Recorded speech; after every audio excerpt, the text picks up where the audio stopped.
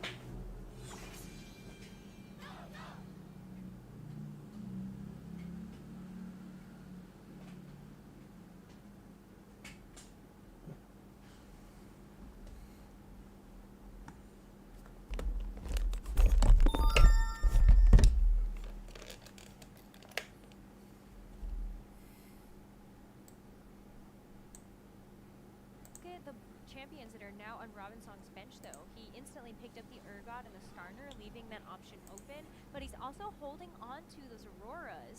So you're actually going to be denying Clicornin being able to get that Aurora too, at least a little bit. มาทันดูเกมที่2ทันพอดีหรือ3คนสุดท้าย Your win out can be don't let the other person get to the 100 possibility. Also getting the Garen and also the Saya has probably the Ox modificator, so huge damage also right now with the 3 with 20 stacks, and now is accustomed to ramp up. Vi is holding up a little more. Brand could access the backline here, but it's not enough to take everyone out.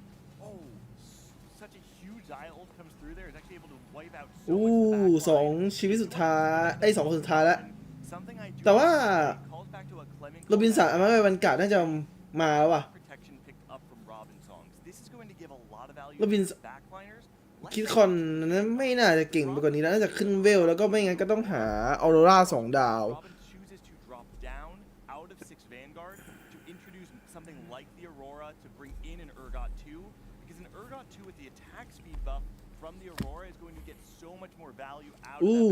และสัญญา3-4 ตัวท้ายของถ้ากันเล่น2 ดาวน่าชนะป่ะวะโรบินสันนะอันนี้เดี๋ยวจะกดลงมาให้เก็บ execute ได้ช่วยละลายแผงหน้าแผงหลังได้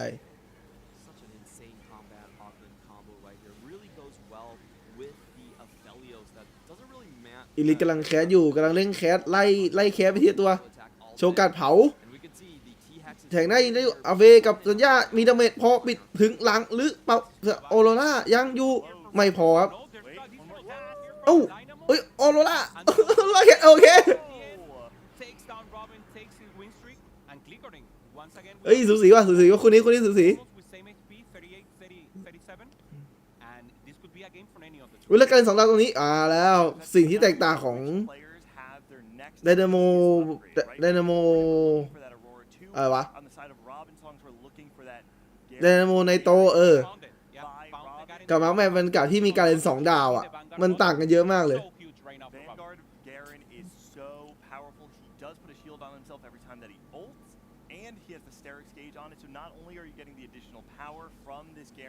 You're also getting a huge beefy frontliner that can work alongside Vi to take the damage from the Jhin and the Aurora and the Elise. ทำไมต้องเอาการเล่นอยู่ตรงนั้นวะเพื่อจะให้ปลาฝั่งนี้เหรอ So no priority. เนี่ยพอการเล่น2 ดาวมีดาเมจปิดมากขึ้น For Robinson. Still holding up, มันแรงมากเลยว่าการเล่นอ่ะ but the rest is just too strong on the other เนี่ย side. ดูดิไม่ปาทีไม่หายเกินครึ่ง And Clickeren has to do something. นี่แหละข้อแตกต่าง Surely upgrading the Aurora 2 as well as น่าจะไปหาคุโกะปะ that would be a huge power spike for him, but I think the fact that Robinson is still holding on to those 2 copies of the Aurora, it is definitely เอาของให้อีลิทก่อนเหรอ also running out of gold to spend. ไม่น่าจะของให้โอโรรา Unit here with the Archangel, so เธอเจอโอโรรา2 ดาว gets a little longer to give additional damage here. Both of them ramping up and finding the double Sterak right now for the Garen in the case of Robinson. Honestly, Clickeren is just hoping for good rolls on his Thief's Gloves. He has 2 units and not enough damage, so he's just trying to get that. The IE, unfortunately, in the front line, probably not going to be good enough. Double stacking on the Void Staffs, also not the ideal items. Clickeren just needs more time. นู่นแล้วการเล่นของสเตนเกต2 ชิ้น Pivot into the T-Hex and Bronze. เนี่ยมันสู้อะไรไม่ได้หรอก He just doesn't บอกแล้วจนกว่าโอโรรา2 ดาวแล้วก็กอด2 ดาวอ่ะถึงจะสู้ได้ Now, to get a little bit more powerful, now we do have the 3-star turret, but still missing out on the T-Hex, and I don't think we're going to have enough time to actually get to it in this game. Robin actually juked out Clickeren. เนี่ยดาเมจมันไม่พอแล้วดาเมจที่มันจะไปละลายฝั่งแผงหน้าของฝั่งเวนการ์ดมังแมนอ่ะ น่าจะได้ผู้ชนะเกมแรกแล้วปะโรบินสันอ่ะ Only hope here, I think, is to be able to get the Aurora. Finds finds the the Aurora Aurora too. Okay. แล้วกอด2 ดาวตรงนี้ Actual stun the Kobuko is going to give you. He has to try, right? He already lost. Maybe Kobuko in some places can. ต้องหาออโรราอีกตัวหนึ่งอ่ะ So now any changes that could be maybe some RNG on their favor, and maybe accessing a little the backline and killing an important target could be interesting here. Urgot does have a backline execute, so that's what he's going to be positioning for. Aurora hit into that Urgot is the best likely scenario, but I have to say Robin Song is still massively favored here. There's another staircase for that Garen as well. Full damage. กอดลงมาก็โดนสตันไปทีนึงก่อนแล้วกัน Also in the backline, เอ้ยกอดไม่โดนตันว่ะ doing good damage. แล้วมีไม่มีบูมมาเติม แต่ว่าโชกาตัวนั้นมันยังถึกอยู่มากแล้วเรียบร้อยครับ ยังพลิกกันไม่ได้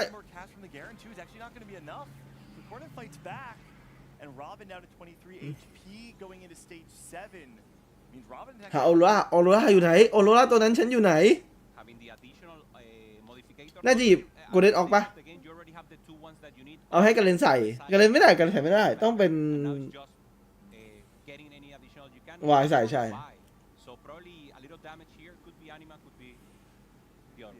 Yeah. The important thing here is to watch the stacks on Clickeren, because if he gets a T-Hex, he suddenly has a lot more damage onto the backline. If he can swing that laser around, that gives him the potential for the full backline damage hit. Another thing I think for Robin Songs is he needs to move his backline carries out of the line, because that Aurora was able to hit everything. It hits everything in the longest line with the most targets. So that is something he can actually control, but he also has to balance that with the potential Sejuani hit. I want to highlight the efficiency of the items we're getting right now. We are getting a second item most likely for our Urgot in the corner, but we're getting a third item for our Garen 2. โอโรรา2 ดาวแล้วตอนนี้ So Aurora 2. เอาละทีนี้จะต้องทำไงถึงจะชนะได้ โรบินซอง กอด2 ดาวกับออโรรา2 ดาวแล้ว Full utility coming in from the Sejuani. Not exactly the greatest of hits for Clickeren. The key thing again is how can that backline carries be hit? And look at Robinson's positioning. He's กอดลงมายิงกินมาแล้วตัวหนึ่ง for the Aurora to หาตัวกินต่อกอดโชกายังค้ำอยู่ Garen is in the back. เฮ้ยแต่บาเมจมันไม่พอแล้ว Enough damage. Robinson takes the first game of today. Clickeren also with a great position here with the top 2, both of them playing tempo. ไปเล่นเมจิโกโกรอระหว่างเกมที่ 2 แล้วก็รอดูว่าจะมีประกาศเซต15มาหรือยัง Tempo players competing with one another at the end of the game for first place finish, but it does go back to Clement calling out the bronze for life, giving so much value to the tempo board from Clickeren, and Robin taking this huge win streak, 12 win streak in the beginning of the game, and leveraging that to have enough HP, enough gold to find the Garen 2 ทำไมได้วะ card mod. แองเจล่า Viral Vi 3 playing for that out in the early game. well executed lines by two players, but you have to feel really good if you're Robin Songs right now. Yeah, I can't say that I'm upset that he didn't go for the Boombot Urgot when we just saw him take it first anyway. Hey, he knows better. That's why he's playing on stage, so no complaints from me. But Clicornin actually taking the bronze for life, Panda actually gave us a little bit more insight on how Clicornin ended up playing in the EMEA Golden Spatula and loves that augment. Will take it from a lot of different spots, knows how to get maximum value out of it, and I think really was just a couple stacks away from being able to get that T-Hex and really take off. Yeah, he was running it with 9 open traits right there, which is really crazy. If you're over 7, that's over 20% damage amp, and you're getting more value than Glass Cannon, and it applies to the entire team. So it's a great pickup. You just play it kind of like the trade tracker board and have a really strong TX. On the other hand, we had Cypher, the clash out of Cypher from Summertimer and Weishan, both fighting for that Galio 3. Summertimer was the one who got it, and at least ramping out good position. Weishan spending so much gold just to get the Galio, didn't get the RNG on his side. ใครคิดว่า And now ไซเบอร์อีก1 0,000 มิลลิกรัม You're กา from ย the ยังไง Americas, หุ่น so ก็ I ยั don't งไม่ have ส to วย tell you this, but if anyone is watching that's not from the Americas, one of the things you have to know about Weishan Iverson is that he loves to start his day going 7-7. That's just how he is. He does. He goes bottom 2 in so many tournaments on the first couple games, and he always finds a way to bring it back. What I'm telling you right now is if you're a fan of Weishan Iverson, I mean, if you're a fan, I don't have to tell you, I'll tell you anyway. Do not be worried. Weishan has so much. ไปเล่นสักเกมหนึ่งก่อน It's just game 1. Well, another player that is in our final lobby and does need to pick it up just a little bit in the second game is Kambuli.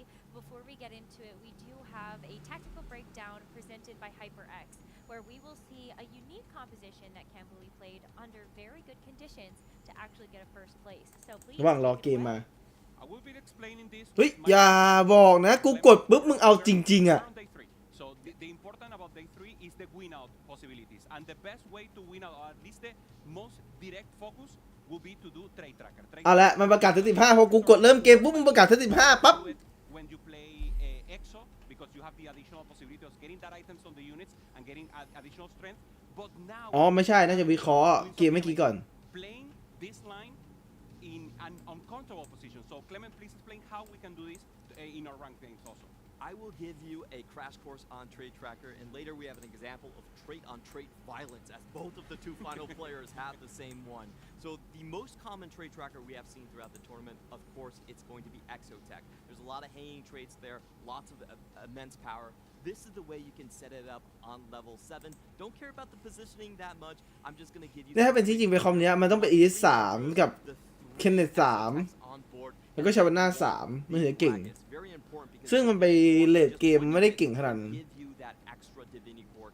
If you look at the left here, that's going to be the full 8 traits you need to unlock it, the extra emblems. Another one that we saw very often, which I think a lot less people are aware of, is going to be the Graves trait tracker. And this is one that we actually saw Zumbai play later on. Really cool thing about this, you want to remember the Street Demon and also the Golden Ox. You build around the Graves going Executioner into the Rengar and then filling it out and then tying it all together with again the Mordekaiser and the Divinity Core Ross. Like we said, one Divinity Core gives you 1 extra trait. If you remember these 2, then you're set to potentially play in the TAC round with one of the best win out potentials. Now we're going to see exactly the board that was face-off. So we will see both of these boards that Clement explained, cashing out. And Clement, what are the important augments or what are the important emblems that we should see right now? Yeah, we are going to go through some of the important traits that we're looking for in these 2 trait tracker cash outs right here. I think we're going to go with Zembai's board on the Golden Ox first here. The important things you're looking for is the Divinity Core. The extra emblems gives you extra HP, and for him, he actually found a lot of usable ones as well. The Bastion that fits in with the Renekton later on. Another really good one are the Executioner that scales with every breakpoint, and of course, if you get the Golden Ox, it usually goes onto the 3-star setup. Yeah, and now we'll see the fight just to make sure. And this is the possibility, right? Because we normally play this comp. The Senna is trying to attack here the rest of the players, and the Graves that has a direct line also, thanks to the Senna breaking out the tanks to actually perform and access the backline. We see the Graves right now damaging the tank, Senna is able to clear the rest of the lobby, and now we see the pop-off. Graves goes into the backline, accesses the Jhin, goes directly into the Seri. Seri, even though she does this, is not enough, and that's enough damage for the rest of the come to top to pop off directly. So Kambuli taking this win, and now this is very important because this is the aura moment, the celebration from Kambuli, making sure or knowing that he managed to break out and use Trade Tracker to take a huge win. So this is the perfect moment. This is why we are here celebrating them, and Kambuli still with a good chance. เมื่อกี้ชนะปะวะชนะ And this is Trade Tracker. Not ถ้าชนะก็ only เก็บได้ Exo, Gangly, we can ไม่ต้อง play เก็บตัวนี้ in a variety of ways. That's right. Yeah, I mean, we talked about it being the win-out condition. It's cool to see it not just be the win-out condition for EXO, but in a variety of other comps. And it's one of those things that is oftentimes kind of gated behind the tech of like, oh, how do I efficiently unlock the trade tracker? So thank you both for the beautiful breakdown of the boards you can play to get yourself there. We did see Dynamo also as one of the compositions with the trade tracker. At least you could activate the trade tracker and make sure you could get those emblems, but sometimes in some of these compositions, you aren't given ideal scenarios to actually make use of all of the emblems that you're given. But yes, thank you both so much. We did not see trade tracker in this last game, but I absolutely expect to see it as we continue through our day. It's just the first game. We've got so much more to be able to get through, but here is an overview in case you missed it of our placements as well as the comps that our players played. I did want to talk about the fight between our Cypher players. I think a big thing that decided the game was actually the interaction between Glitch Shot and then the cash out from forward thinking. ไปเล่นเอาอะไรวะ Usually ไปเล่น Glitch นี้เอา Shot อะไร is the one ใส่ตัวอะไร to win the reroll battles because you can get them in earlier on, and unfortunately for Wajan, he only started rolling very deep on 4-2. Yeah, tough game for Wajan. I think at the end of the day, you have to play with the game plan that you've come into the day with, right? I was personally surprised to see that Wajan was not willing to pivot off of Cypher, seeing that he had the potential of the forward thinking. You have enough gold to leverage that pivot and make something else happen. I think I don't remember exactly what his item slams were when he took forward thinking, but at that point in time, Wajan Iverson says, listen, this is what I've prepped for, this is what I believe gives me the best chance of going first. Sometimes making the right decision nets a better result. And the difference between crashing out for the rest of the day can often be still maintaining confidence in your game plan when it goes awry. So what I want to see from Wajan is to not let this 8th phase you. Yeah, I think in this particular situation, though, we saw a scenario where Wajan Iverson locked into the Cypher, was not able to get that full loss streak, had to do that cash out a little early, and then at that point, are you healthy enough to actually get to that level 9 and still have enough gold to do the roll down? Sometimes you get to level 9, and you're like, wait a minute, I'm broke! How am I supposed to afford all these units? And I think it was just the dominoes didn't line up in the right way. Other possibility was to go for the Dynamo line, but Clickcoren, I thought he was going to play that, and in the end, he got the front for life and then pivot out to that amazing composition that he showed. But obviously, you don't know what the other player is going to get. So we're seeing him right now, second place in this first game of the night, and one of the surprises, and I'm so happy for him. Playing amazing, great day 2, knows how to top 1, and now getting a good top 2 in a great position to keep outperforming. Certainly an unsuspecting player in this tournament. I think a lot of people, especially those outside of EMEA, came into this event thinking of Clickcoren as someone that you could, to be honest, kind of write off. He is a player who historically has not had fantastic results, had a very solid set 14, but when he makes the final day, he struggles in the final day of the EMEA finals, going 8th. Sometimes it's very easy to emotionally feel like, oh, maybe they just kind of found themselves here. But Clickcoren says, if you think that about me, you're insane. He has a dominant performance in day 2 after really struggling in day 1. And now has the hopes of EMEA on his back. I think someone that many people did not expect to see thrusted into stardom now has the opportunity to not just represent EMEA, but represent underdogs everywhere. I think you're putting gangly mannerisms straight into his mouth. He looks like such a nice person. I can't imagine him slapping in the table and going, you're insane. No, but that's a great point. Maybe, maybe. I guess we will never know. Till the winner's interview, right? Oh, that, or we get a chance to see that, like, there's, who knows? Yeah. Then we can really put it to the test there on land. Well, we do have another game upon us for that. We've got to let our players get their breathing in, you know, get that water. We saw Clickcoren trying to stay hydrated. So let's look back on some of the moments we saw.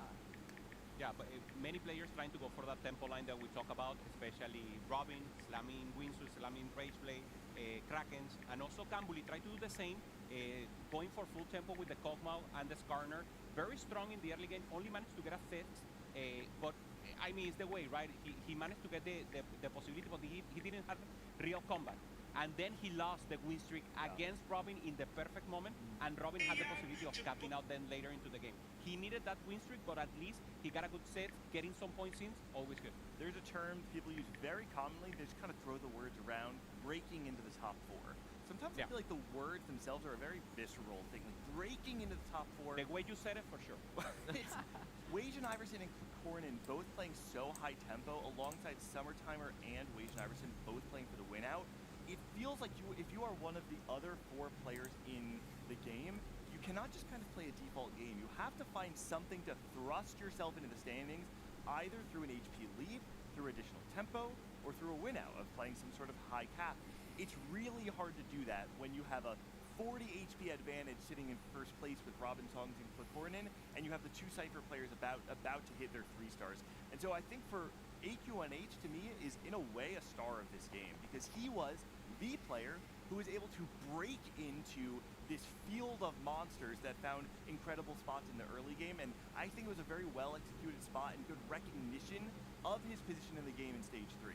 Yeah, I think the stage 3 pickup of I'm the carry now is so important, because if you're playing Worth the Wait and you have 70 HP going into stage 3, you're like, wait a minute, this game plan's not good. I have a 3-star. Worth the wait. No. Yeah. Obviously, Robinsons didn't have to wait at all, so he just naturally got the 3-star. So it was unfortunate for him, but I like the way that he kind of salvaged it by saying, okay, you know what, I just need I'm the carry. I'm going to get a little bit of tempo, but not the highest cap possible. We talk about players in the top, we can talk about players in the bottom. Weishan got an 8, but with good possibility, with a cash out possibility of Cypher that didn't work out. And then we had Shenbai, who played a Twisted Fate reroll in a good spot. But what happened? The rest of the players just hit amazingly, and he hit the brand, but a little later into the game. Now we're prepared, and players are going to advance. Next game is coming, game 2, and players are starting to feel the pressure. I really like these pre-game rituals from all the players. You can see where their mindset is at, and you can emulate that.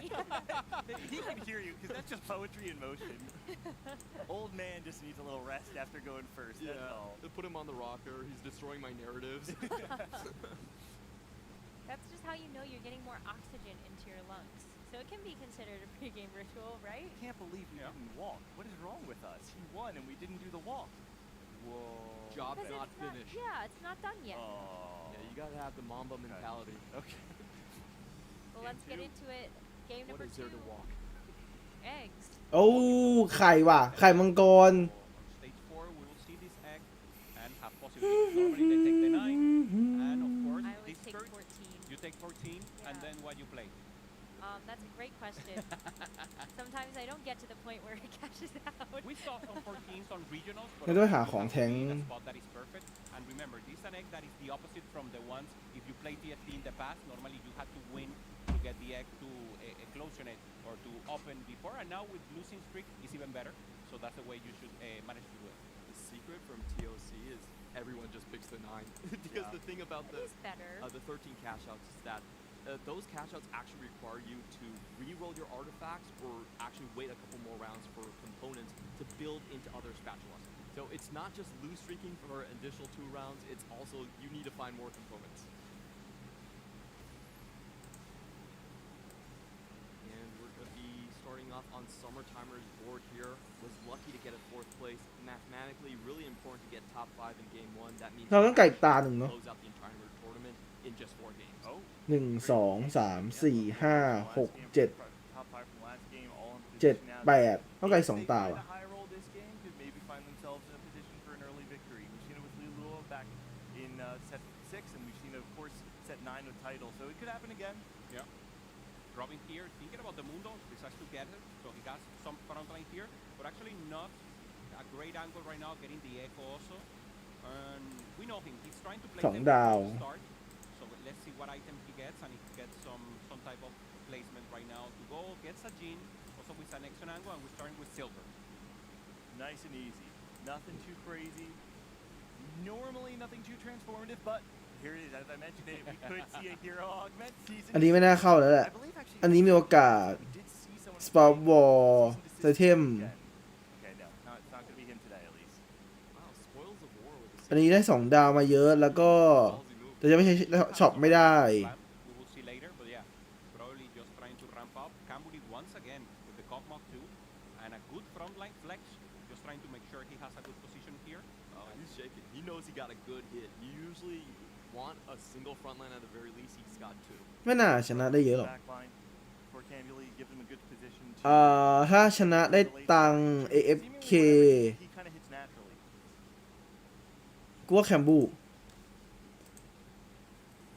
Upe talked about Robin Songs earlier, one of the players who, if you look at their accolades alone, you would think that this was perhaps the best player in the world, 2-time regional champion from the Americas, 3rd time here on the global stage, but despite that has never really been given his flowers in terms of valuation. I think a lot of people consider Robin as an imperfect player, susceptible to silly mistakes, but we've seen his line selection is very strong.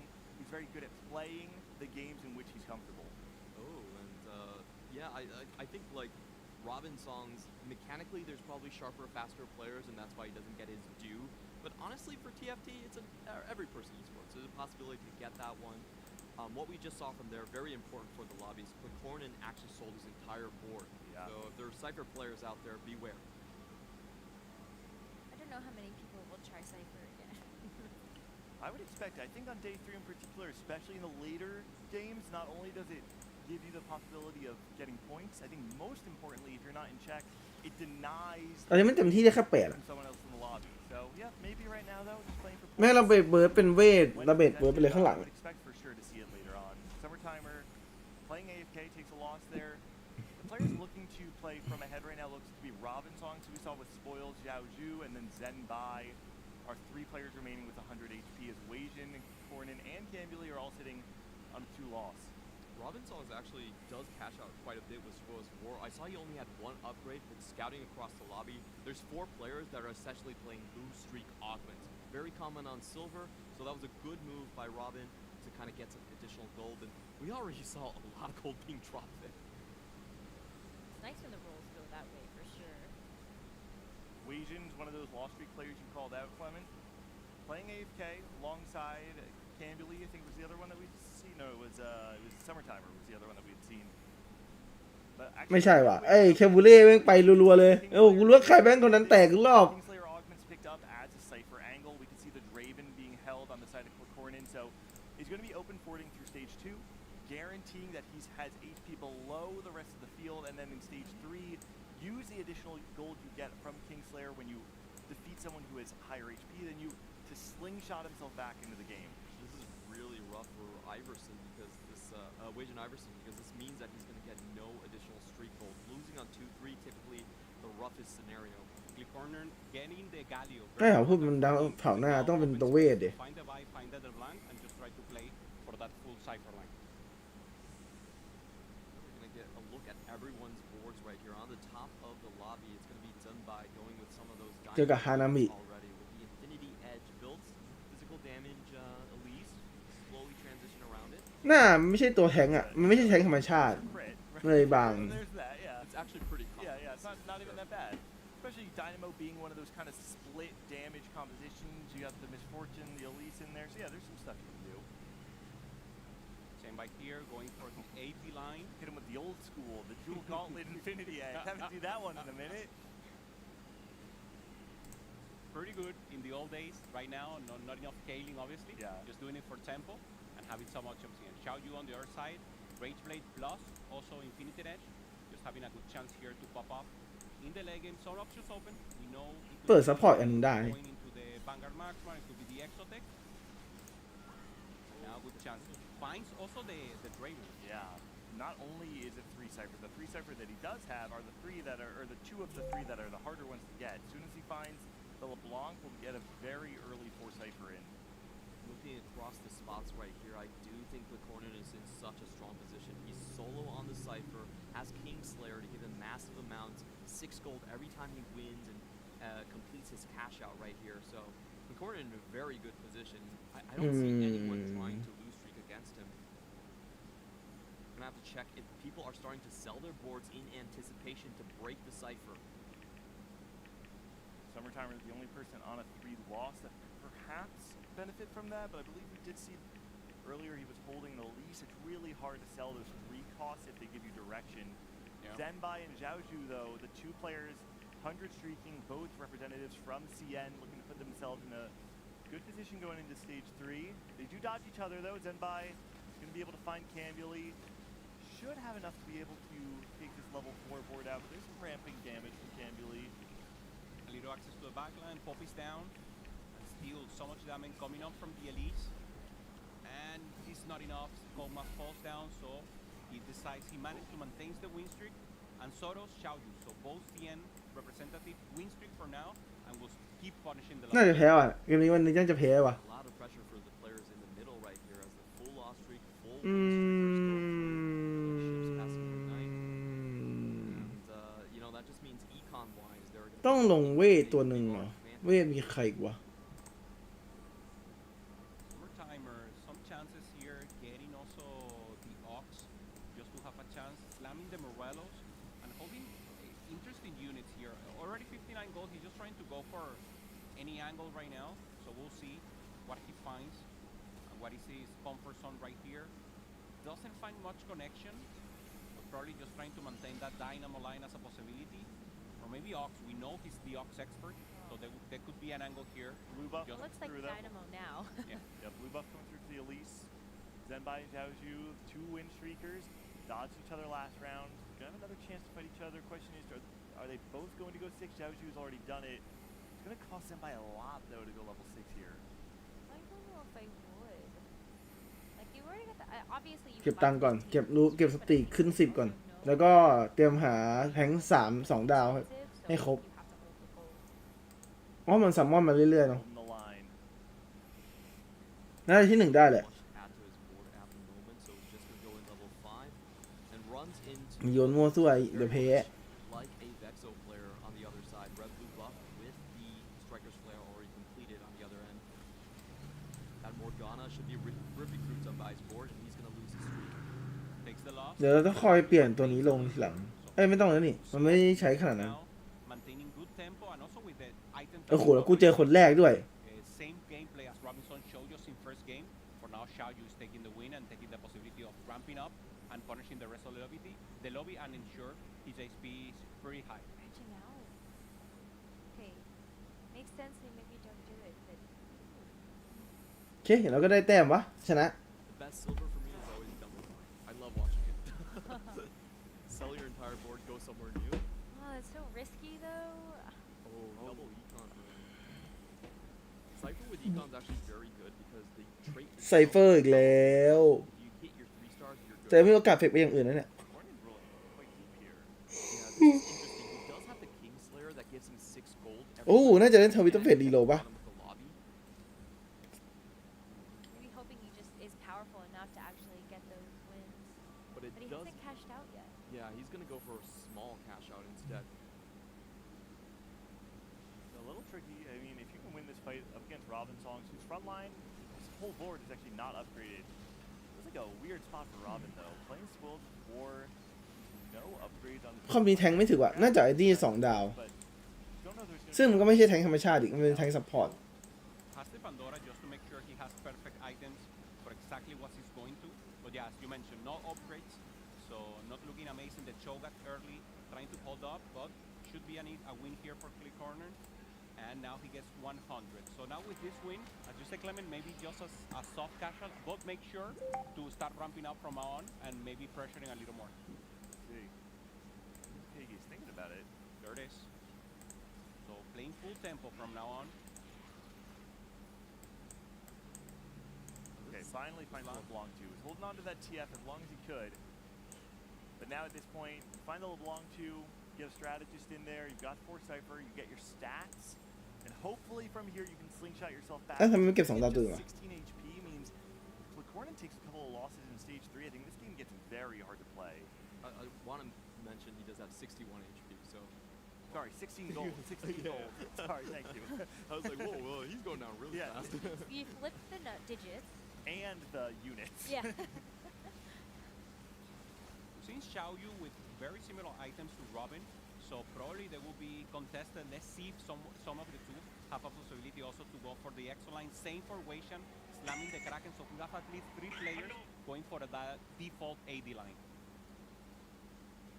Yeah, and I wonder how they can pivot off. Usually it's going to อื come down to ม the ที่ exo 3 ได้ line. พอแล้ว Find a น่าจะเพราะว่าเดี๋ยวมันจะแพ้ไอ้นี่ไง We'll see if there is one of them right here. No, none of the big forecasts. There is an แพ้แล้ว เจอ 3 ดาว likely trying เอ้ย ไม่เจอ เจอมังกร ถ้าเจอมังกรเราก็มีสิทธิ์ลุ้นอยู่ว่า Those are the two เราหน้ากูสุ่มเจอมังกรอีกรอบหนึ่ง Robin's gonna take the pan. He Yep. can make a marksman emblem from that, right? Yeah, Robin Song's most likely going to go for the Exotech line as we're seeing right here. He could wait for the he does have the Reforger already, so already with the เจ้าจีน่าชนะ ให้หมีตายก็ชนะแล้วหมีไม่ตาย Dora's on there. เอ้ยคือหมีมันไม่ตาย กูตายแทน เรียบร้อย Cho'Gath on his board, one of the best holders of the Exo +1, fits so well into your board. Click of course, being the other big hit there, finding the Z on the carousel is going to be able to spike his board very hard, and he needs to be able to keep that win streak alive. Winning the last round was huge for him. I don't think he's out of the woods though. Wow, very comfortable hit for AQ1H. He gets the Chalice while playing Dynamo. You don't get to pick your support item there. He gets definitely a lucky roll. And he was 5 win streaking without his support item? Okay, that's pretty crazy. Okay, the two win streakers up against one another. AQ1H, Xiaozhu. Xiaozhu outlasted Zenbai when he was on the streak. He's going to be able to do it again. Bai still holding up, and he's on the weak side. So Bai will keep his trail alive for a long time. And now his access to backline, and should be enough here. Oh, it's close The though. Kindred to clean in the end, Morgana. Wow. No. Xiaoyu taking the win. He's the only one who will maintain the win streak and keep pressuring the lobby. He just keeps getting away with it. All these other win streakers walk up to him, he shuts them down. 9 win streak with the Vanguard Marksman board. Is there another one that could challenge him out here? Weishan Iverson, this is my most interesting board to see because we have him sandwiched between the EXO and the Marksman board. Without tempo, how is he going to get out of that situation? อ้าวไม่ออกจากเกมมันเลยเหรอ Component having the Kraken, but doesn't have a bow, doesn't have a rod, so dependent fully on what neutrals will give him in the next round. And I will see in Shenbai going up against Cypher. So big corner, just trying to make sure he gets a good. Remember, he's just playing tempo from now on, and then trying to go for the reroll. So far, only items on the LeBlanc, both holding up for the Draven. Draven 1 steal, no access to the backline for the Draven. But Shenbai is losing quickly. His frontline Galio holding up, and should be a win here for Flip Corner. Good win, maintaining, and Shenbai once again with the lose streak. You gotta And- highlight, yeah. Clicornin has to be very happy with the matchmaking of Stage 3. He dodged both Xiaozhu and AQ1H in the back half of the stage, the two players that were extremely strong. Even then, playing Zenbai, as Zenbai's on this natural 4-loss streak, didn't feel any pressure to upgrade his board. So Clicornin was able to secure the 4-win streak back up to 50 gold. Yeah, unbelievable. That allows him also to not think about level 6. He's very far away, so he's just going to level 7, making sure he gets additional traits in and going for everything. Going for the Galio 3, Draven 3, and has the time to do it because of this matchmaking that you mentioned, preserving so much HP. But of course, now on stage 1, all the players that are playing the AD line will get so huge, especially on 4-2. Here's your egg choice. อืม 13. Come on. น่าจะอันนี้ 9 I don't know about that. I imagine มีใคร 13 วะ taking 9. ที่ 9 Someone's got something spicy Oh, up their come sleeve. on. Take the 13 egg. No one's really low enough to feel pressure to take 4 either, so I'm pretty sure it's just taking 9 here, right? Yeah, it's going to be No 9. way. Come on. Decides to roll here a little, finds one of Helios, one Leona only, but good enough at least to have a structure in the board. It's not potentially 3-way contested, so getting that early hit, really important. Pressing the advantage too, right? 10 win streak going into 4-1. Does level and does a slight roll until he finds that Helios. So really telling us that he wants to maintain this streak. Doesn't want to give up the pressure quite yet. And we do have Summer Timer and AQ1H, also Zenbai, all playing Dynamo at the moment. That's going to be Or cast. Ooh, good win. Pretty good. Also 6 Wow. Elise there for summertime, so being very close, and with finishing อื right here with Prismatic. ม Refractor always good in any comp. Bulky buddies though as well. Yeah. Okay, decides to go for bell overflow, just maintaining the win streak. He needs defense just to make sure. เอากำไรมา5 อันว่ะ Have time to ramp up. น่าจะให้เร็วหน้าใส่แหละ Three belt แต่ว่า overflows. มันจะได้เดินหน้าขายแค่2ตัวเอง All investing very heavily into their front line. บัม2 ดาว Or actually. Wow. I'm pretty sure it's tactician's belt, no? What? Oh. Get a belt in? No, no. Okay, never mind. Oh, nice. Gordon rolling for value here just to make sure he gets some additional units, holding into the Elise, trying to grief a little and reduce the tempo of the rest of the players. Summer Timer, the one who's playing that line. And now we're seeing up against Xiaoyu, who finds only the Aphelios for now as the pair, hasn't find still Asaya. ก็สอบมาจากไหนวะ Streakers finally face ไอ้เนี่ยปะไอ้ไข่ไอ้แฮกเกอร์ได้เลือดมาน่าจะประมาณนั้น difficult to chew through that front line, to chew through those belts going on. The Zed does find the Aphelios finally on the second cast. Could be huge if he stays alive. Gunblade is doing so much work for the Aphelios, keeping him alive. And the Braum hasn't died yet, but yeah, one more cast from the Draven. Gonna seal the deal for Cornin. Maintains his streak, and Xiaoju's gonna take his first loss. Robin, as we mentioned, decides to go for the EXO line. Only finds one Seri, one Sejuani, but has the 7 EXO at least 26. He got a great first place in the เป็น EXO Tech game, and now in a เซริมาแล้วรอเซจูนี่2 ดาวกับเซริ2 ดาวกาดิโอขาด1เซตขาด2เซตขาด5 That went down that Exotech line and already has a Zeri 2 plus Coronation is going to give him that extra slot on his board to hit that 7 Exotech even faster. Yeah, so we do have the final results of our physical item pile up right here. There's going to be 2 Exotech players, and Wage and Iverson is going to land onto the Vanguard marksman line alongside with Xiaoju. So they kind of split their differences. They found their own positions here, but a lot is going to ride on how they roll down here. And unfortunately for Robin Songs, there's not enough damage on his board being built yet. Wow, really tragic. ยังไหวอยู่แฮะ There, the Zeri gets targeted early by the LeBlanc, and then instantly a Zed jumps on the Zeri. She tries to get out of the way just in time to jump into another attack there and just die. So There is the Zeri on the carousel though, so it looks like Robin Song's น่าเก็บเซริป่ะ that. He has to. ใช่ He's only 1 off. That Zeri 2 would stabilize him. But if he doesn't find it, he's on 13 HP. 1 fight per kill. Shenbai trying to go for the Misfortune or the Aurora. He's getting away from both. So players with good recognition of the possibility of the rest of the lobby. And the corner just getting an additional belt just in case the rest wasn't enough. แม่งมีกาดิโอตัดเขาเฉยเหลือบ้อง2 ดาวดาวเว้นอีก3 ตัว Here with the Draven, very important. And trying to find especially the Galio. We're very close to getting it.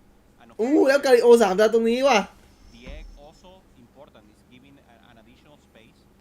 So very important to keep early and now try to find the เคเบรกโลได้อยู่แต่ว่าเดี๋ยวก็ค่อยขึ้นไปโลต่อเดี๋ยวก็ต่อไปก็โลต่อแหละ Pairs just เพราะต้องการดาวไว้3 ดาวตรงนี้ไม่งั้นไม่งั้นก็ลองดูแบบว่าได้ว่าถ้ากาลิโอค้ำไหวก็น่าจะเล่นต่อ and on the other part, full เพราะว่ามันเก็บอีกแค่2 สตรีทมันก็น่าจะได้อยู่ The Aphelios didn't find the rage blade at the end, so doesn't have scaling, but the Sage is just too huge. Full crit and doing so much damage right here should be enough. Wishen still holding up with the Seri.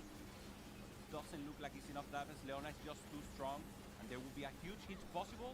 โรบินสันจะไม่ไหวแล้วตายเลยปะน่ะเรียบร้อยโรบินสันไปนอน First place gets an egg. ที่1สู่ที่8ครับผม there. I mean, I think he just cannot believe it. Nothing upgraded on his board. No Braum. เทคซัมเมอร์แพ้2 สตรีทติด Sejuani too.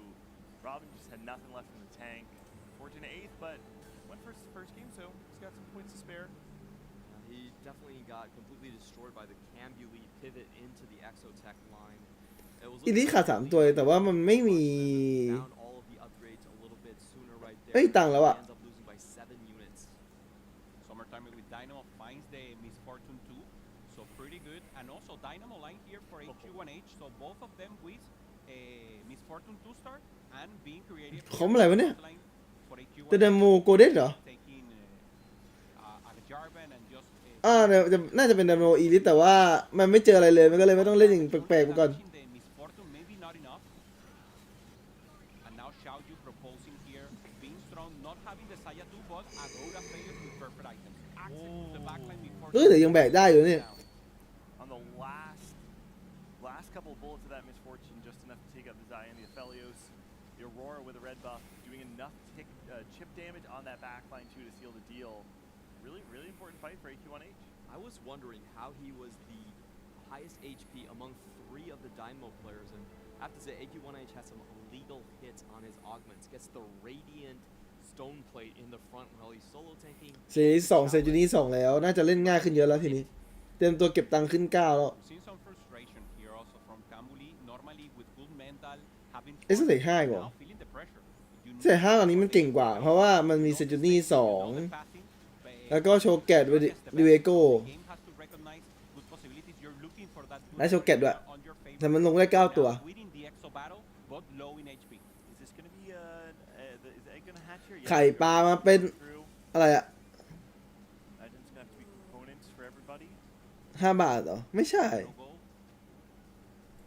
ไอเทมเหรอ Thing that Kimberly needs, yeah, okay, it's going to be a Mordekaiser upgrade. Being able to fit the Garen on your board is pretty big. If you're able to play Exotech and get some of those emblems or the mods on the Garen, it's a nice way to cap out your board. ต้องลงแจ็คเหรอ Sell things. ลงจิน Man, Kimberly's board feels like it's starting to fall apart a little bit, actually. Does he have another +1 that he has to add? It might be a spatula, actually, that came through. Has the Radiant hand on justice right now on the Garen, so this Garen is pretty huge, has the pair, so the possibility is for the high roll. He needs the Garen 2 here on level 8, no gold, so that could be an angle so far, only 38. อีกจี้อยู่ถือตัวแต่ว่าละลายไปแล้ว สัญญา2 ดาวโอโรระเลโอนาจาวันของดีของเยอะ Vanguard marks both เลโอนาของครบ แต่ว่าไม่ใช่เพอร์เฟกขนาดนั้น I'll be paying close attention to tell them apart.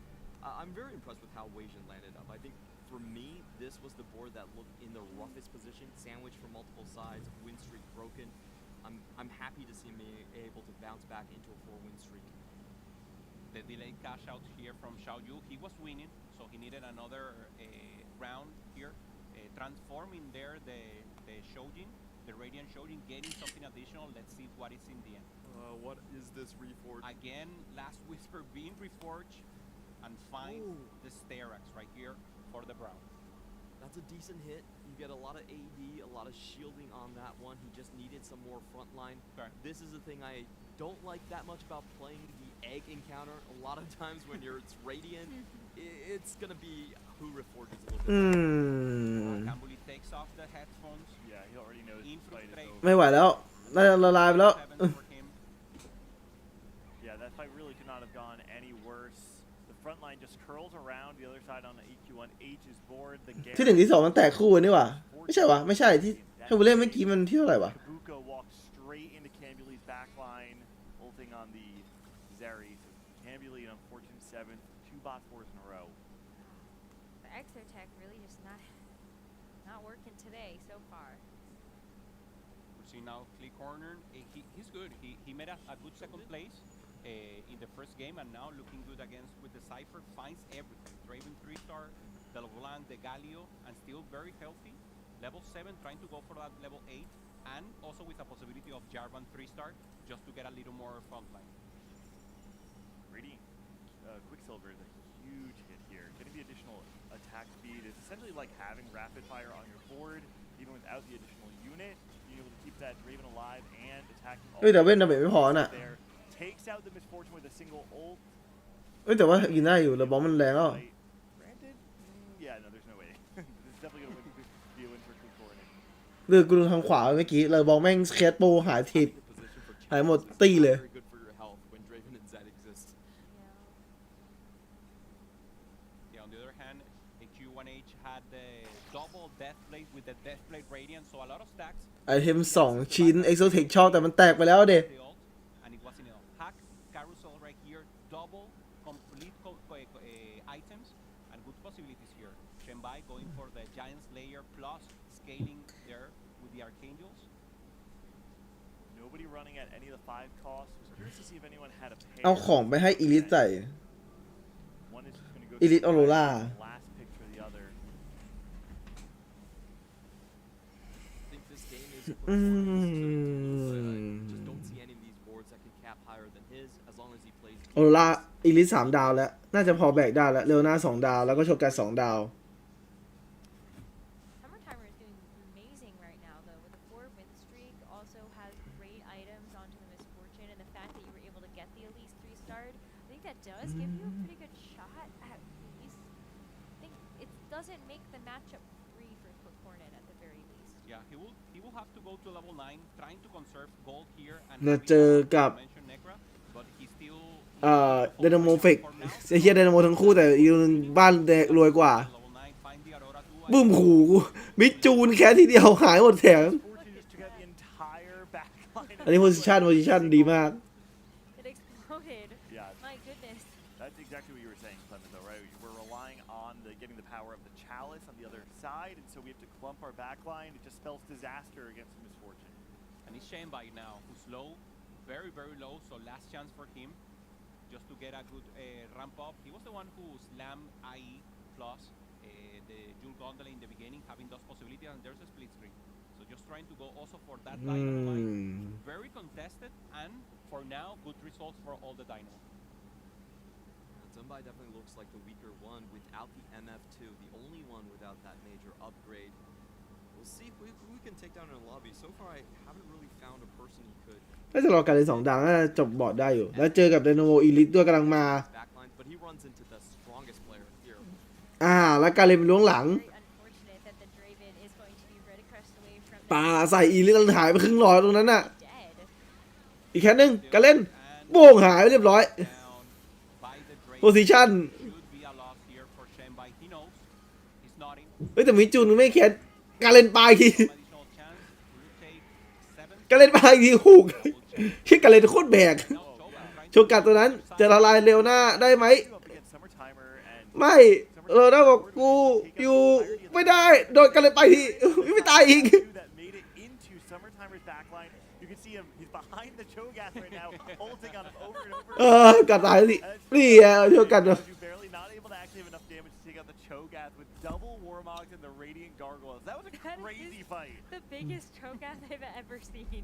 That's belt overflow Cho'Gath for you with a radiant item. So this is what happens in a lot of these egg lobbies. If you get the perfect match with your radiant items, it can just feel like you're so far ahead. And this is why Summertimer's been able to stabilize. He actually outrolled Zumbai, who I believe was ahead of him in terms of the elite stack, but then just was able to power through with his Cho. Really nice pickup and the infinite growth. It's a little rough here. I mean, Senpai, Kambuli, 2 players that are going to take back-to-back fourths. Xiaoju also on แต่ถึง the same ไอ้ trajectory. คิดคอนเจอกับเซตซัมเมอร์ว่ะว่าจะดูใครจะบอกเก่งกว่ากัน Maybe can try to turn things around. แต่คิดว่าน่าจะเทนคิดคอนน่าจะเก่งกว่า Not sure how much else you can get outside of a Garen 2. AQ1H finding a couple of up. AQ น่าจะแตกป่ะรอบนี้ At least 2 with 3 items, so it's a meaningful damage increase. Up to this point in time, though, AQ1H has been free falling alongside Xiaoju. 3 lost streak on the left, 6 on the right. Gonna be a bit of matchmaking. See, are they gonna play each other? They're gonna find one of the stronger players in the lobby. Oh, and making the switch at the end, just managed to avoid the. แล้ววันกลับมามันเจอไดนาโมเฟรกครับผมตรงนี้ ดูสิว่าคูบุโกะ2 ดาวจะแบกได้ไหมกับเลนตัน2 ดาว Shoot all to the left, but there's a, especially if she, yeah. มิจูนแคสไปฝั่งซ้ายแตกหมดแต่ฝั่งข้างหลังมันยังมีดาเมจ Of situation คูบุโกะ คูบุโกะตอนแตกแล้วเลนตันแตกตามและข้างหลังละลายไปออโรราไม่ไหวครับ The front line and turns down เป็นแวนการ์ดมาแม่ชนะไป who will probably take a fifth here. We'll have to check Xiaoji and HQ1H. HQ1H also falls. แล้วซินจูโดดขึ้นมาที่2ที่ That was just such great positioning when Hupe-san pointed that out beautifully. You know, I don't think it was intentional or necessary, but the left side being the target of the Misfortune really helped out with that. Part of it was having this Garen wrap all the way around from the side of Xiaoju, putting an extra frontliner on the right-hand side of the board and away from your main carries of the Aphelios and the Zaya. Worked out beautifully, and this Garen's putting in a lot of work for Xiaoju.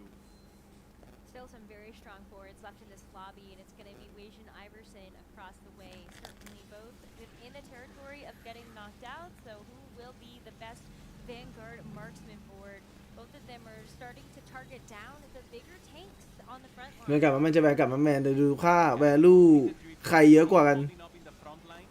Aphelios ramping up. Both Aphelios. No access to the Garen still การเล่นไปที่ against their Garen's fall, but they're still hitting the tanks. น่าจะเป็นอุ้ยเอาไปเลยเอาของเขาเก่งกว่าแล้วเรียบร้อยซินจูแตกไป And Iverson taking the win and ensuring at least a third place. นั่นแหละอย่าดูสมนั้นต่อยกันมากกว่า By Wage Iverson, you can still see he's sitting on the Leona 1, meaning that he took the upgraded frontliner. เอ้าแล้วไซเฟอร์แพ้ว่ะ One Leona instead of trying to upgrade that, wanted to go to 9, play for a higher cap. และเลวหน้า2 ดาว And a Leona 1, although I think he had it in his shop, right? He should be able to buy it now. Question is, do you sell the Urgots or anything you can do to buy them both? Oh, it's an Urgot in his shop as well, actually. But just 13 HP means I don't know if he can afford another loss here. Yeah, 3 items also on that Leona, very Oh, this important. is tough. Thinking about it. งั้นขายใครไม่เพราะมันไม่แพ้ไว้อะ He decides to fold and goes. แล้วมาเจอไซเฟอร์ตรงนี้ดูสิว่าโยนโดนแค่ก่อนตัวเดียว But at แต่เลอบองตัวนั้นจะแรงพอที่จะปิดบอร์ดคนอื่นได้ไหม the intelligence work here, and if the Draven is able to อีลิทเจอกับแวนการ์ดมัฟแมนครับผมวาซินเวอร์ชัน So we really need to keep our eyes on that Wage and Iverson. ก็น่าจะอีลิทชนะเปล่าวะแล้วเมทมันแรงกว่าเยอะเลยอะ Oh, the Jarvan 3's in the back line. Wage and Iverson, Defelios is under fire. เนี่ยเลอบองมันก็แรง So many damage threats on the side of Cornin. It's not just the Cypher 3's, it's also the Jarvan 3. It's really hard to both break through the front line, but also just out DPS it. So Wage and Iverson bouncing back from an 8th in game 1, going 3rd, and I honestly, it feels like a pretty honest, hard day's work for a 3rd. I think you take Yeah. that. Yes. also winning the Marksman Mandarin Mirror. Yep. So 4th and 3rd place, doing amazing, and now obviously popping off and having an opportunity to rebound on the results of the last game. AQ1H, Clicornin, and Summertimer, though, will be leading the charge after these games, with both Summertimer and Clicornin getting back-to-back top 4s. Question is, น่าจะบุยเซอร์ป่ะ points ให้ already. เร็วหน้า Can reach checkmate by game 3. เอาแวนการ์ดมาใส่ให้โชกาเหรอ We're going to be looking at the scoreboard afterwards. Clicornin is already mathematically guaranteed to have 12 I points. believe they both are, right? Summertimer being 5 points from last game means top 2 Yes. puts you at 12. They're both within Check's reach in game 3 if they can find a strong อู้แล้วสตาร์ติจิตมาเพิ่ม Okay, Elise, yeah, Elise a little to the. โอ้โหวิจูนแคสทีเดียวเซตตายแล้ว There's the LeBlanc and the Draven. แต่เลอบองตัวนั้นมันยังแรงพอที่จะปิดบอร์ดคนอื่นหรือเปล่า Focusing the backline. Elite. Not enough damage. อีลิทแคสที่โอ้โหแล้วตัวนั้นไม่ตาย Huge ult gets the Draven, but not the LeBlanc, and now it's a win. เนี่ยสตาร์ติจิต After a 2nd place with a great position here to take a first, so Summertime is the one who has to make the switch. และก่อน2 ดาว If this were just a front-to-back DPS check, I think I would actually go in the favor of Summertimer. But you have to consider a lot of the positioning tools that Cornin has. He has the Zed who can get into the back line, potentially get onto that misfortune early. Also, the Draven and the LeBlanc have ways of targeting the back line and foregoing the Cho'Gath, which is truthfully the crux of this. น่าโชกะไปรับมากกว่าว่ะ Yeah, I like the bring up of the elite. แต่ว่าโชกะจะโดนละลายเยอะไปไง By Zed early on. Let's see what Summertimer does this time. Actually swaps around the elite to a different position, trying to เอามาช่วยละลายจาวันเลยอะทีนี้ fortune, but does put her in แต่เซตหลบได้จาวันหลบจาวันไม่ตาย right now. ในแคสแรกของวิจูน และอีลิทเหลือเลือดต่ำกว่า 10% โดนแคสโลบองมาตาย Elise down แล้ววิจูนยังแคสอยู่ แต่ว่าดาเมจของดาเวนมันปิดไปแล้วอ่ะ Corner taking it once again with the reroll Cypher. Great win for him, and now popping off. He should be for now the leader on the standings. Absolutely. I mean, 2nd place in the 1st game, 1st now in the 2nd. Looking very good for him. Love seeing the celebration behind him as well, as you see all of the people in the crowd cheering for him. If I was a part of EMEA, I would be celebrating too. How long has it been? It's been since set 3, the first ever set championship that they've won a set championship. Double 61, the first ever champion, and since then they've struggled to make it back to the finals and close it out. So if Clicornin, the unsuspecting underdog of EMEA, could be the one to finally quench the thirst of the region after this drought, you would be celebrating in those stands with them. I mean, yeah, what could be the first champion for EMEA and then the 10th overall for the world stage. I mean, it's just a beautiful story, and being able to talk to Clicornin at the top of the day, I hope that he's able to just keep this momentum, ride the I'm high, just what is going on? Look. What's Look going on under over there? your Look seats. under Huh? our seats. Something's happening. Oh, อะไรวะ Glowing. Can't bend that. hey, Oh, this guy's. I don't have anything. ฮะหนังสืออนิเมะเหรอ I think this might be what it is. Oh, you got it? Whoa. I rolled. Oh, I wonder. เฮ้ย มาแล้ว Okay, and fight. เฮ้ย มาแล้ว 3 seconds, the realm's most powerful fighters will gather for the tournament of the century. ตื้อตื้อตื้อตื้อตื้อตื้อเจ็ดเก้อุ้ยนึกไปว่ะเอ้ยนึกไปปั๊มเว้ยโปโลวะขี้แคบ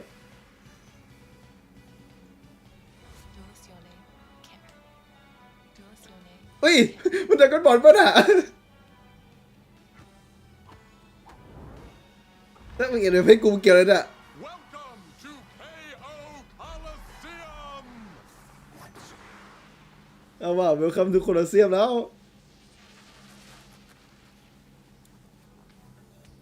I'm Sloan, your set lead and announcer for the next 4 months of non-stop action. Tacticians from อุ้ย every น่ารัก ไอ้เหี้ยจิมมี่คนน่ารักเลย fame, fortune, and fun in the ultimate fighting tournament. Each of you is tasked with building your dream team and showing off your dominance in KO Coliseum. Do you have what it takes to take top 4? The arenas are packed, the fights are about to begin, and we've got champs champing at the bit to show you what they've got. So let's get ไฟ it!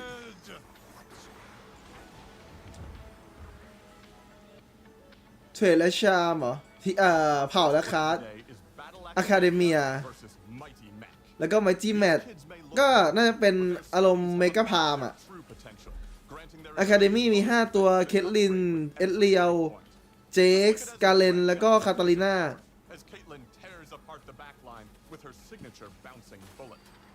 But wait, what's this? Standing against them is the Mighty Mech. ไมจี้แมชซัมมอนแอนด์พาวเวอร์อัพอ๋อน่าจะเป็นพวกยูนิตตามดาวปะ Portion of all damage its team deals, and when it draws its mighty mecha blade, it shows us first อุ้ย มันซัมมอนดาบมาด้วย unstoppable object and an unstoppable force. With this robo on the rampage, the teams might be toast. Unless it can't be. They've unlocked their ultimate mastery, upgrading their abilities to a whole new level. Over in Arena 2, it looks like Gwen and the rest of the Soul Fighters โซไฟเตอร์กับสตาร์การเดียนเหรอ and said, "Not today, magical girls." มีใครมั่งอะโซไฟเตอร์ Soul Fi- นาเฟลีเคนเซตอ๋อใครวะ สมิลา that. เอาไป But เถอะเดี๋ยว if anything can, it's the power of friendship. Each Star Guardian brings her own unique teamwork bonus, which grows for เซล every ฟิ Star ไซล่า คันซัญญา เซลฟีน อาริ Guardian. Gwen's จริงเหรอ needles and explosive threadsเน be enough โกะ to secure a Soul Fighter victory? อันนี้ใครดูไม่ออก Looks like Seraphine's ultimate friendship bomb just เซลฟีนแม่งไปบนกิงกี wonder. เร็วหน้า Scales with every อ๋อเร็วป๊อปปี้ Here, we've got two opponents who couldn't be more different. Crystal Gambit brings the เฮ้ย spark, สัญญาแปลงสองเผ่าได้เหรอ yours bring the suplex. คริสตัลบิช Into the กับ air at low ซูแพรก power, then body slamming back with beefy vengeance. And the champ is in the building. วินาวอริแบร์ Bigger his Poro fan club แล้วก็ Their บรัม unwavering support will soften the sting of defeat, reducing the player damage you take, but costing you a few fans. No Poros were harmed in the making of Braum, but we มัน can't โดดด้วย say the same for his enemies. Just look at โอ้มันเผ่ารวยเหรอ finally getting a chance to fly. Crystal Gambit doesn't stand a chance. But it's all part of their plan. Diamonds are made under pressure, and these underdogs are playing the long game. Every loss they take and every unit they kill crystallizes their power. And once they've won combat, they'll get a chance to cash out and show just how bright they can really shine. If they hold on just a little longer, we may have some new champions in the house tonight. Speaking of cash outs, That's all this broadcast can afford from me. Let's send it up to the analyst desk. Wait, he's getting paid for this? Hey everyone, I'm Dan, the set producer on KO Coliseum, here with my fellow analyst and producer Jasmine. Thanks, Dan. Let's take a look at the lineup of fighters prepping to enter the arena. First up, they may be new to the set, but they're far from new to life. Mentor. These geezers walked to school in over 9,000 อะไร feet ไม่ of ถอด snow. บัฟ They แอน won't บัฟ impart ย their ศทีม partner ก็คือเสริมพลังกับทีม just เหรอ anyone. Field 1. Just one. And they'll mentor the entire team. เฮียกำลังขึ้นเต่า They'll unleash their true mastery, showing these young กำลังขึ้น just น้ำ what อ่ะ they've done. แบนเหรอ Talk เอ้ย about ไม่ใช่ games ไล to ท์ perfection. Now let's take a look at some hopefuls that aren't quite as seasoned. Lulu, the tourney's resident monster trainer. แล้วก็มอนสเตอร์เทรนเนอร์ป๊อปลูลูอ่ะไอ้เหี้ยลูลูเลี้ยงฮอกแมวลัมบัต Ramus, the magic caster Kog'Maw, or attack caster Smolder. เอ้ยเลี้ยงสัตว์ด้วยเลี้ยงสัตว์ด้วย Wish you could just pick one up and put it in your pocket. Wait, is that the stance master? รีซินสเตรจมาสเตอร์ทีพาวโอ้มีสาบริตี้ Looks เหรอ like the legend decided to make an appearance and show off his count 'em three signature Counter stands, M. Juggernaut, Executioner, or Duelist. But let's be honest, regardless of the stance Lee goes with, รีซินน่าจะ5 บาทลูลูน่าจะ5 บาท Let's get ready to re-roll. We've got a late entry for you today. The new kids on the block. อันนี้อะไรอ่ะ This crew does not Cream. guarantee. You only need 2. โอ้น่าจะเป็นแบบว่าในโตรเซตนี้แหละ Instead of additional breakpoints, the trait bonus gets stronger. แต่ไม่ใช่ซัมมอนนะไม่น่าจะใช่ซัมมอน that's right, Jasmine. Early on, this trait helps you find crew members regardless of the level. But get enough 3 stars and they'll call in their starship to rain down destruction on the โอ้มันซัมมอนยานอวกาศมา Oversight in the rules to me. Now let's check in on the ground for an insider's report on power-ups with Milo and Alex.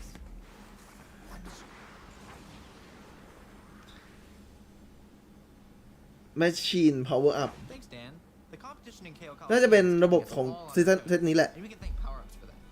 With this set mechanic, you can give any unit a power. ไอ้วงใต้พื้นเนี่ยแหละคือพาวเวอร์อัพแต่มันจะทำอะไรได้ Every unit. น่าจะเหมือนในนี่ปะ Kind of like champion augments. อะไรวะ Encounter อะ Deactivate. เอ้ยไม่ใช่เขาเติมไม่ได้หรอ My fellow game designer here. ที่อยู่เซต13อ่ะ Alex, here to explain exactly how you can power up your fighters. At the start of every game, you'll receive a power-up item. Give it to อ๋อ whoever ไม่เหมือนว่าไม่ใช่เลือกเอา unlock an armory of special อโน options อ๋อ tailored just for them. Think of it like มันเรียก a anomaly training plan. แต่มันอะไรวะ อันนี้น่าจะเป็นแบบ Great question. เลือกบัฟพลังให้ทีม You อ่ะ get the บัฟพลัง ability ให้ to ตัวเอง boost the power-up so you can use it on another champion. Or just lock it and commit. It's up to you.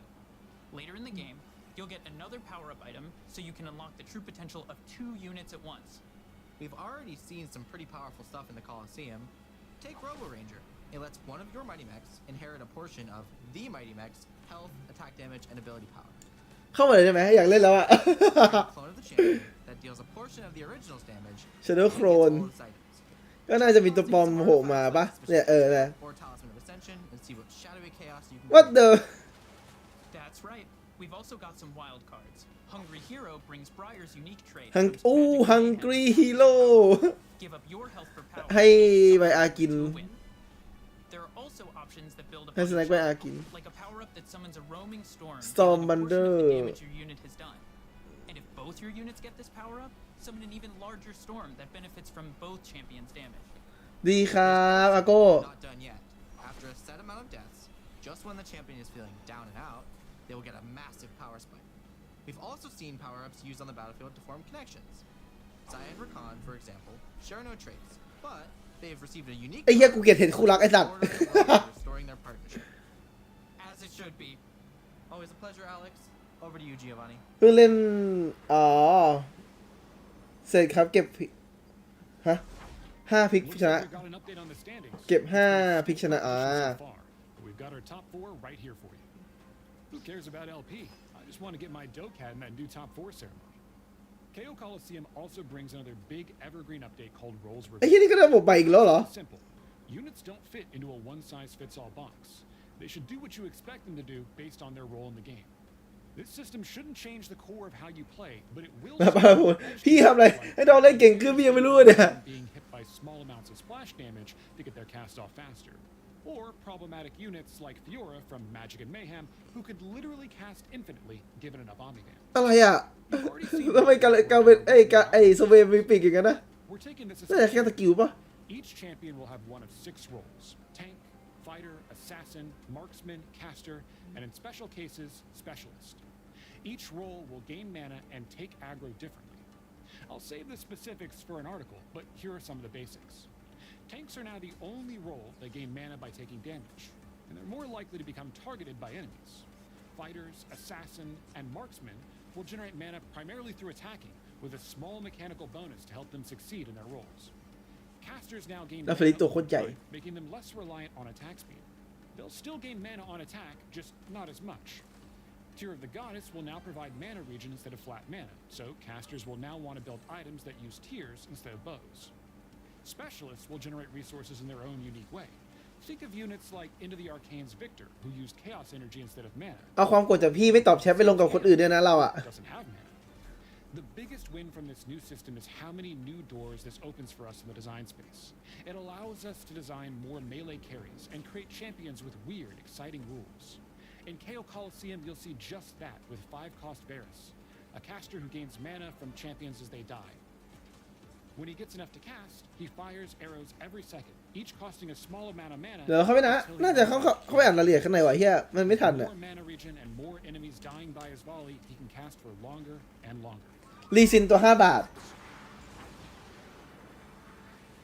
Full Circuit and Paris all Clearly, now is the time for fierce competition. And starting with KO Coliseum, you'll อัน see นี้ a จะ variety of competing regularly ทัวร์สุดท้าย for new ทัวร์ TFT ซีซั่นหน้า This rewards top TFT players for being consistent and helps them push their skills to the next level, while giving fans unmissable, high-stakes games. And through regional competitions, you'll have the opportunity to qualify and stay in the TPC, set after set. Not just making competition more consistent for pros, but also more fun to watch as rivalries and stories emerge. We're เราก็ also รังแก deeply ชาวชาติชาวช่องเขาอาโก้ To us, Paris has always been an obvious อย่างว่าแหละตัวหลุดมาตัวเบต้าหลุดมาไม่มีใครเล่นก็เสร็จครับเล่นก่อนละกันผมเล่นเป็นด้วย I'm French. So we're so excited to host it at the Port de Versailles. This is also a great time to tell you that the Open is getting bigger. We're expanding to 768 players this year, 50% more players than the first 2 Opens. For the past 2 years, we've sold out competitor passes in a matter of minutes.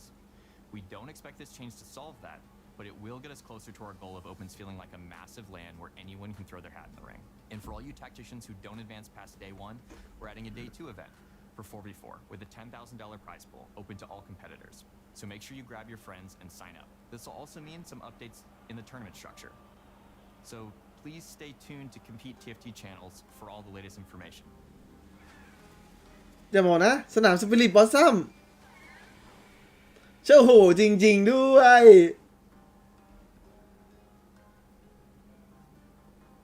Okay, thank you guys. Same time next week.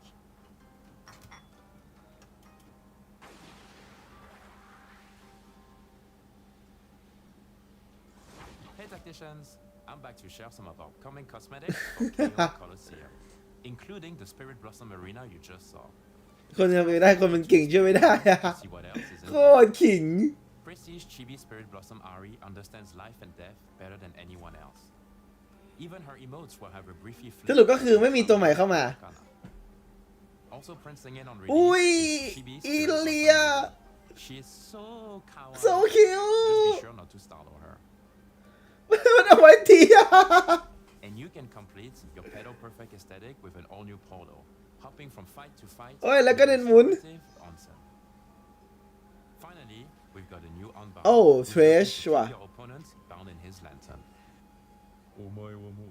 ชินเดลุ Hyper fresh unbound in his finisher arrived with our release patch. อารมณ์เหมือนตีโม่เลยแต่ว่ามันเท่ชิบหาย Alright, that's it for now. Whether you're building your mech, channeling the power of friendship, อู้แม่งอะไรวะเซเลบมูนชัดๆเลยเมื่อกี้ the KO Coliseum on July 30th.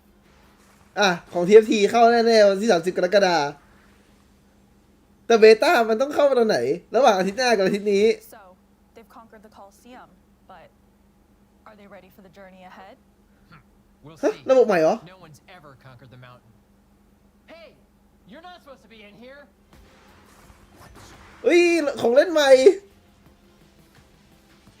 แต่ไม่รู้คืออะไรแต่เห็นแล้วของเล่นใหม่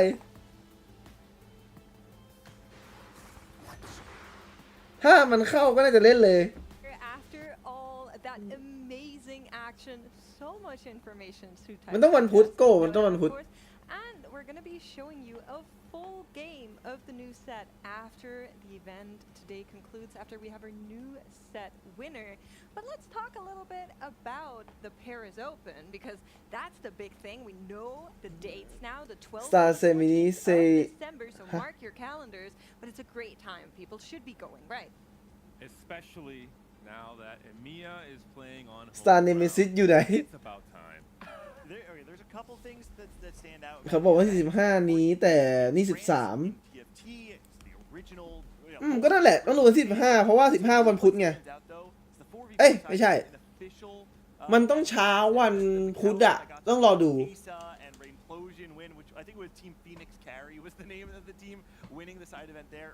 Really hype format. Everybody loves 44. Can't wait. Yeah, and those dates are on your screen, so make sure you write them down, get them in your calendar, because you're not. เฮ้ย Cinematic คือพี่ชอบ Cinematic แผ่นนี้มากเลยสวยมาก Awesome. The art is amazing. Hats off to the team. Sloan is right over there. He's going to talk to us later. Cinematic น่าจะลงแล้วมั้งอยู่ใน YouTube ลองไปดูดิ Conquered the mountain, they said. That part seems very exciting to me. I mean, we were already workshopping what that could mean. ก็เดี๋ยวลองดูถ้าวันอังคารมาก็วันพุธเจอกัน What it actually is, what they mean with the mountain, whether that's already a teaser for the set after set 15, or maybe something entirely different, but you'll need to stay tuned to figure out what exactly is going on with all that, because of course, เพจไหนบอก TFT อะนะ something else that's very exciting, and that's our final lobby here at the Cyber City Tacticians Crown. 2 games have already happened, and some players are already looking to be very close to that checkpoint of 20 points. And I can just say it clicked for Clicornin. 15 points in just 2 games. Ready to be one of the only players that can actually reach that checkmate threshold in this game 3. And then, unfortunately, a target on his back for game 4 with everyone else in the lobby trying to stop him from winning. I'm going to do my Panda impression and say, what can I say but it's summertime. Because Summertimer is that other player that puts himself in contention for potential check, going 12 points after the 2 games, after that second place at Clicornin. So we've got 2 players that are starting to make a little bit of a lead over the rest of the field. เอ้ยคินข่าวแม่งน่าสนใจว่ะคินคอนเน็ต For a lot of games is now everyone knows the status of the lobby. People don't want Clicornin to reach check this game. People don't want Summertimer to go first and reach checkpoint. They're going to do things to stop them. They're going to be able to hold their units. They're going to be able to break their streaks. Whatever it takes, they're going to want to do it. One of my biggest thoughts and maybe concerns about these first 2 games, especially this game 2, it seemed like a lot of the players have a certain game plan. They're playing it by the book of saying, hey, I should be playing a more stable top 4 game plan and not playing for those crazier boom bot boards or playing for those win out spots, Cypher spots, Clicornin found himself in. But we saw 3 players on Marksman Vanguard a comp that when contested is ซีเนมิตัวอะไรบ้างจำไม่ได้ว่ามีโมกาน่าแล้วกับฟิดเดิล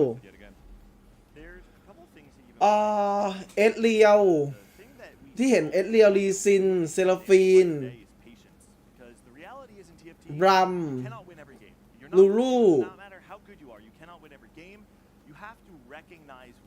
เกวนอะไรวะอีก2ตัวที่จำไม่ได้มันมีทั้งหมด9ตัวมีทั้งหมด9ตัวที่มันโผล่มาลีซินป่ะลีซินยังพี่เอาพูดป่ะมุนโด And to be honest, I want to say that's what we saw from Robin. Even though it didn't work out, he played Marksman Vanguard from ahead game 1, ended up going first. I don't think he's going first every single time he plays that, though. Played Exotech the next game to try and get points, but it didn't work out. We're obviously playing for the Tactician's Crown. It's the greatest trophy in all of TFT, but there's also prize money on the line, so people are fighting for that checkpoint mark, but they're fighting for points in general because they also want that larger pot of the prize pool. Listen, I feel we kind of have to point out that just because you make it to check doesn't actually mean you're ending the tournament. First of all, whoever makes check needs to win 1 more game to really solidify that. But there is a world. อ๋อใช่มันมีทั้งหมด4ตัวถูกแล้ว5 6ตัวถูกแล้ว 8 games and then the points come back and they matter to determine who is the actual นั่นแหละ6ตัวที่พี่พูดไปถูกแล้วเพราะว่าคอกมาอ่ะมันมากับลูลูคอก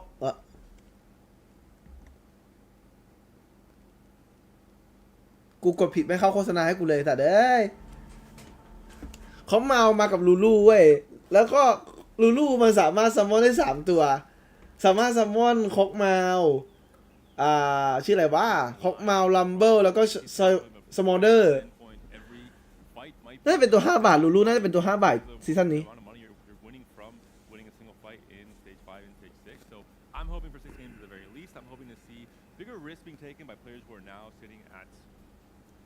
ใครจะได้8-20 พอยต์ก่อนเกม 8 And some of the crazy parts is when you have to play around checkmate, you get some of the craziest boards you've ever seen, some of the craziest plays, being super desperate for money and other resources, and so I'm excited for when multiple players get that checkpoint mark to see who can actually pull it off. ก็คินเคนดิคินอะไรวะคีคอนเนตระหว่างรอเกมเล่นก่อนนั้นPlayers at the top, they have the ability to be patient, they have the ability to play for high roll when presented to them.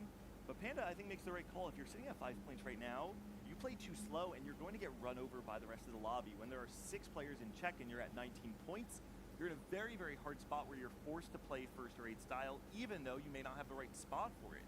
So if you're in 5th place, or if you're at 5 points right now, เล่นผู้บัญชาการรีโหลดโชว์หน่อยครับตัวไหนน้องบอกมาก่อน You know what they say. พี่แต่ออโรราเลยพี่ชอบสุดแล้ววิชาการเลยเกมคือทางของพี่ To solidify yourself, it's enough to stop another person from actually getting there to make the game go into one more round, one more chance to then actually take it if your situation is not looking good. But here is once again our top 8 player. เกมที่3มาแล้วแต่เราจะเล่นอีกก่อนเพราะว่าเรากดแล้ว Sometimes that can be great to just shake off if you had a little bit of ออโรราไม่ใช่รีโหล one or the other situation, but sometimes it can หวงไม่มัน Worried especially about the Americas players with Kambili and with Wajan because yesterday they played mostly for Dynamo Flex high tempo play style, not playing for wins, playing for top 4s. You can start off a day 3 with that same exact game plan, and it would be considered correct theoretically when it comes to the game theory of how to approach this day 3. Right now they have to shift immediately into kind of more of the risky first or 8 playstyle. So we'll see especially what Kambili can do when he is forced to play for a loose streak, play for a big roll down, play for maybe a Boombot Urgot board in stage 4 and 5. If I were to be concerned about one of those 2 players, it would be more so Kambili. I think Wajan has proven himself in similar formats, or at least with similar stakes, that going for a bottom 4 in the first couple games doesn't faze him. We've seen him bounce back so many tournaments, so many and 3s from placements that look extremely difficult. Kambili, on the other hand, is one of the less proven. ได้เดี๋ยวเกมหน้าค่อยว่ากัน Hasn't really had to have a moment like this that Wajan's done before. And if you're at 9 or 10 points, like 3 of our players are, it's a very interesting spot because you really need to avoid bot 2. You want to put yourself in a spot to next game for sure hit check. And so a top 4 is really what they're aiming for as well. But again, at the bottom of the tables, you already got to start taking risks. Going to be seeing whether or not our players have a good spot to maybe just find that comp that could give them a good score this game. We've been talking about how Marksman has been a little bit here and there, such a tough win condition. I believe, Gangly, you were specifically talking about them during game 1 with Robin and then being able to bounce back from that. So Dynamo and Marksman are, to me, the 2 things I kind of don't want to see unless the spot is really, really great here. But of course, if you have a good spot for Gorilla, it might work out. Something we definitely saw at the Golden Spatula field quite a bit, a little bit less so, but you're right. พิกติกชิ้นแรกแล้วก็มีแฮกเกอร์ด้วย Market augments coming through on the left-hand side. One thing I want to keep an eye out across our lobby is scoped weapons, specifically enabling something like Shaco turns him into a crazy carry.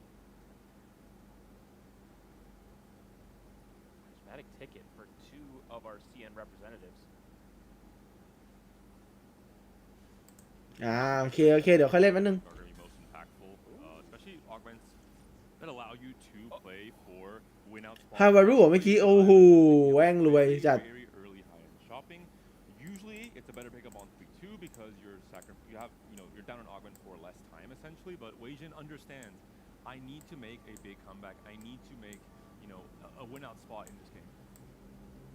Weijin, Robin, and Kleekornen, all three of them going. จับยืนหน้าแม่งหมด We know high-end shopping is some of people's favorites right now because you can roll on level 8 for that Urgot board, and it can be incredibly strong. Xiaoju also opening to open fort, right? Sells his board, buys a shop afterwards, playing Prismatic Ticket.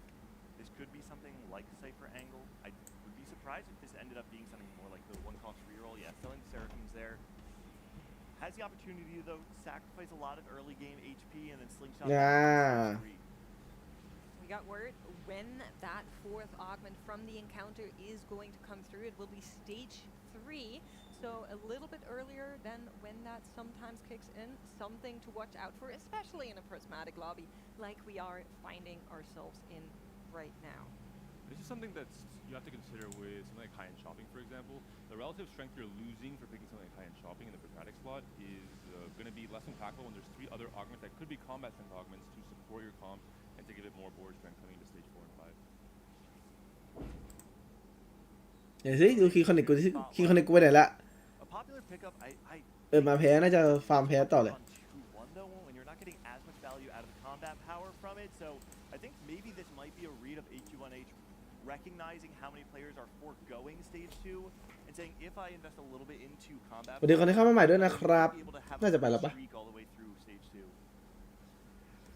Weijin taking a loss, slamming some items though, trying to not maybe play completely around that loss streak where a lot of the other players in this lobby are, those who especially need to play for some high placements. So smartly trying to kill some units and save as much HP as possible. You also might have just run into Xiaoju, right?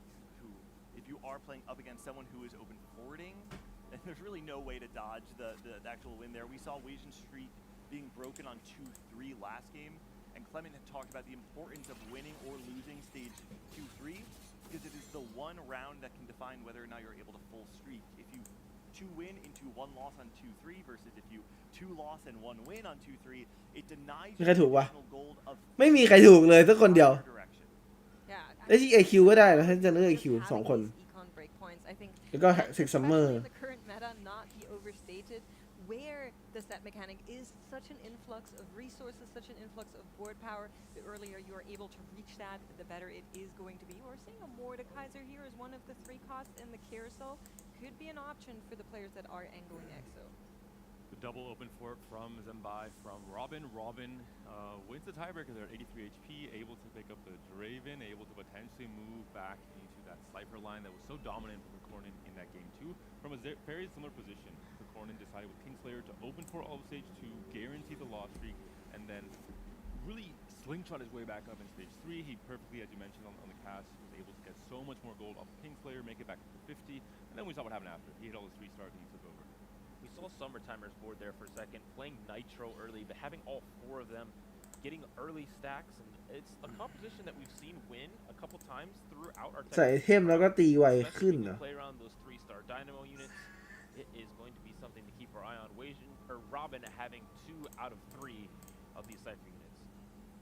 I saw a glimpse there of both Senbai and Robin trying to figure out whether or not they would be going up against each other. Those players angling the Cyphers. They, of course, don't want their loose streaks snapped, but it can always happen, so something they will need to look out for. And Senbai willing to just go for the straight open forward here as we saw that blue streak immediately. เดี๋ยวเราหาบูบัฟมาใส่ Ambuli up against Summertimer here. 2 100 streakers fighting on stage 2-5. Is going to be able to go the way of Cambuli. Now there's just 2 5 streakers remaining, 4 creatures right now. Is Cam starting to get full value? Being able to 6 ได้ streak while having buried treasures on 2-1 is fantastic because you're essentially playing half of your augment down for half the stage. With every additional turn going into stage 4, Cambuli becomes all that much stronger. And we keep seeing the Cypher players dream that last shot from Cambuli and also the Z for AQ1H already on the board. Robin Songs would love each of those positions. AQ1H considered a player that's very adaptable. He just plays what he's hitting, and at this point, he's hitting the strongest board possible with his force. ไม่ได้วูคอมอ่ะอ๋อดูคอมตัวหนึ่งแล้วก็ไอ้วัวตัวหนึ่งไอ้แปลงร่างมังกรตัวหนึ่ง So many extra stats on a unit like Zed that is a melee carry who gets, you know, up close and personal once all the stats that Spotlight gives. It it's a huge benefit this last fight. And we saw what Zed on his own can do. Arguably was enabled by a couple of emblems เชื่อโดนตีตายอ่ะ yesterday for Volta, but something we'll need to look out for with these Zed carries that they really can clutch up.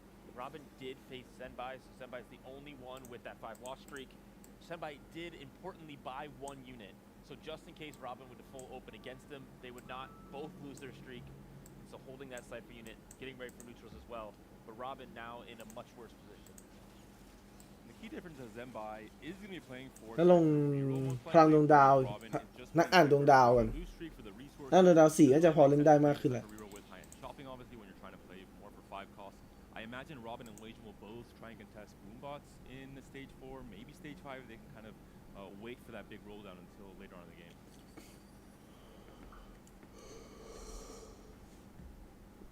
Our 2 win streakers displayed here. Lots of combat strength through the augment for AQ1H, but Kimberly having the item advantage gives him the power early in this game. But I'm curious, if we have 2 augments this stage, we're going to have a lot of influx of combat power or econ for many of our players. That's right. The next one is coming up after this fight, and then at the end of stage 3 is where that 4th or 3rd is going to be coming in. And the last one, of course, on our regular stage later on. เป็นแทง4เหรอ Definitely curious on what we're going to be seeing there. แทง4นักอ่านดวงดาวอ่ะแล้วก็มีพลังดวงดาวหนึ่ง We could be finding hacked orbs from our PvE rounds, something players will need to be open to as they are trying to find their lines for many of them, trying to stay as open as possible from what we're seeing. Cornin on the flip side there also picking up hedge funds. We're going to have a similar game plan to Wasian and to Robin. Despite not seeing any boombot across the first 2 games today, we're starting to already see this is a game 3. The game that has shifted slightly for a few players. Cornin at the very top trying to catapult himself into that checkmate position. And the Americas players who need to slingshot their way back up in the standings, maybe find checkmate in game 4. Was curious to see if we were going to get a double gold augment on stage 3. Instead, we are just getting silver here. We know we have another augment coming at the end. It was stage 3, right? That's coming for the second augment. So at the very least, we know we're not getting double gold augments with infinite chances of trade trackers coming through. Doesn't mean that we won't get one though. Still got another chance. Interestingly enough, we are seeing Summertimer go for the Pandora's Bench, so trying to find a cap in maybe recycling some of the 4 costs, looking for the win condition of maybe trying to get a 3-star 4 cost, always something to look out for there. And you were talking about the Cornin Panda and mentioning how he had gone into hedge fund early on, now also picking up misconnections, which of course if you are looking for some additional 1 cost, that is nice to have to get the additional copy, but more than that, it's also just another influx of gold to set you up for success. It was probably a mix of both. He probably got a few natural upgrades to strengthen the board and not full open for it while he's trying to get max value from hedge fund, but also as you're mentioning, the more rounds you can get with a full value on hedge fund, the more your economy will เดี๋ยวขึ้น8แล้วกันแล้วค่อยว่ากันอีกที where you could potentially outrace players like Wasian and Robin to that boombot board to those key 5 costs. Another interesting augment picked up here is diversified portfolio that Wasian did pick up, giving 1 gold for each 3 non-unique traits active, another source of income for him, helping him get to that level 8. We got to look at our 2 streakers. Both on 7 win right now. Cambuly taking items for both of his augments there, both Buried Treasures and Band of Thieves. And then AQ1H investing in double combat power. Share the Spotlight plus health is wealth, playing around this 2-item Zed carry right now. Still dodging one another. Hard. I'm sure they're both feeling very good about that. Robin playing around Cypher, did slam items, has a Draven too as well. So setting himself up well for that transition.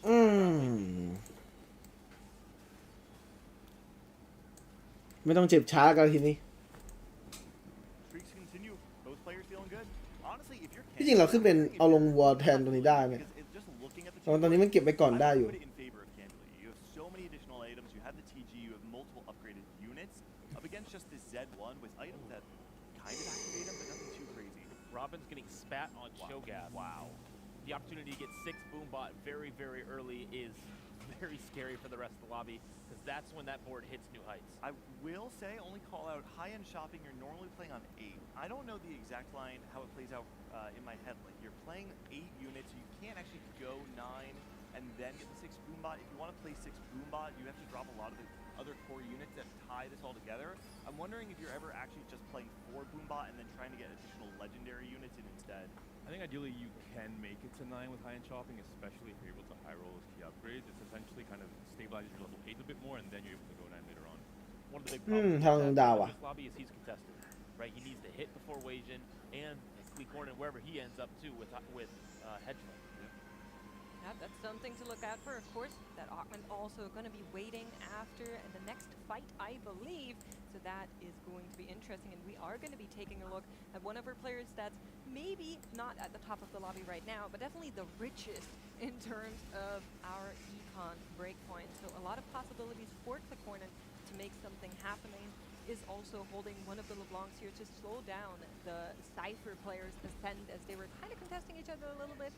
You know, if you can, why not hold one LeBlanc or two? We'll be taking the round win. I'm keeping an eye on the right side of the screen. เอาดูว่าทำไม Streaks are broken. We have a crazy gap in HP between third and the rest of the lobby.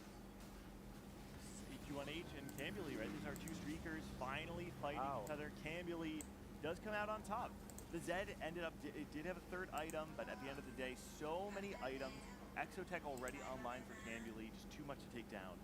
This is the point now where the double econ augment pickers have to now start looking at combat strength. They have to hope they find the proper options to support and enable their boards that you can have all the gold to hit some boards, no matter how expensive they are. If you don't have the combinate a little bit more raw, firepower in stage 5 and 6, you might still be in trouble.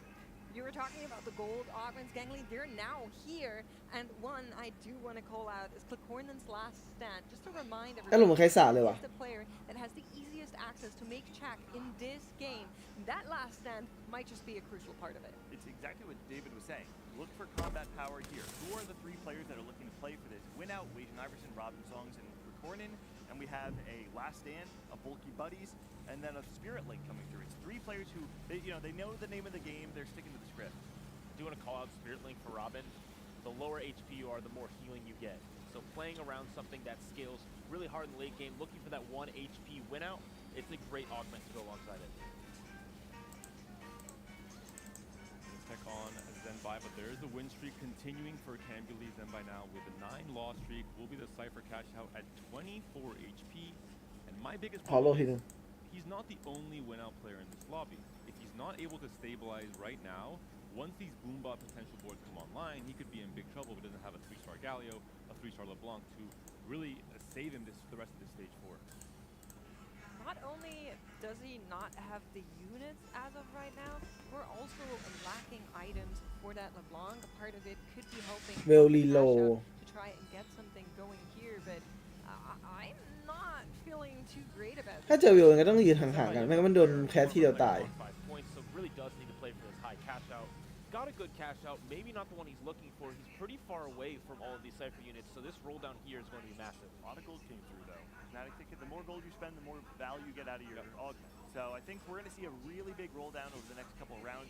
Fire sale as well. ทำไมคอมดูเฟกไปเรื่อยจัง If he's fast enough, I think he can hit pretty much everything on this roll down with this amount of gold. คนเท่ก็อย่างเงี้ยแหละคนมันเก่งก็อย่างเงี้ยแหละน้องต้องเล่นคอมอะไรที่มันง่ายๆเลยคอมยาก Here and there, as you're talking about Gangly, but each individual piece of gold is worth that much more with Fnatic tickets, so there's a really high chance he hits everything. Robin Songs rolling down on 8 here with high-end shots. เขาไม่ง่ายหายไม่เล่นคอมยากๆสนุกชิบหาย Ergon on his board, has a Zac, has a Garen, all the things you want early, he has. High-end shopping that you're calling out really, really shining here for Robin. We are seeing the Ergon also come together with the Kabuko, with the Viego on the side of Wajan is actually sitting on a pair of both the Cho'Gath and the Urgot, which is going to be really, really important for those players to find that Urgot too as their main character for their boards. And one of the most important things when you're playing these boards is often you're playing from 1 life. And with high-end shopping, that's not the case. You can level earlier, you can roll down earlier, and upgrade your board earlier. But as we see our 4-2 augment, hoping to finish out and round out our compositions. A little bit scared for Kleekorn. The safety of having last stand gives him time to roll later to accrue more, overall gold as well. But now he's rolling after Robin and Wajan have already rolled down for some key Urgot or units like Urgot, like the Cho'Gath. And we're seeing a Hunter-Killer Missile from Wajan, the trait-specific augment that will perfectly enable this Boombot comp. sitting on 4 pairs right now, all of which are extremely expensive, right? That's the thing. It's like, you know, you think of having a couple pairs in stage 4, you know, maybe if I've got 10, 15 gold, I can upgrade some stuff. If you have 10, 15 gold, you could not upgrade your bench if you had them all in one shot. So even though he has four pairs on his bench, Wajan Iverson actually has quite a bit to go before he fully hits that cap. Robin, only a single Urgot here as well, so Cornin, there's still a lot of the units left in the pool. He will have Cryo potentially on this carousel coming up. If there's an Urgot, a Zach, or a Garen, that could be very impactful for any of the Boom Bot board players. Absolutely is. I am, however, a little bit worried about Cornin's position. Of course, he has the up on the last stand, he has the up on the economy, but if you are the last to spend your gold, all that's left is scraps. So he might be finding himself in a position where, with so many เป็น6 ครั้งดวงดาวแต่ของไม่มี it's just going to put him on equal terms with everybody else. A little cash out here for Cornin, able to get a few more extra coins in the bank. Aiming at level 9, but not yet. He has the extra life when he goes down to 1 life on the 4-5 round. There won't be extra time from it being an augment round.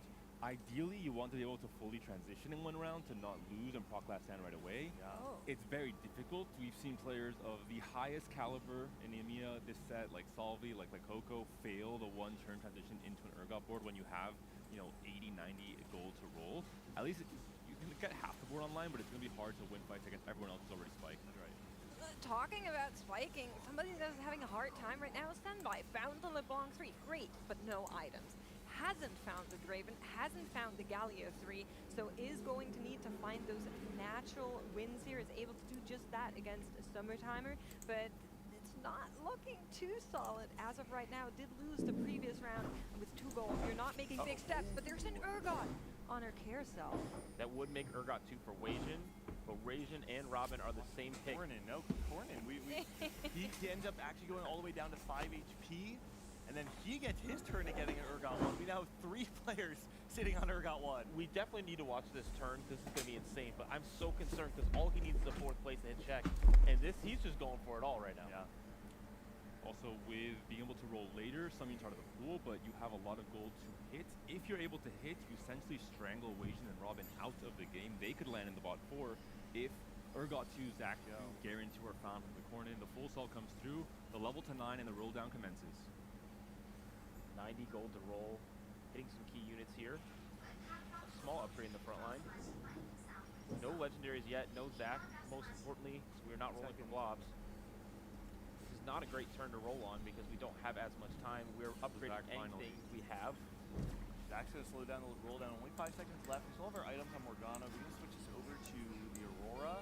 Urgot's not in it either, so this is going to be a last stand proc most likely. This board is obviously not going to be strong enough. We are playing the Cypher player who has a Draven 3 already, as well as a Galio standing strong. The Stone Colossus buying time. A big sigh of relief on the side of Standby as he sees who he's going up against. Loading into Cornin's board, sees that he has not hit just yet. It's going to be a win for him, another chance to stay in, and Cornin procs that last stand. Cornin would have loved to have delayed this entire process by 1 round to be able to roll and finalize the board with last stand on the PvE round, as well as the extra gold rejuice to guarantee. Right now, he has to essentially win this fight or the game's going to be over for him, and he does not have any key upgrades just yet. A lot of Viegos in the shop, does find a pair of Garens, but really the unit you were looking for was that Urgot, and with so many already out of the pool, it's just going to be so much harder, and this is exactly what I was fearing. Even though he had the up on the econ, too many units were taken. No Cho'Gath found either, so instead we go for the Divinicore, or the Dynamo backline, pulling in that Urgot instead, trying to just survive this round. Thankfully, Summertimer has not hit any of his big upgrades yet, has a strong front line. ยกหมดเลย แต่ว่าดาเมจกูพอปิดหรือเปล่าแค่นั้นแหละ Already, it's only down to the Aurora as the main DPS. She is still left alive. She is fully itemized. Looks like it will be enough for this last fight. The extra rejuice in the PvE round could be crucial to allow Cornin to strengthen his board. Maybe find a Cho'Gath. Maybe pivot into a Dynamo board instead, considering that Wajan and Robin are taking so many of these key Boom Bot units. We've seen Zed do these things before. อุ้ยจะเซตกับกาลิโอตีกันเซตกับกาลิโอตีกันกาลิโอตายก่อนเฮ้ยไม่กาลิโอไม่ตายว่ะเซตตายแทน Nah, not with me, and Standby hangs in there. You know, we've also seen that before. We did. Galio winning and clutching up a fight. When Gangly said on day one that the Galio does not do damage, I almost threw up. I was wrong. This guy is a menace. He is. We also did get to see a little bit of what AQ1H has been cooking up on the other side, playing the Z, the Divinicore Z, a line that you really are only ever playing from tempo. So those early game slams from AQ1H coming through. So Cornin's going to get a little bit more juice in the tank after this round. Still has a lot to upgrade in order to reach that high cap. It's getting very scary though for Robin Song, Wajan Iverson, for Cornin, all these players who, whether or not they reach that cap of Urgot 2, Zach 2, the things that really make it come alive, you know that Zenbai has hit, and you are going to be rotating into him very soon. The problem for Senbai is he just doesn't have as many items as he needs. There's so many carries on this Cypher board, he's not able to itemize all of them. While Clicornin on the other side has started to upgrade some of his legendaries and now playing around that Renekton too. He's going to be quite strong. Also taking some of the items off of the Aurora and onto the Vex here to try and get a secondary carry on the board whenever Aurora does rotate out and pull in. That Koboko is going to be signing that red buff in the very end. It does go up against Robin, and it is a little bit of a, you know, staring each other in the eyes. There's only enough room for one of us in this town as Clicornin tries to take Robin down a notch. The Urgot His up Urgot time. lifts, though. Is it good enough? Answer is yes. Those Boombot procs are doing so much damage to that pack line. First of the mods comes through for Clicornin on just 1 life. Minor last stand was nerfed, if I'm not mistaken, in the last patch. A little bit of HP was reduced, so the board is a little bit stronger than, or weaker than it would be in 14.6. We'll see with Clicornin though it's going to be enough as his kind of singular piece of combat strength. Summertimer we're on board with now, down at 4 HP, was one of our players that could reach check this game if he was to go first. Doesn't look like that at the ชนะปะวะชนะแหละ trying to salvage any place บอลเราแข็งอยู่ set him up for next game and instead is rotating into Robin. He's a couple turns away from a pretty big spike though. He's very close to 9 supply spending and only 1 turn away from getting the T-Hex. So if Summertimer holds on, could maybe reach some different cap. Cornin, Zenbai though, both very low HP. Cornin's board though just running through Cambuli on the other side. Wajan taking a huge loss as well. Understandable for Cornin to win here. It's kind of the passing of the guard when it comes to the tempo of the lobby. Cambuli, AQ1H played for high tempo, played for preserving HP. Now the win out players are coming online. They have their boards fully online. They were loose streaking. โยน10 ละ 3 stages โย of น the 10 game. ตัว And now we'll see probably Cambuli bleeding out potentially a third, maybe a fourth, maybe just a few consistent points to climb back up the standings. Summertimer falling out of this game puts him in a spot where he needs to now go second next game. So not making it easy on himself at all. And really, this 8th place is going to set him back. That's right. He was looking to maybe get a first. At least he lowers the bar of what he needs in the next round. But if Clicornin is able to clutch up, make it into the top 4, he has a chance to end it in game number 4. We're going to be watching Robin and Wajan as they go up against each other. All have the same game plan together with น่าจะ Clicornin ชนะได้บอลเราแข็งมาก around those boombots, and it looks like Wajan is going to be able to survive here by the hands of this fully itemized Garen 2 was also able to find that Urgot 2, and Robin takes a big hit, but not enough to knock him out. Wajan making full use of bulky buddies in this fight to get the extra HP onto his อัดมุมตรงนั้นอัดมุมมันเข้าไปHe's learned. Look how low our lobby is. That's crazy. We saw Robin Songs has a lot of the core pieces of that composition, right? He's sitting on a Zach 2, he's sitting on a Ruko 2, but he's on that Urgot 1 still. And we saw because Wajan was able to break through the weak side of Robin's front line, they were able to access that Urgot way earlier in the fight. And even though Robin has so much damage, with 6 Boombot, it relies so heavily on making sure that that Urgot's actually protected. And a lot of his damage is centered around Garen, which is also a 1-star Garen. He's really hoping he can get Boombot mod on that Garen as he moved.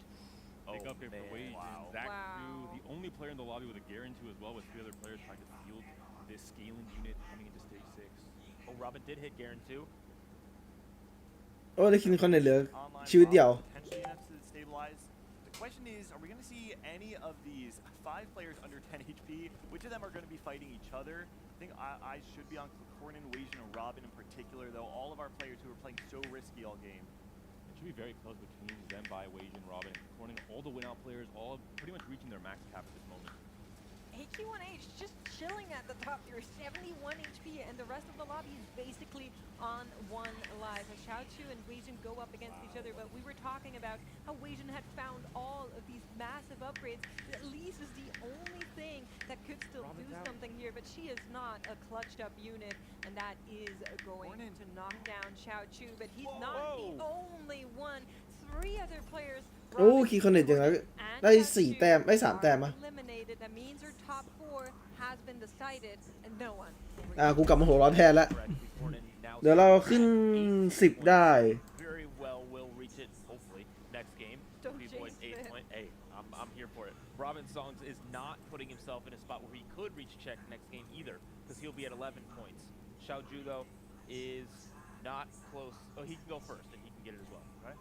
Very good news for the rest of this lobby, because 3 out of these 4 players were at 7 points or lower. They needed a big comeback game. Great news for just, I think, all TFT viewers who want to be as close as possible on this final day, and this is a huge ได้ comeback 7 ทองอัพลง players, as well as AQ1H, the player who likes playing flexibly, adaptively, playing a magnificent game off of an early share of the spotlight to, again, have another consistent game for you. This fight here, Ambuli up against Weijin Iverson on the left-hand side, narrowly loses. Weijin able to hold on there. These fights are getting very, very close. You know, I think it is worth it, like you're talking about AQ1. น่าชนะแล้วปะถ้าชนะจะเป็นก็จะชนะแล้ว I think a lot of times is often lost in this era of TFT, that flexible style of playing tempo, slamming what you hit, and then building a board as you figure it out later is not an easy way to play the game. Maybe we should applaud AQ1H for sure for playing that way. And this is going to be one of the closest Tacticians Crown final lobbies we've ever had, because now the bottom 3 point scorers currently are in the top 4 in this game. The bottom is moving up, and the top is coming ชนะ down. And you saw it on Zenbai's camera there as well, already celebrating, knowing that the next round was not going to be possibly the final one. เรียบร้อยที่หนึ่ง To take fate back เพราะอะไรก็ไม่รู้ for these players that are currently in the top 4, and of course they're looking for the highest points that they can get to maybe set themselves up for a good position in that next round to then be able to check in game number 5. One consideration for AQ1H playing the Slayers board, one of the possible win conditions is trying to go for a Z3. Unfortunately, there's a Cypher player, which kind of denies that possibility. I don't see how AQ1H can really try and cap this board out and high enough to actually go for the win here. Looking at someone like Weijin, something strong when it comes to top board. Gotta keep your eyes on the right-hand fight. Weijin up against Zenbai, the right hand. เล่นง่ายวะเกมนี้แต่ว่าเมื่อกี้กูเล่นแปลกๆเมื่อกี้อู้แล้วเลนตันไปแล้ว Alongside the Zedge, just gonna be too much damage. Weijin Iverson's gonna be eliminated here. Might be 4th depending on the HP, as Cambuli will fall on the left-hand side. 2 players out, 2 remain. Is there a chance that Zenbai takes down the Goliath of AQ1H? Fully upgraded board. Had a tough and narrow line to navigate in the early stages as items were so scarce, so rare. But now, they're all here, and his board is just nuking the others. And Cambuli has to be happy about that third, getting every placement he can with not that crazy win-up board, but instead surviving long enough, killing enough units, able to get that extra point. AQ1H does have Salvage Bin, which could open up some interesting possibilities for win conditions on the carousel. They're able to break down emblems, maybe find a Slayer emblem, for example, for Renekton could be a way to potentially come back into the game with a strong enough board to win. But it's Cypher, the board he's facing, so we kind of have already seen this entire weekend how strong this comp is with the extra resources once all these recharges come online. Yeah, I do เซฟเฟอร์มันตะกี้แล้วตัวเนี้ย Right, so we have this 3 item on decks right now, but we're 1 Senna off, so there's ทุกคนเล่นเซฟเฟอร์รีโหลดแม่งได้ที่ 1กับทุกคนเลยสัต I feel like if you're AQ1H right now, you have to kind of step back for a second, take a breather, and figure out what is your win condition, because I don't think it's very obvious at this point in time. You're going to be outvalued in terms of, you know, board evaluation most of the time, and it might be something like you're outlining. Find what it is that comes up on carousel and see if you can find 1 extra out. There's an open cloak as well, so the Slayer emblem is definitely a possibility. With the Senna 3 giving the extra AD to Renekton 2, and some items being shifted over, that could be impactful enough.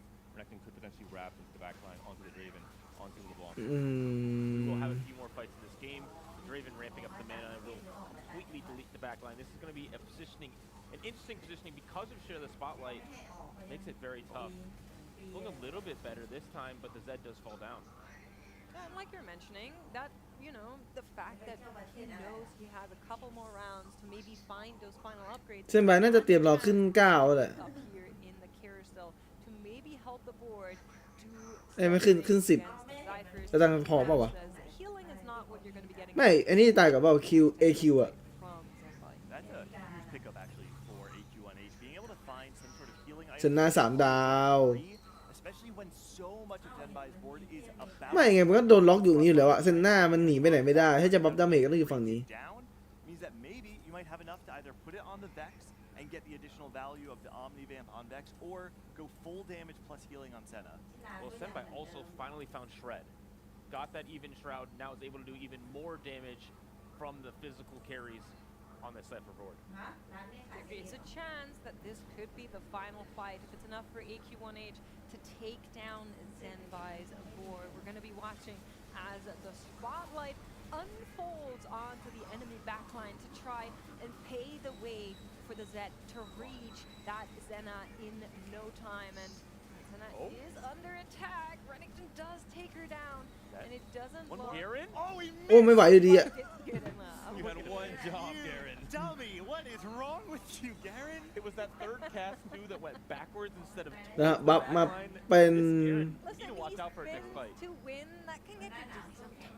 True, apparently. But he's the god of the net. This is his job. AQ1H, it does have บุยเซอร์เหรอน่าจะบุยเซอร์ไม่ก็แบชชั่นแต่แบชชั่นไม่มีใครไอเดตัน maximum power onto all of his carries. บุยเซอร์มันได้เลือดเยอะกว่า We're seeing here the son of the Garen and the Zed himself.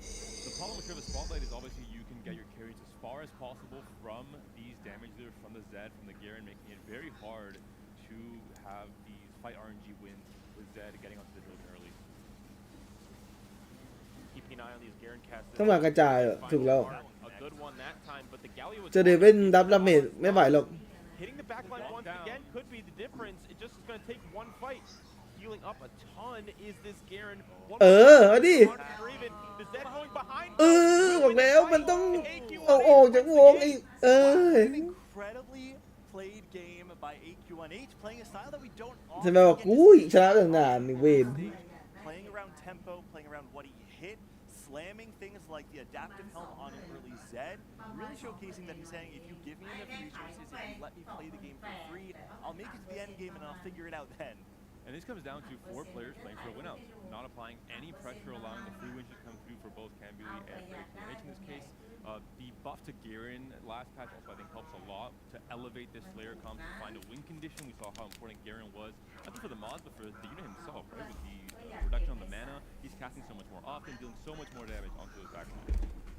I mean, I just took a little sneak peek at the numbers of where our lobby is standing right now, and thinking back at our past Tactician's Crown, I think this might just be the closest lobby I personally have ever witnessed. So tensions are high. A lot of players can make check in the next round, but let's talk a little bit about how that round got to this point, because we had a 3-way contest on these boom bots, and of course with the 4 offense and a prismatic start, there's always a lot that kind of factors into that. Yeah, we talk a lot about prismatic starts and how they bring a lot of econ into these games, and that's exactly what we saw. High-end shopping being the choice for 2 of our players, and hedge fund, it was a crazy high cap line.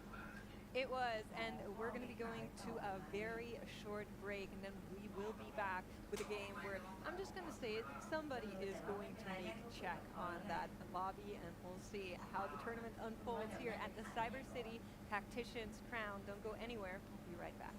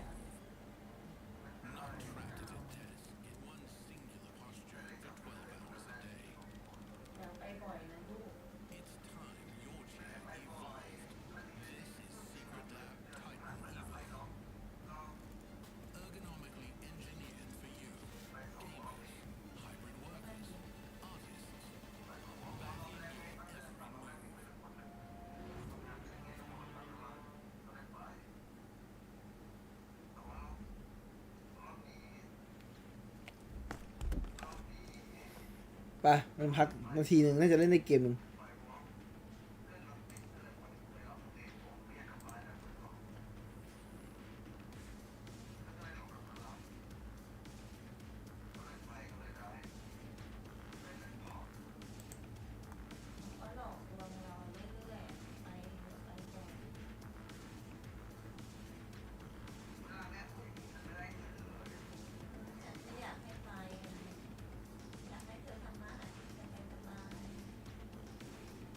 แล้วกูไปถือเกมทำไมนี้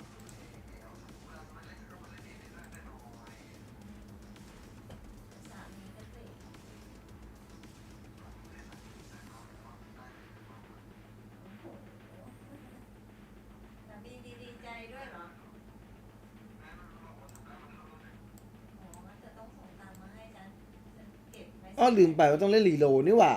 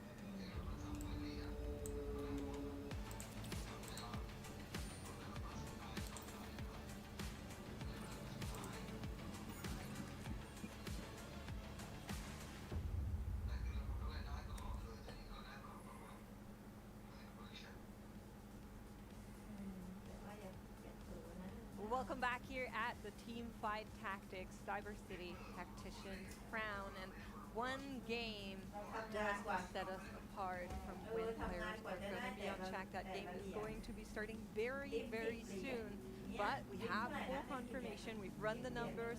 Somebody is going to make it. Of course, two players looking very promising with your 18 points in that situation. AQ1H and Klekornin from APAC and EMEA, both sitting at 18 points, which means one of them can go 8th and one of them goes 7th, and somebody will reach 20 points. So we will have somebody that can win the whole Tactician's Crown in game number 5, but we're not there yet. This is game number 4. This is really impactful because they essentially have free reign to treat other players in this lobby to stop them from developing their own game plans, and it is tactically and strategically correct to do so in a game like this where you only really need a few points to make it across that finish line to get ถ้าสามวันละเวลป่ะแล้วก็ค่อยเจอแล้วก็เล่นเผ่าดวงดาว You talked before going into that game that in the first couple games we saw a lot of Vanguard marksman, we saw a lot of Exotech, nothing too crazy. Even Robin Song's winning the first game, opting to stay in the Vanguard and marksman line rather than risking it in Boombot. Game 3 was completely different. Everybody changed their play styles. We saw 3 players looking to play for a win out. We saw the last stand coming in from Klekornin. And so I'd expect that as we get further into the day, play styles start to change a little bit. People recognize that there are different outs for them to have a better placement in the tournament. And I think the dynamic of the game will just change game to game. Speaking of that, there are 2 players in this lobby that will not be able to make check. And I'm of course talking about Campbell and Robin. Both of these players find themselves on 11.1 points short. เนี่ยก็ปล่อยฟาร์มเรื่อย mystical magical run where they get a first place and then are able to convert. So their game plan is going to be looking very different to what everybody else is doing, and they might be the big boogeyman's here. But something maybe even more interesting in how this lobby will shape up, there are 4 players that need either a first or a second to hit check. So 4 of these players will be playing with super high caps in mind, wanting to shoot for the stars, and hopefully they land among them. The question is, how many players can you really rate, right? Right? I mean, there's a world where Robin goes first, Gambley goes second, and then we have the 2 players on 18. One of them goes 8th, and those other players that need the first or second are denied check. So we have a situation where we could end this game with like 5 players in check. We could end this with 1 player in check. especially for Robin and Kimberly, despite not being able to get into check on a win, that win denied. ไม่อันนี้ไม่คุ้มมานาฟื้นฟู That's the ไม่ last คุ้ม player to have a chance to end the tournament on ต้องเอาตีไว There's a lot of moving levers when it comes to checkmate, when it comes to the mental map and the mental game that's added on top of a normal game of TFT. Personally, I'm just down for more TFT. Let's go to game 7, game 8. I'm down. We're setting up well for it. Yeah, I mean, it's never been done before. We've never had 7 games in checkmate format. Of course, checkmate hasn't been here for the whole history of the set championships, but still, it would be a unique. โอเคได้4แล้วน่าจะฟาร์มตัวง่ายขึ้น At that previous game, which Gangli, you were saying in our short break that we've just been getting an absolute dessert of games all day long. I feel like we cannot talk enough about this game from AQ1. เข้าแต่ตัวละครมาด้วย Get to see these kinds of games flourish and go top 1 very often. It is, like I said during the game, it's a more old school approach to the game. You play what you hit. We saw a lot of slams come through that he then got salvagement and found a new way to cap out the board. So I mean, applaud to AQ1H. The moment I saw in day 1 AQ1H pick up a Wolf Unchained Silas Hero Augment and play into vertical Vanguard of the Dynamo backline and not the traditional 99% of the time vertical Anima, I knew this guy was special. I knew this guy was bringing the, I think, quite unique creative TFT angle that we see from players like YBY1, we see from players like Gobo, we see from players who like to play very open. And his story all set has been incredible. He had 3 final day finishes across the 3 Tacticians Cup. All eyes are on AQ1H, and then Golden Spatula comes. Where did he go? 29th place? Gets the automatic qualification to the Golden Spatula, but now there's this silent asterisk on this run that you can't really... ต้องตีไว้ให้มันใส่ให้ได้อะไม่ได้เล่น And then everyone's looking at Summer Timer, people are looking at YBY1, and he comes out and he makes top 8. And he's doing it again, doing it the way he wants to play the game, and I love that he did not lose confidence despite the weak performance at Golden Spatula. He's top of our lobby today, top of our groups yesterday, but he's just a coach, by the way. Just the coach for Flash Wolves. They may need to maybe reconsider that. Coach Diff. Yeah, I actually do wonder if Flash Wolves are maybe like, hold on, might need to switch some roles here, or, you know, maybe it's just really good news for the team. See a lot of the key players from the Americas not competing in this final day, but definitely supporting and watching and cheering on the American players who, let's be honest, all 3 of them need a big comeback in this next game, need a big comeback potentially also in that game number 5. They will be playing essentially spoiler, trying to have this tournament run for as long as possible to come back into it and maybe have a miraculous chance like Jack over there is hoping for a game 7 or a game 8, which I've never seen before in Tech Round. I mean, it'd be fun, right? Like, setting history is always a great thing, especially before this new era of TFT that we've heard a lot about. ใช้ขัด2 ตัว PC's coming, a lot of exciting changes. Players get to kind of put their stamp on the last Tactician's Crown of this like merging of the regions era we have in TFT. Honestly, I cannot wait for the cups where EMEA goes up against the Americas and APAC goes against CN. That's going to be a weekend, I promise you do not want to be missing in the upcoming sets. But of course, before we get there, we have a whole championship to get through today. Just a quick reminder that we do have a show match of the new set at the end of our day as well. Hoopa is actually going to be playing, and I heard some rumors on what the rest of the caster team will be doing. Don't tell them. Oh, don't tell them? No, don't tell the people because they're probably watching. The competition's watching, no? Yes. Certainly Fox will grief us. The Tac Round broadcast to try and get information on how to grief Bitcoin. Right. I'm not saying a Makes a lot of sense. Going back to this game 4 though, I want to analyze a little bit Clickmorton's spots. He's a player who played 9 out of 12 games of reroll in day 1 and 2. He's a player who considers himself a reroll player first and foremost. Went into more of the line here. We saw the transition not the fastest, trying to get into that Boombot board, eventually a Dynamo board. This is the game now where he can play reroll to great effect. It's a play style that really stabilizes you early, allows you to preserve HP, potentially out to a 5th or a 6th, which is all he really needs to make checkmate. We saw this exact play happen yesterday at the end of the day. Clickmorton narrowly on the cutoff of the top 8 going into it. He had a bit of a lead on the rest of the players trying to qualify into day 3. And so he said, you know what, I'm going to play it safe. I'm not going to play any sort of cipher, any sort of high cap. I believe it was Vanguard Marksman that he ended the day on. And he took his points and he made it here. So I think he knows how to do this, whether it's reroll or one of the 4 costs that he's been able to play to a 6 or higher. I think he has the tools in his belt to make it. I want to bring back something that we were talking about during the pre-show of day one, and that is how conditional some of these win conditions are, and a lot is on the players to identify them and then play to those outs. And I am specifically looking out for these in this game, and of course the game after that. Something like the hero augments. You mentioned Wolf Unchained. We also saw Alter Ego come into play for Clickthornen in one of those games earlier on during this tournament, as well as emblems. That is going to be the one thing I'm personally going to be on the watch out for during the next game. I'm sure Clement would also love to see some of the players tracking their traits coming into this game or trying to find the setups that could maybe not guarantee but definitely propel some of the boards like Exotech into that win condition territory, having the right emblems full. Here we saw Tracker work is also with the Graves line, for example, across this weekend, even with Exotech from Second that day one. A lot of different ways to play it. I think the thing that stands out to me about this game 4 is that game 3, you had a lot of players who had to decide, do I want to play by leaning into the variance, play for something like high-end shopping, potentially get 8 points. 11 points for Cambuly and Robin. That's something you called out before, Jack.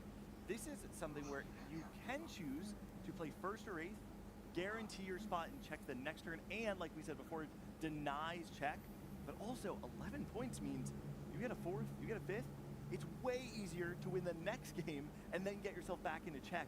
I don't know what the correct answer is because these players have the freedom to either shoot for the stars, go first, deny check, or make it easier to high roll because you basically guarantee yourself, an extra game by playing for check the next game. It's very hard. It's very complicated. I don't know how the players are going to approach the next game. And this is part of why, especially as a viewer and commentator, these games are, this format is so fun to watch because there's so many different strategies that come in outside of what does your board look like, what does your positioning look like. It's now, what's this guy playing like? These guys need to play for first, so how do I stop them? Do I need to play for first? Obviously, we can't all go first. And so that, in this game, is going to be the dynamic of a lot of us need first, but we all can't have it. It's also where players that are from CN, for example, have a big advantage, playing a lot more checkmate than other regions when it comes to the regionals, when it comes to pretty much all their tournaments. They prepare for moments like these, someone like Wasian as well, with the extra experience he has playing in the final lobby in the TAC round stage. Can I just say how much I love that we have all of our regional hubs represented across the screens here. Chengdu with our players from CN and APAC. We have Delistere with Wasian, Cambuly, and Robin, and Clickthornen from Poland. All of our hubs coming together, and what's also coming together is a treasure dragon for all of us. I mentioned it a few times across this broadcast, but I'll mention it again because ร้านค้าเปลี่ยนเป็นร้านค้า NPC รอบ 4 6 with around 20 gold on average, maybe not guaranteed, but you have a high likelihood of hitting a pan or spatula of 20 gold on average when you roll that amount on the treasure dragon. So if you are trying to go for some kind of a vertical win condition, that could be a way to have a very high chance to hit it. Something like picking Wandering Trainer onto one, hitting Anima, hitting Streak Demon, as if it was a trainer goal in game, could have in some way sneak out a top 1 that could really throw a wrench into everyone else's game plan in this game 4. Something I want to see this game is maybe something we haven't seen too much on the broadcast is Morgana reroll. And Robin Songs has that set up right now, the conditions that would show you, hey, I have a couple of these pairs, now I just need some tiers, ใช่ก็ทำไปก่อนรอพี่ปากลับมา It's something that can even win games. 15 นู่น Day 1, win a game even without playing the 2. Oh, look at that board. Just got the Jazz Morgana. That's pretty good. I mean, if you're not going to be feeling enticed to play Morgana, I'm going to be very surprised. Look at these shots. Just อ๋อเพื่อนคงก็ที่มาด้วยกันนั่นแหละพี่คนนั้นแหละ very clear signal for you. ไม่เขายังอยู่ช่างอยู่ This round, but we're going to be checking in Summertime. ใช่ That I found absolutely fascinating to watch. I don't know how you've been feeling, but to me, this is a player that has tried so many ก็ทำได้ so much variety, a lot of niche rerolls where you're like Rengar, Jinx, Senna, Vayne reroll. That's not something we see too much of, but Summertimer was successful with them. We'll see what his mental looks like. 2 games in, he looked really hot. The moment he took that 8th last game, that kind of stopped all of his momentum. He has to come back. He's in a position still to make check in this game. He has pretty much everything in his hands to do so. We'll see what will be his option. If he wants to go for a combat on 2-1, which is slightly more, try and push for a little bit of extra econ. We have a couple of our players snap picking some augments. Cambuly taking Memory Bank. which is a เดี๋ยวเรา dynamo ขึ้น line as 8 well. So ได้ขึ้น we're 9 testing Robin on Morgana or just playing เข้า around เช้า some พี่อมร recon เข้าเย็น beast. อย่างนี้เหรอ ใช่ Some options เพ still. ราะว่าบ้านพี่อมรอยู่ไกล ไม่เขาแค่ชอบอยู่เขาชอบเข้าเที่ยงเฉย Shoulder here ไม่ rolls ใช่เพราะ away เขาได้ at ตื่น the สาย Metro Augment. Does not want it, but has to consider which of these he wants to go for in ตก the ลง end. กันได้มันก็โอเค ตกลงไม่ได้หรอกเขาให้คงอยู่คนทำเขาให้คงอยู่ แต่ตอนเย็นเราก็ต้องเก็บเยอะเหมือนกันนะ โอ้ยตอนเย็นมันสบายแม่แค่เก็บของ Augment, maybe full amount of rolls to then grief someone later on in the game if he's trying to play for ก็เหนื่อยอ few ยู่เขา points, ทำงาน but ทั้ง โอ้ วันมาแล้วมัน strategical ต้องมาเก็ advantage บ in this game for. เปิดเหนื่อยสุดจริง Always a little scary if you are ending up playing something like Swamp Reroll where you're 18 points. The only thing you're trying to avoid is an eighth. So the Clicornic could find himself in a spot that's a little bit dicey, but I mean, there's also the tempo variation of it too. There's an angle for that where if we do end up seeing a small cash out using too much value as some more of like a flex board around strategist LeBlanc, there's a couple different ways you can play it. Listen, I've been saying I don't want to see marksman. I think if there's a game where you play marksman, it's if you're one of the 18 points players right now, AQ1H and Clicornin, all they need to do is not go ape to put themselves on check. Well, one of them is going to make it if the other person does go on ape anyway, but I kind of want to come back to the memory bank you mentioned, CLE, because we saw a game where a player picked up memory bank as first augment yesterday. Panda was kind of making a little bit of a sad face there. Experience from EMEA. Picked it up from a spot that wasn't too great. A lot in the Dynamo, if you are going down that route, is going to be depending on being able to win early on. Yeah. Being said, he does have a upgrade Morgana, so there is that in favor of Henry. Looking at Asian boards here, similar to มัน last บัฟได้ game, เหรอวะ he บัฟ is ได้ not ดู seeing Augment โอ้ against immediate power is more gonna scale. เดี๋ยวเราวูคองมาค่อยสลับออกกันได้ไหม So this is an augment that Wajan is once again thinking, I'm on 12 points. I need a win to try and get into check now. This is the moment that I think he really tests himself as a player. Do I have the skill to get a win here when I want to? Probably does. He has to have the right mental. He has to not feel the pressure coming into this game for it. And this is one of those spots for Cambouli that is a good memory bank spot. You have 3 Dynamo on your board already, and the way that augment works is the more mana you cast, the earlier you can get that cash out, which is an Aurora, as alongside of Zanya's. And so having 3 of them on the board means they get more mana and they cast more because there's more of them to cast. น่าจะไหวอยู่ Checking in with Senbai here, already has a Graves with items that could be working if you wanted to go down that route. Also had the option to Pandora them. That is what you're looking for, but I think he might just be saying, okay, you know, if I have a good spot for that Graves, if I get a couple more copies of him to maybe play around the Golden Ox, I shall do so. This is the Graves master himself, the prophet from day 1 and 2 who made this Graves combo so well. This โอ้ is โห a wise carousel. ไอเทมทุกชิ้น Panda talked about this at the beginning. This is the treasure armory encounter. Panda said 20 gold gives you a very ต้องการตัว high 4 บาท chance ที่เป็น of น้ำแข็ง getting one of those on the treasure แล้วก็ dragon. วูของ So question is which players are going to be playing เอานี้ออกตัวหนึ่ง Pan. ถ้าโหลได้ดิ By both grabbing those, Wajan getting also a Cypher unit alongside that. เฮ้ยนั่นไง He is playing around Spirit Link, so wants to lose and spike late and have that win out potential. And obviously playing around Draven and Cypher is the best way to do so far in this tournament.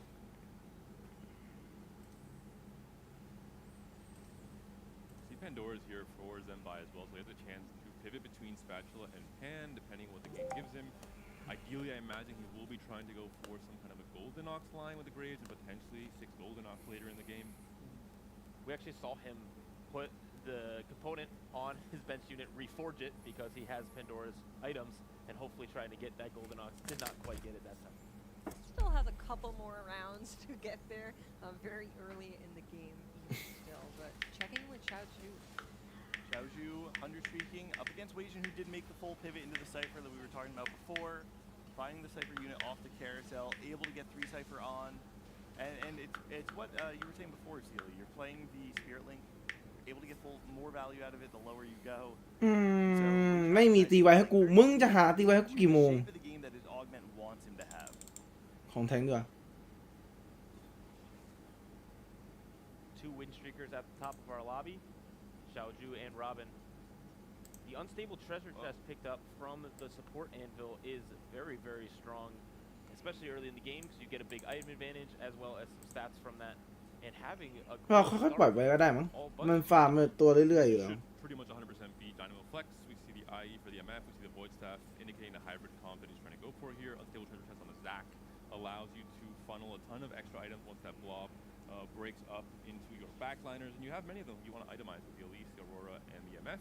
Of course, we are in stage 2, so a lot of other things have to happen before we get to that spot. We're playing for Zac, right? Stage 2, I'm playing Zac. If it's Robin, I wouldn't be too surprised. He's just gonna walk his way there. That's right, slow walk. Well, he can't go fast. Easy win there for Robin. Xiaoju as well, taking that win streak. Weijin and Kikornin down at the bottom of our standings, 4 and 5 loss streak respectively. I'd love to see what exactly the plan for Kikornin is, because we were talking a little bit about the too much value and how that often leads down the route of maybe going into บอกเราเก่งแล้วตอนเนี้ย Of course, we know Weijin has a similar plan of playing along ขาดตัวเดียว Cypher units, and I am seeing a Rage Blade here on Kikornin's board. Really strong item for the LeBlanc. Since the change to the Rage Blade, it's become it's a core item in the LeBlanc build. Weijin Iverson has already played one game of contested Cypher today, and I would hope he's not going to do it เป็น again. 6 ดวงดาว I trust Weijin. Whoa, that is a lot of orbs. And this rejuice might actually change Weijin's game plan altogether. I think with the open pan, the pull for a Reforger, and the Cypher online now, he doesn't want to play contested as you're mentioning, Gangly. He might be playing for a Boombot board, whereas Kikornin still has a chance to play either into Cypher reroll or save all those rolls for an Exo line with the Rage Blade build. Exo was his comfort comp in the day 1 and 2 outside of playing those reroll lines. He also played a lot of Cypher though, so I think Kikornin not too opposed to maybe also still go there depending on what Weijin is doing. We're getting a little bit of a glimpse of our 200 HP players, and they're not going to be going up against each other. Still, it is about street defending on the top and on the bottom of our lobby right now for all 4 players. There's a strong board on the other side of Xiaoju though. The front line is not as powerful as his, but you have this ramping Kog'Maw too. But yeah, the front line is going to crumble for EQ1H, and so Xiaoju is going to be able to maintain that streak. And we see it on the other side of Robin's songs as well. The key item combo right now for AD Flex is that Rage Blade and that Kraken Fury, and now we have Prismatics. Belt overflow for Weijin with a Boombot spot. This is the kind of game you're hoping for if you want to go first. No econ from his augments. There was a big rejuice from the Krugs PvE round itself. We'll see if he thinks that's going to be enough. Or maybe he wants to go for Tiniest Titan into a massive Cypher cash out instead. Just thinking about these 2 options. He definitely has a lot to consider. Rolls away the belt overflow and says he wants to stay on that line. Tiniest Titan. ทีนี้ไททัน Ultimate choice, but ก็คุ้มแล้วไซเฟอร์อยู่แล้วมันก็ไปเรื่อยๆแหละ from our players here, and a lot of more generic board power, but somebody else picked up the belt overflow, and it is going to be Kikornin. Another interesting augment picked up for Xiaoju is playing around that Bronze for Life. We saw that in game number 1. Right. Fantastic. And he already has the setup for that, playing around Nitro. Currently has it on his board and has great items for Zeri.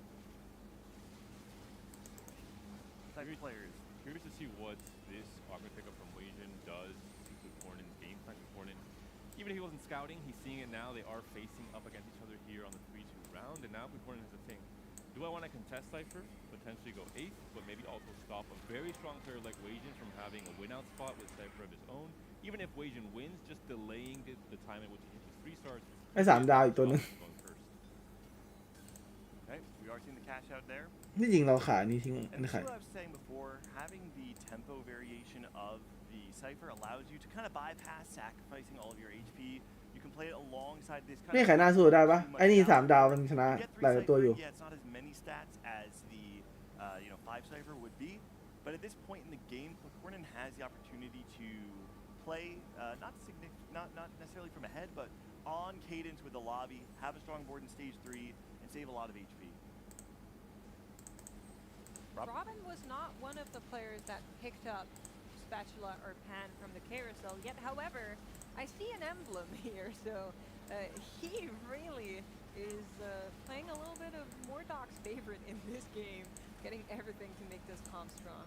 And Bastion Emblem did get changed to give a lot of AP when you put it onto a unit. And so for somebody like Morgana, obviously you get the resistances, but you also get a bunch of damage. It's kind of a damage item. All those drops coming through are going to say a lot ซัน about 4 ตัว spiking later on in the game. We did see Wage and Iverson had both the pan and the spatula, and so taking the tiniest Titan there, maintaining a lot of HP, playing more for an econ-focused mid-game is going to say, hey, I have the tools to spike harder than anybody else in the lobby, but I need the resources to get me there.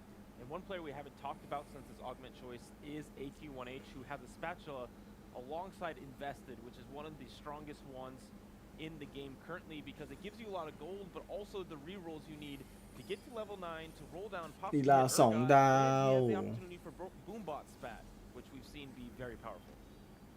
ไม่ได้ไปเดโม Play for AQ1H to play for a win out at 18 points, play into a Boombot line that we've seen fail so much across the first 2 days of this tournament.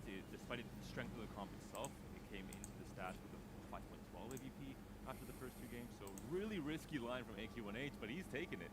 I love it. I think this is such a strong indicator from AQ1H saying, okay, listen, I might get checked either way as long as I don't bottom 8, but I can deny technically everyone else. There is a world where only one player makes it onto check, and he's putting himself in a position where he is going to be able to possibly do that, depending on whether or not that Urgot does actually. นี่อยากเป็นบูมบอลแห We ละ saw in the previous game how contested Boombots really are. Well, it's both of them too. Clicornin and AQ1H are both at 18 points and are playing risky, high-capped lines.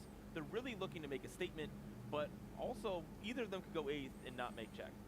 I do think the Cornin with the Cypher line is not as risky because you stabilize once you roll down after your cash shot on 3-7, going to stage 4. You are maybe winning or losing some fights because you're low on HP, but you're rarely going 8th with Cypher reroll because you're going to win fights off of the 3 shots you have in stage 4, whereas Boombot is the kind of comp that if you mess up your roll down, ขนาดบ้านนี้มึงยังเพย์มึงจะเจอกูจะรอดไหมนี่ fully locked in yet, you could just be going 8th, dying on 1 life. I'm getting flashbacks. Game number 1, Robin Songs on a 9 Ui, win đi vào streak thôi, đi right vào. now. We saw him go all the way up to a 12-win streak in game 1, then convert that into a first with Vanguard Marksman. This time around, playing around the Bastions. Vertical Bastion with the Dynamo backline is something that we see when we're playing around Morgana reroll. But because he got the emblem after already leveling, it's no longer a position in which he can reroll the Morgana. I cannot say I've actually seen a lot of the Bastion Dynamo tempo line. It's something that I'm not sure how comfortable Robin will be on it either. ต้องเอาอันนี้ออกมาก่อน That, but what ให้เลี้ยง I'm มัน sure about is that pick'ems have been made, and there is always the question of what is going to be the highest HP win.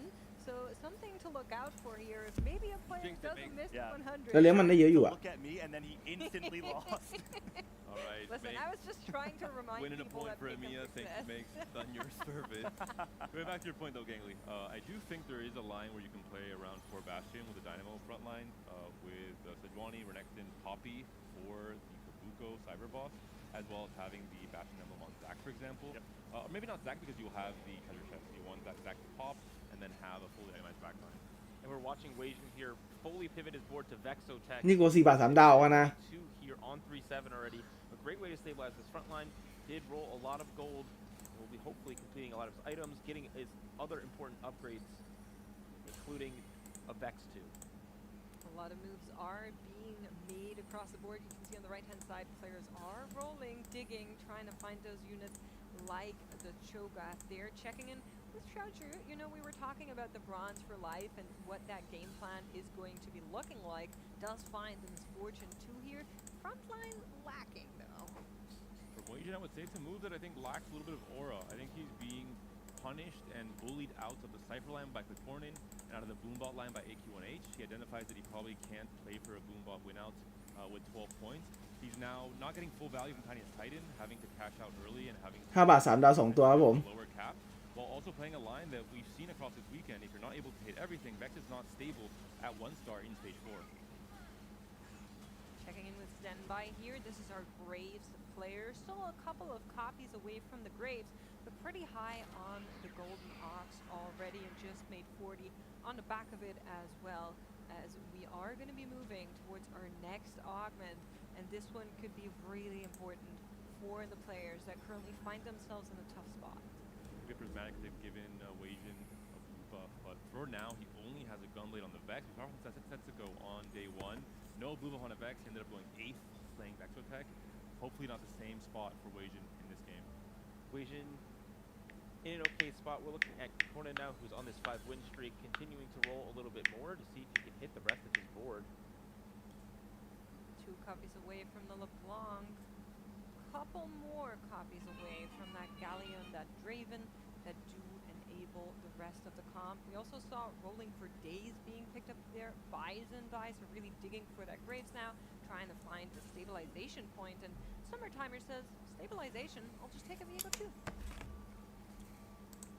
We are missing quite a few pieces that, you know, do make this composition come alive. In fact, I would even say that, you know, Viego 2, of course, is powerful, but there's so much strength in 7 Exotech, especially when you're playing with the Randuin's Omen. There's so much power in giving the units that have high health additional defenses. And so Viego 2, yes, it's powerful. It's also 15 gold that could have been used to spend finding a Zeri 2, finding your Sejuani, playing around 7 Exotech, especially I believe that is climbed the ladder that he selected as well. So it's a bit against the grain as much as it does kind of feel like a high roll. He's also gravely so missing that Mordekaiser too. So Mordekaiser 1 on the board just now, sits on a pair, at least gets a mod here. So the legendaries are there, the rest is not, and he will need to find it to make it happen. Checking in with Camberley, one of น่าจะอย่างเดียวก็น่าจะได้แล้วมั้ง อีก 2 อัน อันเดียวนี่ไงจบแล้ว Did AQH just go 9? Is that what that was? Yeah. We'll roll down the invested gold. Yeah. He's trying to find his Boombot board. Looking at Wajan now, we're seeing no items onto this Vex. Instead, playing around 7 Exotech, understanding that it doesn't have the right items for the Vexotech instead. We see the Bronze for Life board for Xiaoju. We do have a lot of traits online, but not a lot of upgrades. So not enough damage coming through there. We did hit so many upgrades here for Clicornin. Having that other 2-star, 3-star across the board. อุ้ยเรา3 ดาวแบกไม่ได้หรอก That really helps enable กูหมิ่นด้วย มันแบกเราบ้องมันแบกเว้ย When you're playing around Cypher, especially I would say when you're playing around too much value, playing the tempo Cypher line in particular, you win so many fights on stage 3 and stage 4, it makes it very hard to go 8th. Cornin looks like he's absolutely going to be clearing that check threshold. More importantly, no Urgot on this carousel, no Garen either. That could have helped some of these comps that we're looking for the Boombot units. Standby is also going to be denied on that Viego, as a lot of Viegos are starting to move out of the pool. It is going to be important for him to be able to clutch up that unit as well. You can see on our scoreboard as well, a little bit of an update about AQ1H and his roll downs. He didn't hit much of anything. He's got a bunch of a bunch of copies. He does have a Koboko 2, which is great, but no Urgot means this board can't reach 6 Boombot. 18 points, only one position that you have to avoid. We've seen this happen again and again. We mentioned maybe we're back. Risky play that AQ1H committed to the moment he lost his Boombot line. เป็นโหดแล้วดูสิว่าจะรอดจะดาเมจถึงแค่ไหน น่าจะย้ายของให้ก่อนแล้วแหละ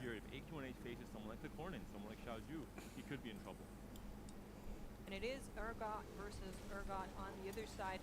Robin just enabling that Dynamo Bastion comp that he has built by the additional Urgot there to try and play around that. น่าอยากให้เลอบองใส่นี่เลยมั้งไอ้มองกันหน้าใส่บูมบอทแต่หากันเลยไม่เจอมวยโหกันก็แรงกว่าอยู่ดีอ่ะบูมบอทแท้จริงไหมครับบูมบอทธรรมดาเว้ย I don't know if I've seen that one. Is he just missing Misfortune actually? Is that what it was? Because we saw the Urgot with the AD items. He's just playing a Dynamo board and completely whiffed on his. ไม่เวลแปะไปหากันได้ไงไอ้คูบุโกะ2 ดาว Dynamo board but an Urgot in the back line. And it's understandable. ไม่หรอกไอ้เงินเว้ยมันเลยขึ้นมาแล้วก็ได้อันนี้มา5 บาท 2 ตัวมั้ง Microflex, so there are fewer and fewer of the Misfortunes left in the pool, despite it not really being the most competitive of the 4 costs. Garen did give Boombot mod, so much more power on AQ1H's board. Right before the carousel, he was not looking too hot, but now he is looking for a spot to possibly even win out this game if he's able to upgrade a few more units. Speaking of upgrading units, on the other เกม3 ดาวแล้ว แต่ว่ารอจาวานกับเซนน่า3 ดาวอย่างละอย่างละตัว as well as J43, and of course with the early pickup from the carousel was able to get into the higher goal.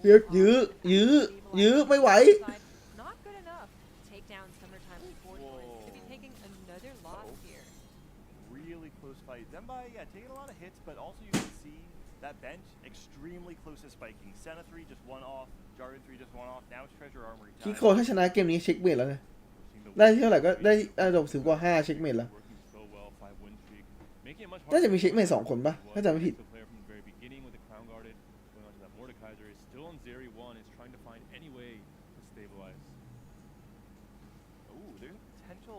Yeah, okay, I see. Weejan Iverson picks up the lesser champion duplicator. He might have actually already had one on ดูวิเคตได้จาวัน3 ดาวมาเลย right now. So Weejan Iverson not only playing เบซีมันน่าจะ now, we said needs to find some sort of back หาได้ที่อยากได้อยู่ a higher cap. Varus 3 might just be that. จะหน้าขันหนึ่ง Everyone taking แต่น่าจะตัวขึ้น 7 แล้วแหละต้องลงเอ็กโซเทคโดกากัส We did have an artifact for Summertimer. Had the option for getting 3 duplicators in total from the Treasure Dragon, opted not to go for it, wants to hit a higher cap.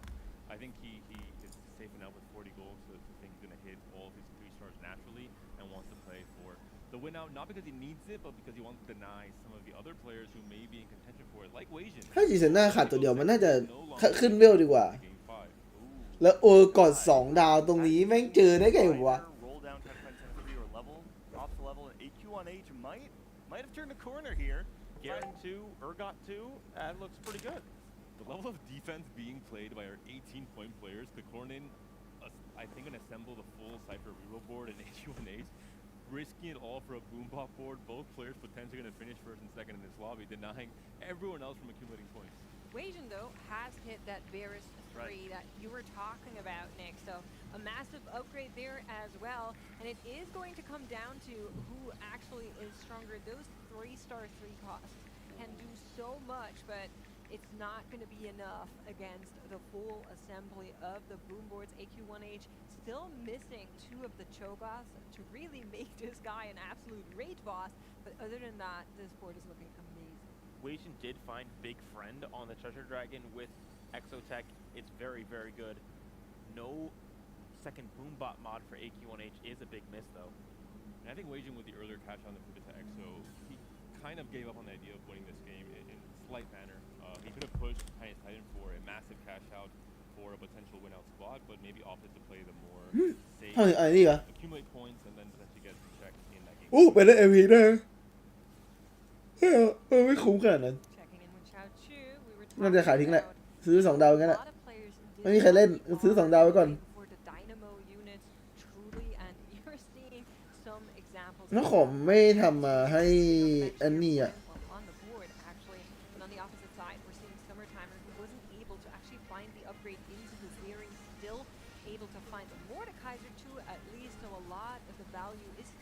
ไม่ไหว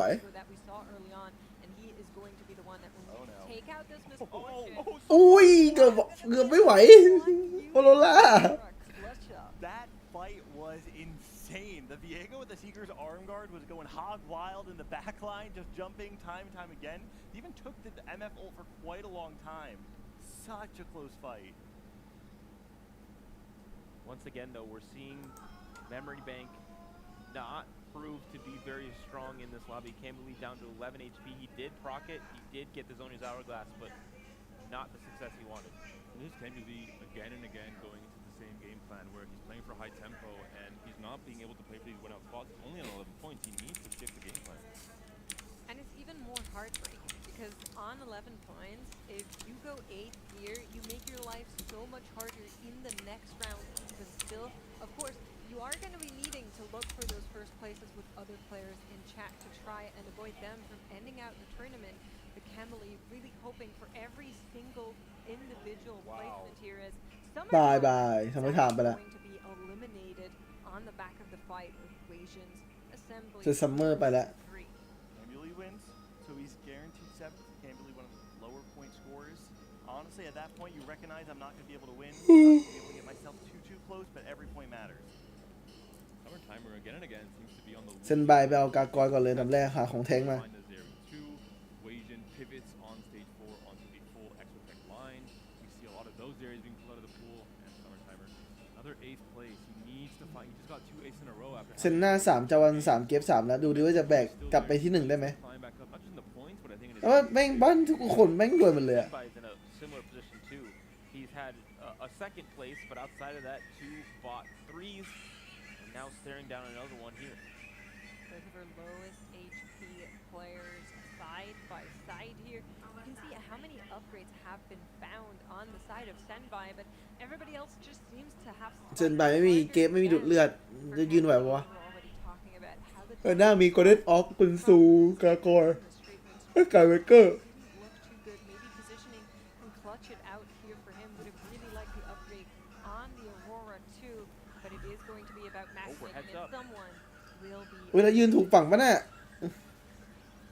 เก็บสายข้าง See if he actually makes his way ตายดันขึ้นบนแล้วหาแผงหลังแล้วอู้ติดสัญญา Yeah, Ambulance board seems to be crumbling, but the Zion แล้วข้างหลังตรงนั้นเก็บโอ้โหสูฟี่ตายเลย line though, and it's just the Aurora. You can see the frustration. แต่เซนไบยังรอดเซนไบยังรอดอยู่ Be eliminated there. Zenbai holds on. แล้วแคมบูเล่ได้อันดับ 7 ไป is not บวก2 แต้ม 3. Day 1 and 2, just these 3 Americas players played double the Dynamo ด้วยวิสัยชนะเกมได้เกมเดียวแล้วก็ที่เหลือก็แตกบอลโฟมเลย lobby. For a day 3, I think Dynamo Plex is not going to be the comp you want to rely on to try and go for the win. That's not the only player that's eliminated there, if I saw correctly. Robin Right. also out in 6th. Unfortunately, also one of our lowest point players right now. So we'll need to have another great game to maybe reach that checkpoint and deny other players from ending the tournament in the upcoming round. But more players are still in it. However, with all of these eliminations coming in, an important update to our check because both AQ1H and Click Hornet are going to be on that check line. ก็น่าจะชนะป่ะเพราะว่ามันฮิตแล้วอะ All they need is one win. เกมกับจาวันมันแรงตอนเนี้ยแล้วทุกคนมันแบกได้หมดแล้ว Now confirmed and something we'll of course need to look out in the upcoming rounds. Watching over Senbai. เริ่มกลับมาตอนนี้เซนไบยังไม่เช็คเมทต้องที่1ถึงเช็คเมท Looking at the 52 mark, we have that +1, so now we have 6 gold nuts in. It's crazy. Well, แต่คี crazy is that ไอ้ I คีคอนเนตอะน่าจะเช็คเมทเรียบร้อยแล้ว earlier in stage 3, and then what he decided to do was go down to 4. He's been playing 4 Golden Ox instead of 6 since stage 4, opting to say, listen, I'm going to take the increase of resources from stage 3 of playing 6 Golden Ox, but he recognizes the damage increase of 4 to 6 is not enough to justify it. Instead, he wants to go vertical into Divinicore and say, this is what's going to give more value to my grades instead of playing 6 Golden Ox. We're getting an overview of our top 4 players right now, a glimpse at all of their comms. None of the contest remains. We have the Gold Knox, we have the Boombot. ตอนนี้เช็คเมทไปแล้ว2 คนคือ AQ กับคิดคอน Starting to fall off a little. All of the other players on win streaks. And there's 2 blocks of players left alive. Wasian, Senbai, both on 12 points. They need a win to get into เปิดเป็น6 Golden Ox เหรอ Cornin, both on 18 points. ไม่อันนี้แต่ว่าเซนหน้ามันใส่ตายอยู่ไง It's a game of denial, a game of defense from Cornin and AQ18. Essentially almost playing as a team, trying to stop the ยัง other แค่ two players 4 from winning the game to have less 6 มันต้องการอลิตากับแอนนี่อะ Senbai on the left-hand side, fighting for survival. We've seen that the Golden Ox is maybe not strong บูมอะไรไปหรือเปล่าไม่ใช่ 6 ไม่ใช่ 6 แค่บูมบอทธรรมดา serves a lot to AQ1H. 6 บูมบอทแตกก็เหรอ On the right-hand side, the story is folding a little bit differently as the Cornin does get knocked out of น่าจะเก็บตังค์รอขึ้น 10แล้วเนี่ยขึ้น 10 แล้วแล้วก็สุ่มต่อ We said Wasian might have been giving up on being able to go first because of the early cash out choice of taking Tiniest Titan. But what it's doing here is that he's actually been able to leverage the Varus 3 that he picked up from the 2 duplicators and be able to potentially go level น่าจะเตรียมถ้าขึ้น 9 ได้น่าจะลง 6 เดี๋ยวนี้ขอบ 10. And now he's found his way. He's 40 HP above 3rd place, 35 over 2nd, and he might be able to get himself in check. Problem is, เจอกับ Exotech ดูซิว่าจะผ่าน 56 mark on เซจูนี่ไปนะเซจูนี่ตายอย่างไว Wasian able to dodge the แล้วไปแล้วครับหาหลังแล้วครับจาวัน ramp up. ปาด Hopefully, แปร though, ด but this Graves has so much damage attached to it. That Radiant Stair X gauge is very เรียบร้อย powerful, but the Varus อุ้ยแล้ววารัดแบกวารัดโอ้ยแตก Oh, Zen by falls there. So much burst damage coming in through the Golden Ox team. ถ้าเกิดเช็คเมดแล้วคนหนึ่งแน่ๆ2 คนตอนนี้คือ AQ กับ คิวคอน Even when Graves broke through, Wasian seemed to clean it up. แล้วก็ถ้าวาเซียนเวอร์ชันได้ที่ 1 ก็น่าจะเช็คเมดคนหนึ่ง One with AQ1H who didn't have to take this risk. He wanted to play defense. He wanted to try and go for the wins, deny anyone else from hitting check alongside himself. This morning, we'll see if he can do it here in this next fight. AQ1H still missing out on that last copy of Cho'Gath, sitting on the opposite side of the board, taunting him 6 บุมบอทว่ะ as Wasian tries บูโกะ2 ดาว to win here to put himself on to check.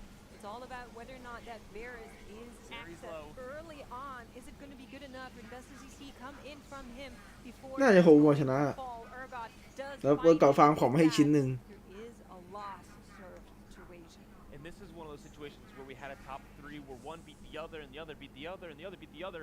But the problem here, Wasian's board has not beaten AQ1H. That was Zenbai's board.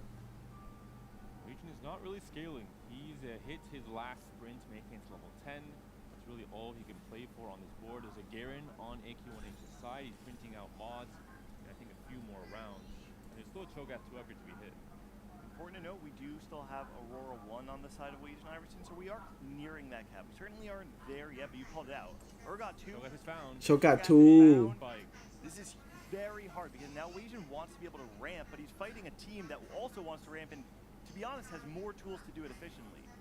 Picked up his best shot at it there from the carousel, that Shojin, to try and get some more healing through that Hex Tech that's on his Vex. But I'm somehow doubting that that is going to be enough. However, AQ1H, all it takes is for him to lose 1 round, Wasian to get him down and get that self in check.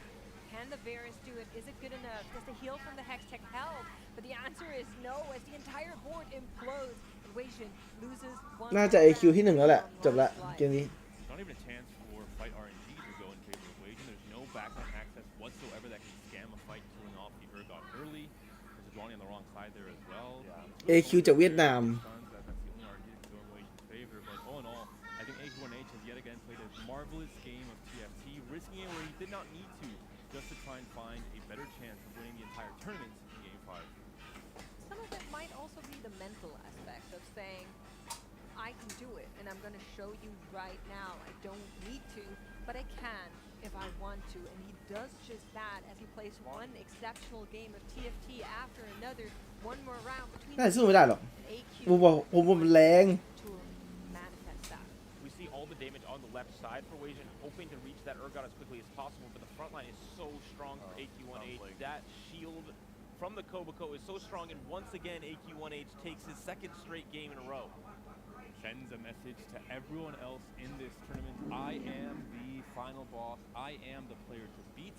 The Cornin as well, obviously going to be in check as well coming into Game 5, but AQ1H, back-to-back wins, sending a real message to everyone else in this lobby. เอาละเริ่มเข้าสู่เกมสุดท้ายแล้ววันนี้ Didn't really have the Cypher game you wanted, ended up a little bit lower health. You probably would be happy with that. But here you're not. That puts you at 19 points for Wasian Iverson, just out of reach. The next game, the only thing you really can do is play spoiler. Play for first, deny the tournament from ending, make sure that Cornin and AQ1H do not end it right now. I mean, the good news is, though, no matter what, he will be in check next game. Even if he goes 8th place, he will reach that 20-point check mark. But he can't go first and win. That's the set. That's right, but it's been done before. There's always a chance, there's always a shot. And I mean, if you're in this lobby, you're kind of looking at AQ1H and you're saying, what is this guy doing? 2 back-to-back wins. Can that really be 3 back-to-back? That's very, very rare for players to achieve in a stacked lobby as their final lobby at the Tactician's Crown. And in the game coming into this Game 5, I think Wasian's going to spend more time on Quick Cornin and on AQ1H's board than on his own. He really has to find any avenue to deny these players a chance to win, holding their units, trying, if they're obviously not going to play reroll, I have to imagine, trying to grief them on carousels, maybe even purposely being last pick on all carousels to protect potentially scout and deny key forecasts, key spatulas and pans, key components even, from the two checkmate players. We've seen today move from the relatively quiet, calm, mild game one that we saw into the chaos that's erupted the last couple. And it does go to show what this format does, though. And now we're kind of bringing up completely new parts of the game that will unfold here. It's the defense, right? You have to, if you're Wage and Iverson, if there's anyone else perhaps on 19 points, they're going to be looking to see how to deny these players who have the เอ๊ะมันต้องซื้อ12ตัวนี่หว่า and make sure they don't get their win condition. ก็ถือว่ามันต้องซื้อ3ตัวละมันจะได้เป็น2ดาวพอดี He's holding 6 Chogats and I don't know 4 Aphelioses. He's probably playing the game right because he has to do whatever it takes to make this reach a game 6. Yeah, another one of those players, just like Wazen in this lobby, trying to ประมาณ themselves24,750 as both of our CN representatives. They're at 18 and 17 points, and so they are in a very good spot to also make that checkmate mark. เช็คเมท2ป่ะเช็คเมท2 Wazen will be spearheading the griefing. It's essentially kind of a 6v2. ตอนนี้ต้องตัด2คนนี้แล้วแหละไม่ใช่ที่1เราจะได้เล่นกันยาว Cambly might be playing more selfishly, saying, "All right, you guys play defense. I need as many points as possible. I'm playing for a first. I have no target on my back, so Cambly will be playing." ถ้านี้ที่8ก็น่าจะได้เช็คเมทอีกคนหนึ่ง or AQ&H. I think Robin Songs in Summertime are in ถ้ายังเกมไม่จบนะเช็คเมท3คน look to be in very strong position. เซนไบก็ยังมีโอกาสเช็คเมทอยู่ Summertime are going 8-8 in the last 2 games. Robin Songs finding another bot 4. And so yeah, I think while I think Wazen would love for it to be a 6v2, the reality of it is it's probably not going to be so. I think you will need to have some players at the bottom who are playing for themselves because the only way that they get back into this game is by going first, by going second, by getting those points and putting themselves into check ASAP. Guys, I don't want to worry you, but a giant kaiju just spawned in the back here. Not sure what that was. It's just a bunny. It's just a bunny. It's fine. A little bit of, I got scared there. And the players were making it very exciting. Oh, it's back. Yeah. Oh no. I'm already scared by Gangly's volume changes. I don't need to be scared by anything else on the back LED. It's called drama, Panda. Guys, there's a drama when you're sitting right next to me. Oh wow, Chonka's here too. I wonder what that's all about. Well, I do kind of want to point out that there is a world where if we don't find a winner of the Tactician's Crown in the next game, everybody could be unchecked. Right? Yeah, 13 points for Camuli being the lowest means only a second would put him into that check mark. And I think that's kind of why we're seeing why most tournaments end in 5 or 6 games. We haven't been able to see 7 or 8. So the stars would have to align for us to get to 7. But you know, you guys been rooting for it. I'm here to support you. But I you don't actually want that? I think, you know, personally, I kind of like winning in 4, not because I don't like watching TFT, but I kind of like just seeing someone like go for it. Yeah. I'm really excited for the Paris Open this December, but also remembering back to the Vegas Open where we had the craziest checkmate finals where the only person that couldn't win won. And so we went to another game. It was just absolutely insane, and we're setting ourselves up well for that to be the case here. Now we are in checkmate, at least for 2 players. We have to start thinking again, what are the win conditions? What are the win conditions that are not really deniable? One of those is Trade Tracker. You can't really essentially stop an extra deck player from hitting Dairy 2 and 1-2. It's very easy for them to have enough econ with Trade Tracker as well to roll down 4-1, hit their upgrades, get a miraculous catch up of emblems, and win the game. นี่ไงโก้พี่เล่นมาแล้ว There are a few key elements to watch out for in ดีโล the game where players like AQ&H and Cornin can set up for an almost unbeatable board in stage 4. I always think back to แต่ว่ามันสุดท้ายเปลี่ยนเป็น3ตัวนี้2ดาว3ดาวสวัสดีลาคูนึกว่าโก้มันเข้ามาพี่บอกว่าพี่เล่นรีโหลดให้มันดูแล้วแต่มันไม่อยู่ It's something that requires you to play the game perhaps outside your comfort zone, but when you're playing with potential จะเล่น15แล้ว15เมื่อไหร่จะเข้า I will say, Runeterror Reforged had some very unique mechanics that very much allowed him to do a lot of what we saw back then from Tidal, but yeah, of course, an incredibly memorable finals. Panda, you were there as well, of course. Mechanics that exist in some ways. That 14 hack carousel, little Toma traits action would be fitting for a game 5. ลองเล่นดินี่ชื่อจำไม่ได้มันเล่นยังไง It would be insane to see some of those crazier hacks come through. Maybe even some large. น่าจะใกล้มาแล้วเกมที่5แต่ว่าขอเล่นก่อนแล้วกันไม่ได้ทำ Frodan and his co-stream. It looks like Tahua's on the couch as well. The casting debut. That's right, Tri-State represent. Let's go. it is cool to see all the hubs. I can only imagine what it's like there in Dallas, especially when, well, I was going to say especially when your players are doing so well, but we have some players very close to check. Oh, they're saying hi. Hey, guys. Are aware. Can they see us? They've been given critical information. That's awesome. Yeah, very cool to see from them. Awesome that we're having all these different hubs. I've just been absolutely enjoying it. And of course, we saw the people cheering the players on that still remain as well. It was amazing seeing, I think it was game 2, we got to see the crowd from EMEA Clicornin doing so well. We touched on it a little bit. EMEA obviously has had this drought of set championship wins, and EMEA is อี actually ก7 เทิร์นจะได้ให้ร้านค้า5 บาท the regional hubs. We've been able to see them play. 5 ตัว I think it was Warsaw last set. I know it was Alicante the one before. We were in Madrid one, Madrid, Berlin. yeah. We've been moving throughout EMEA, Yeah, which is pretty cool. I can only imagine what that moment would feel like for that crowd, right? To see your representative be able to come out, and obviously as the Americans, we do banter a lot, but it does nothing to take away from the fact that EMEA has been longing for a moment like this for so long, and I do think that Clicornin represents more than just EMEA, but the underdog, the person who is oftentimes written off because there are stars who overshadow you, but he's the last one remaining and in a position to bring the title home for EMEA. We've had players come very close in the last few sets. Venusaur, doubles, Hippeis, Wet Jungler even. เทมมาดีกว่าน่าจะได้เวิร์กกว่า In the final lobby in set 12. I mean, it's really frustrating to have players who can do it, who if they had just a great day of TFT, they could definitely come out as a champion, but to end up failing in the end. There's the mounting pressure, obviously, of having so many sets have passed. Obviously taking a lot of the trash talk as well from some of the Americans casters doesn't help across 10 sets, but a lot of hope is now in the hands of Clicornin. This is one of the best positions we've ever been in as a region to come out as champions.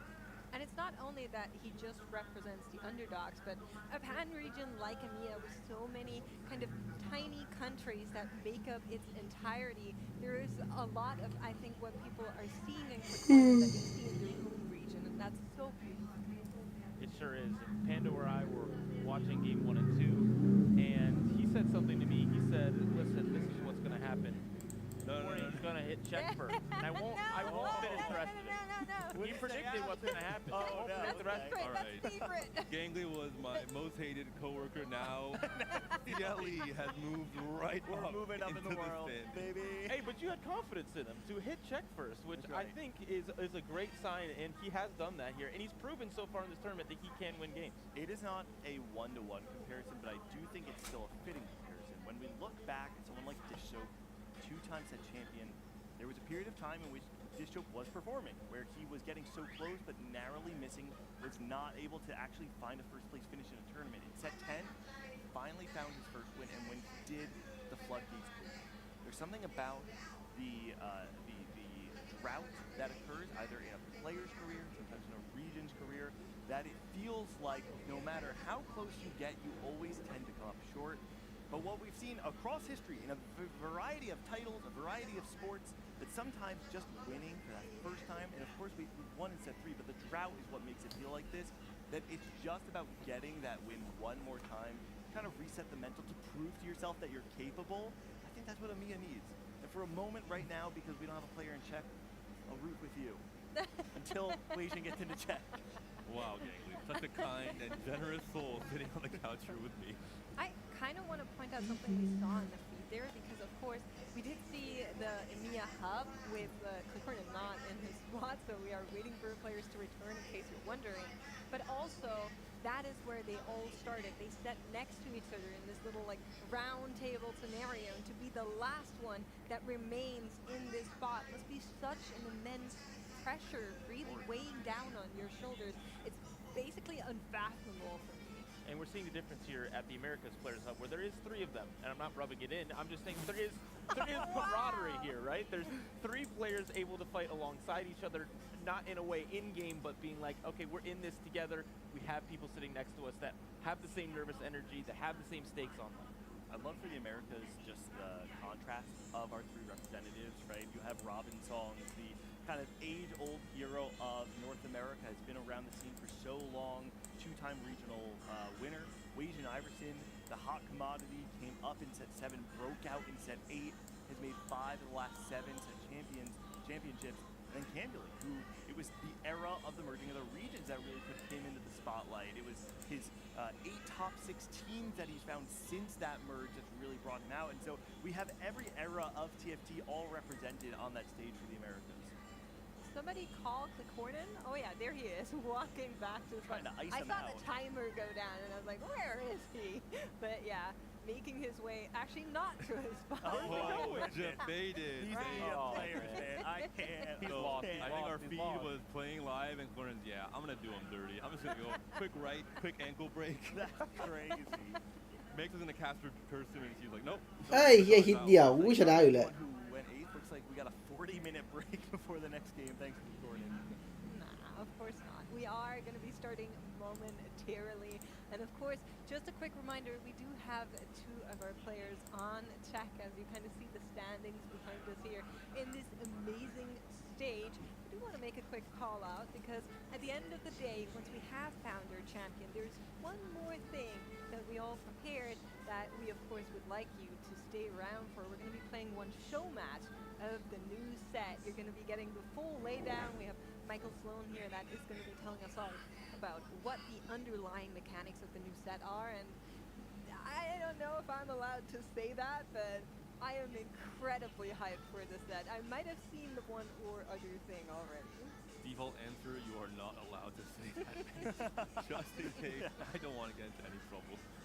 Going back to the game 5 though, I'm really worried about the Americas players, and I mean it, because their game plan was great for day 1 and 2. For Weijin, we have seen a forceful change in his play where he's saying, I'm playing for Tiniest Titans, I'm playing for a Boombot board, I'm playing for wins that I know I need them.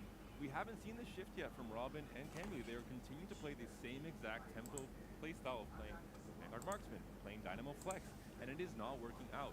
When you're playing for or a tempo game plan in general, the moment that tempo game plan fails and you don't have a high cap, but you're also losing stage 4, you are going 8th, you are going 7th like Cambuly has showcased in this last game, for example. So I need to see both of them, now that they are in contention and hitting check at 13 points, shift into I'm going to contest Cypher. I'm going to play for a hedge fund. I'm going to play for, a huge econ augment at 2-1 to try and play for Boombot and risk it all. You might fail doing so, but this is the time to wake up and radically shape your game plan. You talked about the forceful shift coming through from Weijin Iverson.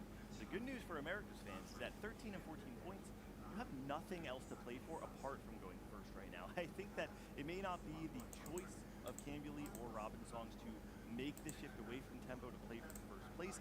At this point in time, though, there is no reason to play the tempo. I would expect both of those players to recognize the spot they're in checkmate and make a big swing for the fences. And a lot of that problem has been around trying to get to that spot where you can play for first, especially Robin with that Boombot game, and then just failing, right? It's a 1st or 8th comp. He went 8th. There's also a position now going to game 5 where I do wish something like Amp was a bit stronger, maybe even at the state it was last time, maybe a little bit weaker, but at least an alternate game plan the players could try and go for outside of Boombot as an AP alternate when out conditions. Going to be seeing the starting stages, of course, where players will need to try and find some of those units, give them direction, especially in the game. วันนี้มีคนอยู่ If you can find มีน้อง a ว่างกัน find a condition, that's what it's all about. And here early in the game, we're seeing maybe a little bit of an econ start because we don't have any items dropped right away. For Clicornin here though, and a lot of our players, the strategy coming through, Clicornin being one of the players on check, will need to play for a first place.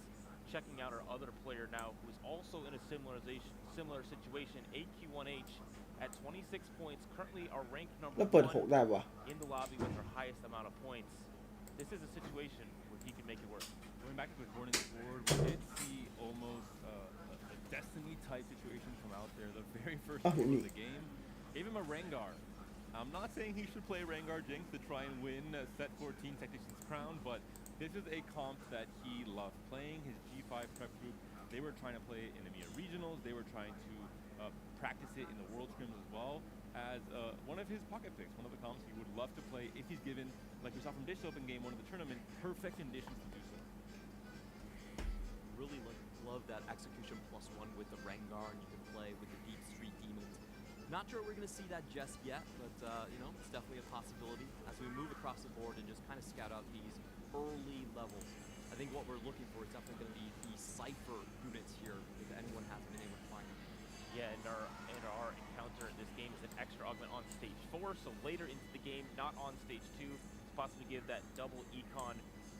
Here we are though, gold augments to start us off. Summertimer immediately goes for Wandering Trainer as his pick on the left side, understanding he's in position after 2 8s in a row to take even more gambles, to take even more risks. Surely third time will be the charm for this Japanese player. Rapid Fire Executioner makes me maybe doubt that statement. I'm curious what he'll be able to pull out of the hat with this setup. One thing we do see across the lobby as these augment choices come in is there's some that kind of shape what we play, and we saw Klikornin play around too much value, and we see Weijin playing around that now. It's going to be very interesting to see where Summertimer, though, does end up with this board, because there's not really a very clear line or clear way to get to a 10 trait that's prismatic. A dummy with a gun, that's what he's playing. I'm sure it's going to be that one. Do you not like Divinic Fortune? With Rapid Fire and Executioner? I don't know. With Executioner, it could be. It is a line Summertimer plays a lot around Divinicore with center reroll. He's played it into vertical Divinicore. Obviously, Renekton is not the rapid fire unit we would have liked to see a few patches ago, especially not without the emblem. I just think it's a hard game. I think it's the one container to gamble. You say, you know, maybe I hit the insane out and I have a very clear direction to play for. Something like a Boombot that we saw earlier in the tournament as well from Wandering Trainer. Just get another rapid fire emblem. That's still going to be strong enough for Renekton after the nerf. I wish we had the Renekton rapid fire from 2 patches ago. Very fun. It was very nice to have that Crocodile just shredding through things. But in the meantime, we have 2 players that are trying to take away the win conditions here. There's one in Xiaoju that's playing full open fort right now, making sure that there are no loose streakers in Klikornin and AQ1H so they can cap out high. แล้วคุณทำไมเลือกน้อยจังกับเราอ่ะ Do the same thing. Klikornin play too much value into Cypher. That could be a line.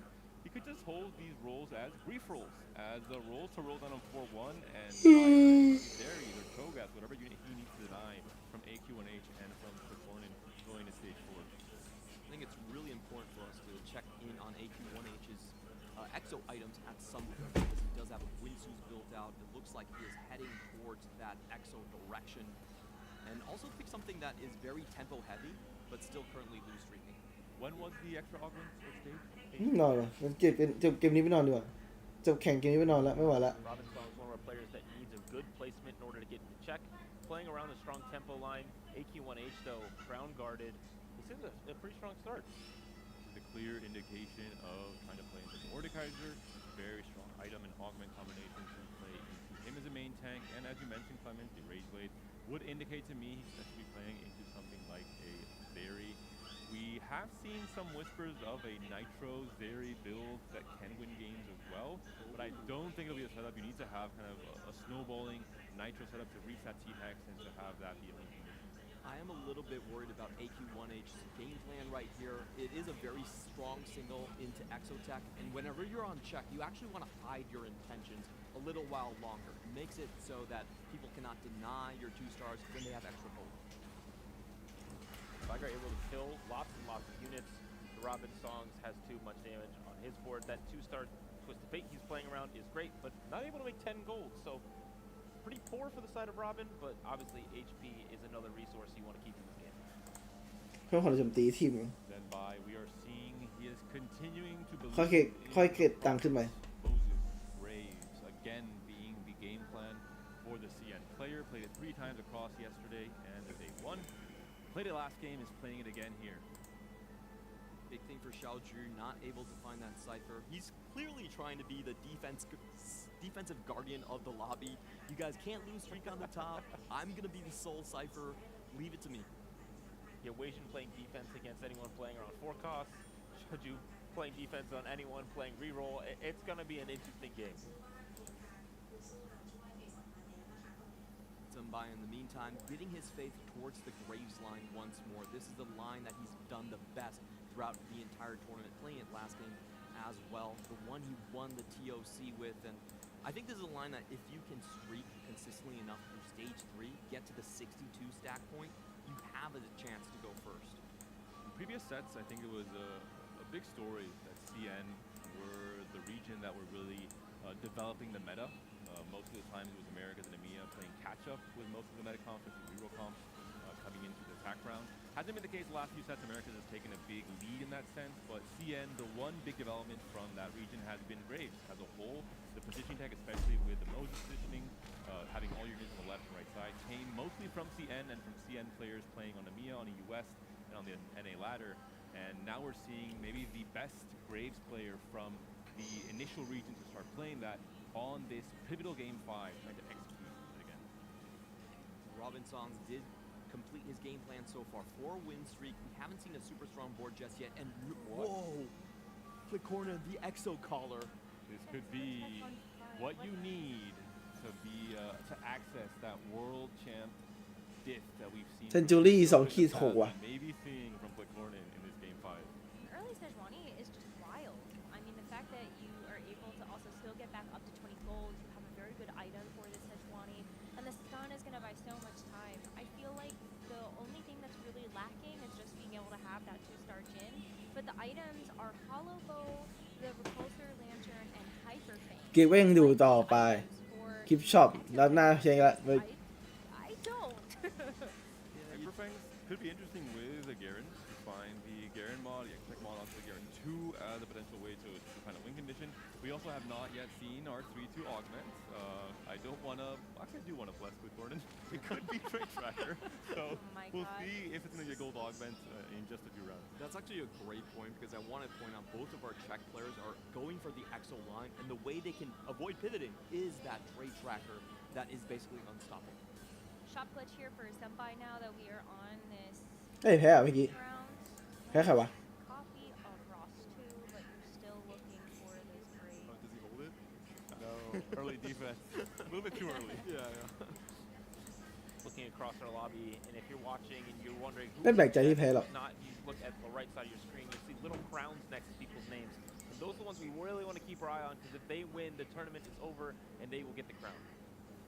One off Alistar 3 here for Zenbai, which could be one of the key ways out, and with the Graves 2 spike especially, to take over the stage 3. You have a key tank that kind of replaces the Jarvan in the late game, and you have a Graves doing a ton of damage. So Hacked Orb also gave us the gold stimmy. So you're going to get more gold the longer you hold on to that consumable item. And this is really important to point out. What you see AT1H doing is he's trying to set up his augment potentials for that Exo +1.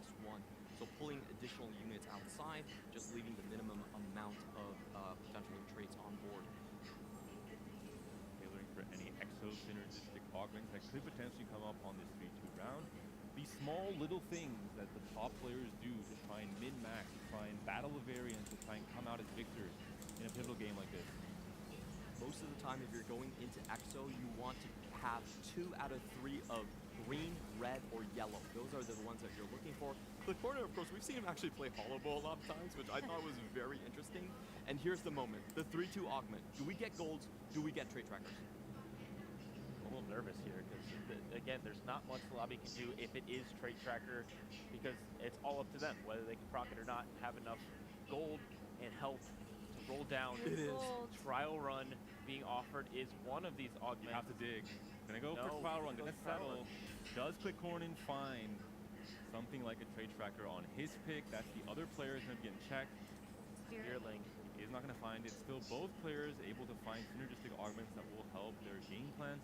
Not quite the high rolls they were expecting though. A sigh of relief from everybody else in the lobby.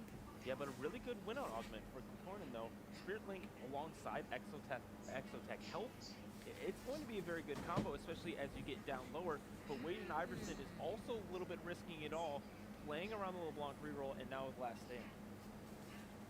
We did just see this not work out for one of our players in the previous games, but you know, if you do activate that Last Stand and you're able to really capitalize on that extra combat power, that is one way that you can also play spoiler in this lobby. The Last Stand was not really utilized to full effect from Clicorna in the game 2 because he played into a Dynamo line in the end with not that many melee carries, for example. It is so much more powerful with the Cypher stats on something like a Zed, for example. He can just tear through backline. And Weijin has decided offense is the best defense. If you win the game, the Czech players do not end this tournament. So no longer really thinking about contesting and griefing, instead thinking, hey, I'm going to go for the craziest win-out game possible. I do want to point out that he still wants to avoid Xiaoju on the bottom. He still does not have any units on his board the last time we checked, which is kind of crazy. He's going มีคนเข้ามาด้วยนะครับ making sure we take it to another game. เราจะขึ้นเวล9เพื่อได้5 บาท 3 ดาวดูที่จะว่าไหวเปล่า And Xiaoju does have a couple of units on his board now. Found the Cypher. Looks like he didn't go for the EU tech. He had the Rengar and Jinx and was like, ah. Saved himself from maybe a fiasco, let's say. We'll see with LDP though what the option will be for Xiaoju. I imagine Cypher is one option. You're contesting Weijin though. I'm not sure if these players want to go into that contest. It's potentially in Xiaoju's best interest for Weijin to win this game, and he wants to leave that lane clear for Weijin to play into Cypher and find a strong win-out spot, with Xiaoju playing second fiddle, trying to find a secondary way to deny the win-out from AQ1H and from the Hornet, our checkmate players.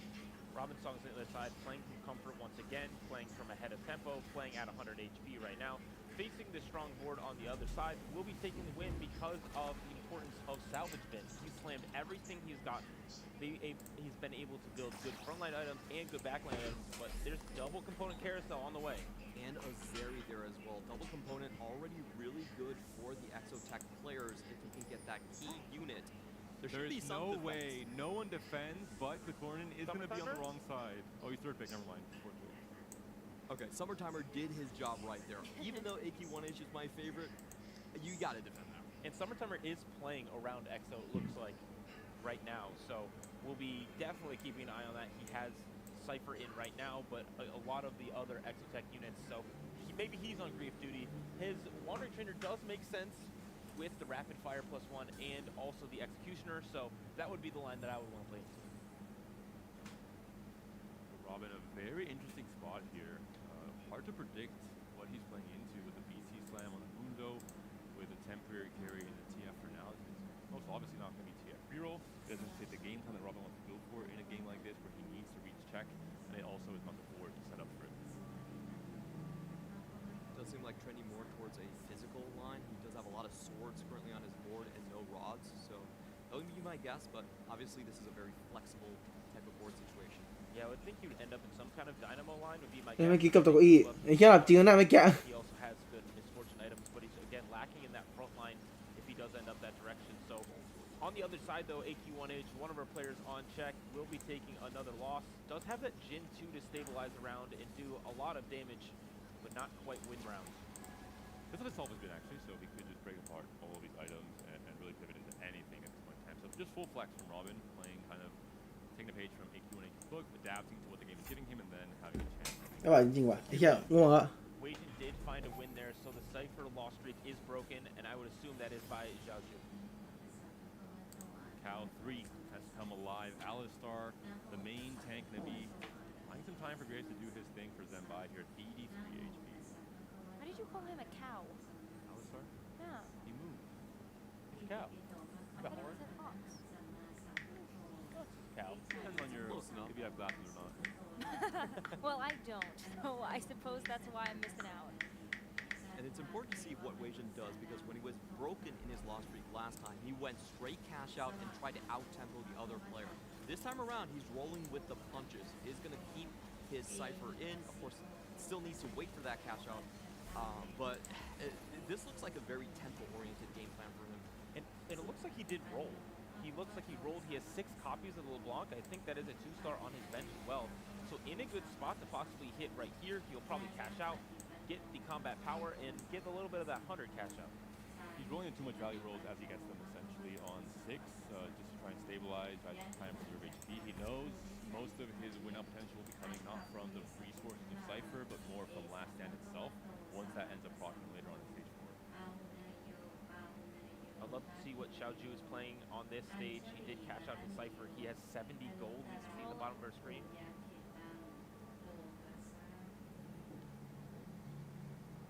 Already with the cash out and the roll, these two Cypher players, it's incredibly important for them.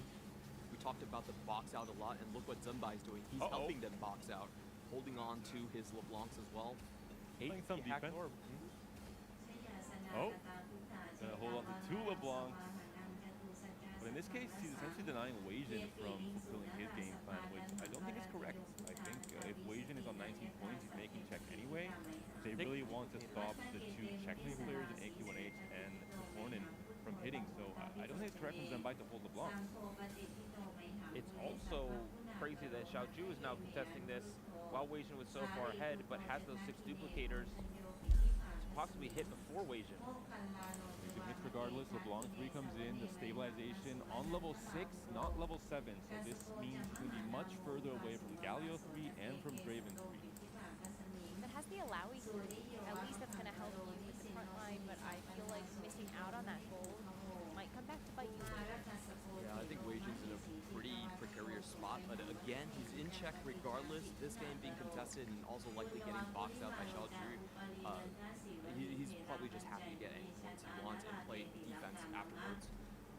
วิ่งกันส่งเลยเฮียอโปกะไอ้ลุง Which technically is a huge boost to Clickborn that does have Skirtling. Absolutely is. Extra value. Prismatics coming through. Black markets options available. Chemic Overdrive would be very strong actually for a Zeri board. อันนี้ว่าผมแชมป์ไม่ดี Those are both going to be on our checkmate players. We'll see if they can maybe make that work. Weijin taking invested, hoping to get to higher levels now. Maybe even use some of those free ไอ้น้องของพี่มาเล่นน่ะน้องขออนุญาตพี่ยังน้อง One of those players in check has the Loki Buddies option. Hopefully has the right mental state to play around it, has to move the jack just a little step backwards with an Fury instead. Full value onto the board. We'll see what he can do here. Still only a Zeri 1. He's down to 5 gold, so a bit of a desperate roll down. Understanding there's a target on his back. He needs to try and find the Zeri 2 before the rest of the lobby contests. A double binary airdrop coming through from Zenbai and Kamui, so it's also going to be just a lot of extra power for them. Everyone's picking up extra combat power at this point. I believe there is going to be another Aquaman choice later into the game, so this is just going to be very high caps across the board. Robinson's finally coming off of his loss streak, and we're going to get a better glimpse of where he's going with this comp. He still wants to aim for that top 3, and I think Marksman Vanguard is the perfect comp to kind of go for that route. It is uncontested in this lobby, so he'll be heading that way. AQ1H, though, does hit an upgrade as well as Chemtech Overdrive. And we talked about it. This is one of the augments that I think personally only really fits this comp because the Zeri, no matter where she starts outside of the second hex and behind, she can dash out of range immediately, and the stats are going to be so powerful for this board. Is this Golem going to, carry? Might. We're going to find out real soon, CLE. 3 items, has all of the stats from Chemtech Overdrive. It's at least fun, I can tell you that. The Golem wins a 1v1 to win Pack Round. This might be the best TFT tournament of all time. We'll just give the Golem the crown. How's that? Perfect. AQ1H might not agree. I mean, the Golem's still alive, though, and as that Mordekaiser steps up to the back line, this poor Zeri just gets walked on. And it's really important you can take out Summertimer early because he's holding on to 3 copies of that Zeri. Both Clickborn and AQ1H praying for his downfall at this point. Way to kick a player when he's down, Clement. Summertimer just lost 2 games in a row going 8, and you're preying on his downfall again. So the players are, they have to have the copies. Urgot on Carousel, but I don't know if anybody is at the level where they can really optimize using that. There is an open Urgot on AQ1H just for the Executioner, but Cambuli, of course. He didn't go for that in the end. It looks like 5 of our players have not used their gold injection quite yet, meaning that they're still ramping up and hoping that they can get to somewhere else in this game and get more power. เรียบร้อยละครูแตก This is really interesting for Clickborn. I was actually surprised he was willing to play into this Exo line, knowing that one, it was highly likely to be contested. It's very easy to deny 4 costs in this type of a lobby, and also he just doesn't have the best Exo items. Ooh. Where in the world? Level 8. We're on level 8. He just hit Urgot too. This guy's a beast. Is this not high in Japan? No? No. Oh, okay. He's just Binary airdrop. I think everyone's taking a sigh of relief in this lobby at this point. They're like, Kambuli, yes! Put yourself on check for the first. And we mentioned it. Cambuli had to change his game plan. He could not play Dynamo Flex another game on this อ๋อ stage. ได้ตังค์เห็นนี่ไงที่มันฆ่าไว้ในตังค์ไอ้ที่มันอยู่ในบอร์ดอะ Gonna have items for all of his ไม่ใช่ mobiles on the Cho'Gath here อ๋อ as นี่ well. โชว์แกตได้ Wins this fight, he's gonna be in a good position to climb back up in the standings. Weijin did find that Galio 3 though, which is why he's able to win this fight, and Weijin still has last stand yet to proc, so he's in a spot where he can wait for Xiaoju to die, then end up hitting the upgrade as well, but we have our 4th augment of the game here at the end of stage 4. It's gonna be another goal กายดีกว่าไม่ไหวแล้วเฮียง่วงนอน available here for Xiaoju. Of course, he's playing the Cypher, not gonna be looking at that one. Oh, he did pick it. Okay. I'm sorry. Predictions 0. He is 1 off of the Galio 3. We'll continue to roll for it. This is his gold injection. What the game plan was here. กาลิโออีก3ตัวไอ้4ตัว 5 cost to try and hit the Galios, which he was seeing as a business option, but a little bit too far off. Doesn't have the Z2 either. Is it even possible since Weijin Iverson hit it? Yeah, it's true. It's just really the Draven carrying everything here. I'm just not really in agreement with some of the game plans in this game 5, considering what is at stake and who's on checkmate. And you see the mirror matchup here. The problem is for Xiaoju, he has 3 of those lesser duplicators left, so all he needs is 1 more. He could hit, but just didn't have enough gold to work with. But again, the radiant Oh, damage Xin here Zhao. on Draven 3 could be enough if the launch can't get over there quick enough. Does do a lot of damage there, and the cast Oh, why you- that direction, but the BT is going to end up being the difference in this fight. Even the extra HP from the Radiant Blue buff probably helped the Draven stay alive there. Weijin Iverson's just kind of smiling at that one. Looking at the players that are on check here, Klikornin with a massive combat augment combo right here. I really like this setup. It's Spirit Link that gives you the regen into the Ascension. Of course, he does look like a rather low cap board because he is missing a lot of the correct exo items and his backline as well. But if he ever does hit, those are very good augments for potential first. And you mentioned yesterday, or just now, Clement, that you were surprised Klikornin went for this exo line in a pivotal game where his entire tournament is at stake. He's a player who in day 1 did not do so hot. Day 2, he mounted an enormous comeback alongside Summertimer to make the final lobby. แค่นั้นเหรอนี่ให้ถึงซัมเมอร์เซนไบไม่ใช่ Avenue back into successful lines, ซึ่งจู่อะ points. So maybe this is why he's trying to go down this line ไม่ again. ใช่มันเอเปกอะไม่ใช่ซินจูแฟนบุ๊กออกเคเอคิว Be familiar, AQ trust กับ your instincts, lots of combat augments. There's definitely Nee. a chance for it to happen. Meanwhile, Summertimer down to 27 HP. Sorry to rag on Summertimer, but he's basically holding this lobby together alongside Camden. Summertimer is playing around invested as well, so could be going for a crazy high cap. So we see Camden move forward on the other side, now having this Garen, now having this Cho'Gath too as well. So continues to level up despite being level 8, and now could be looking at level 9 and possibly that win out angle. Robin Song's here, another one of America's representatives that needs a good result in this game, has stabilized, won 4 fights in a row now, is looking very scary. Talk about comfort comps. I think there's not a single pairing of comp to player stronger than this one in set 14. Cyber City, Robin has loved playing Vanguard Marksman as his go-to comp the entirety of this set, even now, even in this game 5. With Salvage being able to pivot back into it, has great combat augments to support this comp and allow it to reach a bit of a higher cap. Was one of เนี่ยได้ดาวเว้น3 ดาวขนาดนั้นเลยวะดาวเว้นมันคนเล่นเยอะมันจะไปหาทำไมวะ into check. Xiaoju ซื้อ2 ดาว Summertimer now all on 1 life, I believe. Looking to see how far they can hold on. Xiaoju not hitting. The Galio 3, despite having all of these duplicators, is rough. You see some of the disdain on his face, but on the other side, we see this Graves board. Senbai's played this so many times and is so incredibly comfortable. And we see the positioning and knowledge difference come through. The Graves is going to walk towards the back line and possibly even delete. Oh, goes back towards the Zed, but now on to that Draven in the bottom right. And that's going to be a Draven clutching up there with that axe throw. But the Alistar 3 does enough damage. The cow that you were talking about. The ox, according to Nick, I who thought may it be was an more ox. familiar with animal species, I'll be honest. No Goombot hits for Cambuli here. But 4 Urgots, hello? I think the more important fight was on the left there. Summertimer down to 1 life. Robin almost assisting, almost sending up an alley-oop for AQ1H for Clickcornin as well in terms of these Zeries coming back into the pool. You were mentioning Clement, Summertimer. If he's taken down 3 of those Zeries, and the best defender in this lobby would be going down in potentially 7. It's going to be really cool to see how much gold AQ1H and Clickcornin still have, because they want to roll down and just rush for this area as soon as Summertimer is out. We're taking a look at the interest. Look, AQ1H saving up a lot of gold. He knows what's coming. Summertimer. เล่นแบบนี้แม่งขี้โกงสัตว์กด2 ดาว 2 ตัวกด2 ดาวแล้วก็มุมบอทมันก็กินเรื่อย The last cast does not come through. Summertimer stays alive for at least one more fight, as does Cambulee, down to now 12 HP.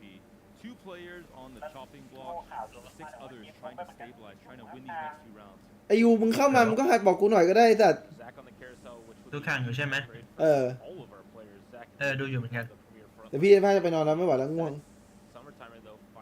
อ่อนแอ เอาเรื่องของกูทำงานในสัตว์กูไม่ได้เรียนพวกมึงนี่ไอ้เหี้ยเด็กนักเรียนมันอยู่เสาร์อาทิตย์ไอ้สัตว์ Have to take another round of damage, making sure that they can't get their Zeri online just yet. Summertimer and Cambulee, even though they're low HP, they are the ones that are most likely to keep this steady. And I think one of the things that would be tragic is if somebody just runs into Cambulee. We have seen this so many times, even in the TLC, where the Boomba player looks great, all of a sudden the Grave sneaks around. 2 potential upgrade. I'm not sure if AQ1H can find a way to fit on this board. He's just holding the forecast to get max chances of finding this area. โมเดลไคเซอร์2 ดาว Upgrade probably switches the tank item, the Grubba chances over to this Mordekaiser along with the Crown Guard that we talked about early in stage 2. Still no Zeri upgrade. That is the bigger problem here on this board.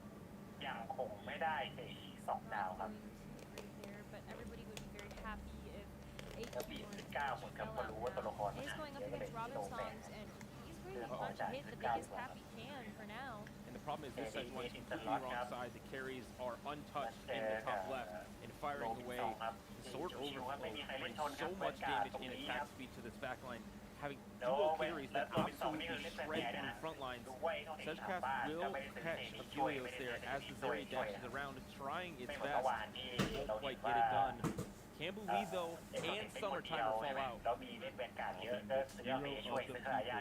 AQ1H to potentially 1 life. Summertimer down, 3 Zeris back. แล้วเซรี2 ดาว สุดท้ายแล้วใช่ไหม ฮะ เกมสุดท้ายแล้วใช่ไหม ยังถ้าคิวคอนที่ 1 จบถ้า AQ ที่ 1 ก็จบ ถ้ามันก็ได้20 แต้มมาเนี่ยมันก็ชนะเนี่ย ต้องรอคนที่ได้เช็คเมดอะเห็นมงกุฎไหม เช็คเมดเหรอ สรุปลักเป็นโซไฟเตอร์ใช่ เช็คเมดต้องเท่าไหร่อะแต้มเท่าไหร่ นี่ไงเห็นป่ะไอ้ที่มันมีมงกุฎอะมันคือ20 แต้มขึ้นตอนที่ 1 เกมถึงจะเป็นแชมป์ ที่ 2 ไม่ได้เหรอ ที่ 2 ก็ไม่ได้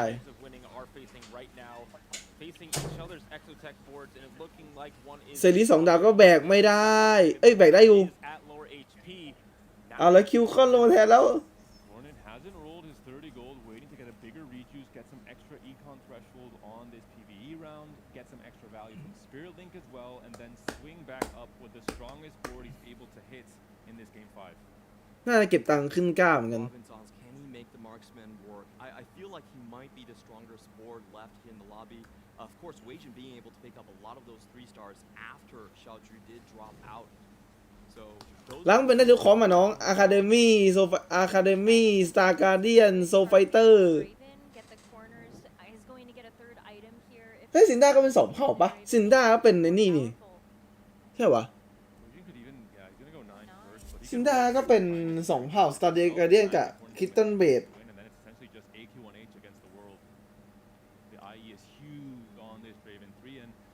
Reminder for my fellow casters and our viewers at home, Weijin has last stand. This augment has not yet procced. He's sitting on a 4-win streak. When it does proc, he's going to get even stronger. Maybe will become the strongest player in this lobby. And we talked about Weijin being that player coming into this game that could play 8th, could go 8th and still make it into check, but instead he says, I'm going to risk it all. I'm going to play spoiler. I'm going to try to play for first. Move here, and we're going to get a glimpse of how this fight is going to work out.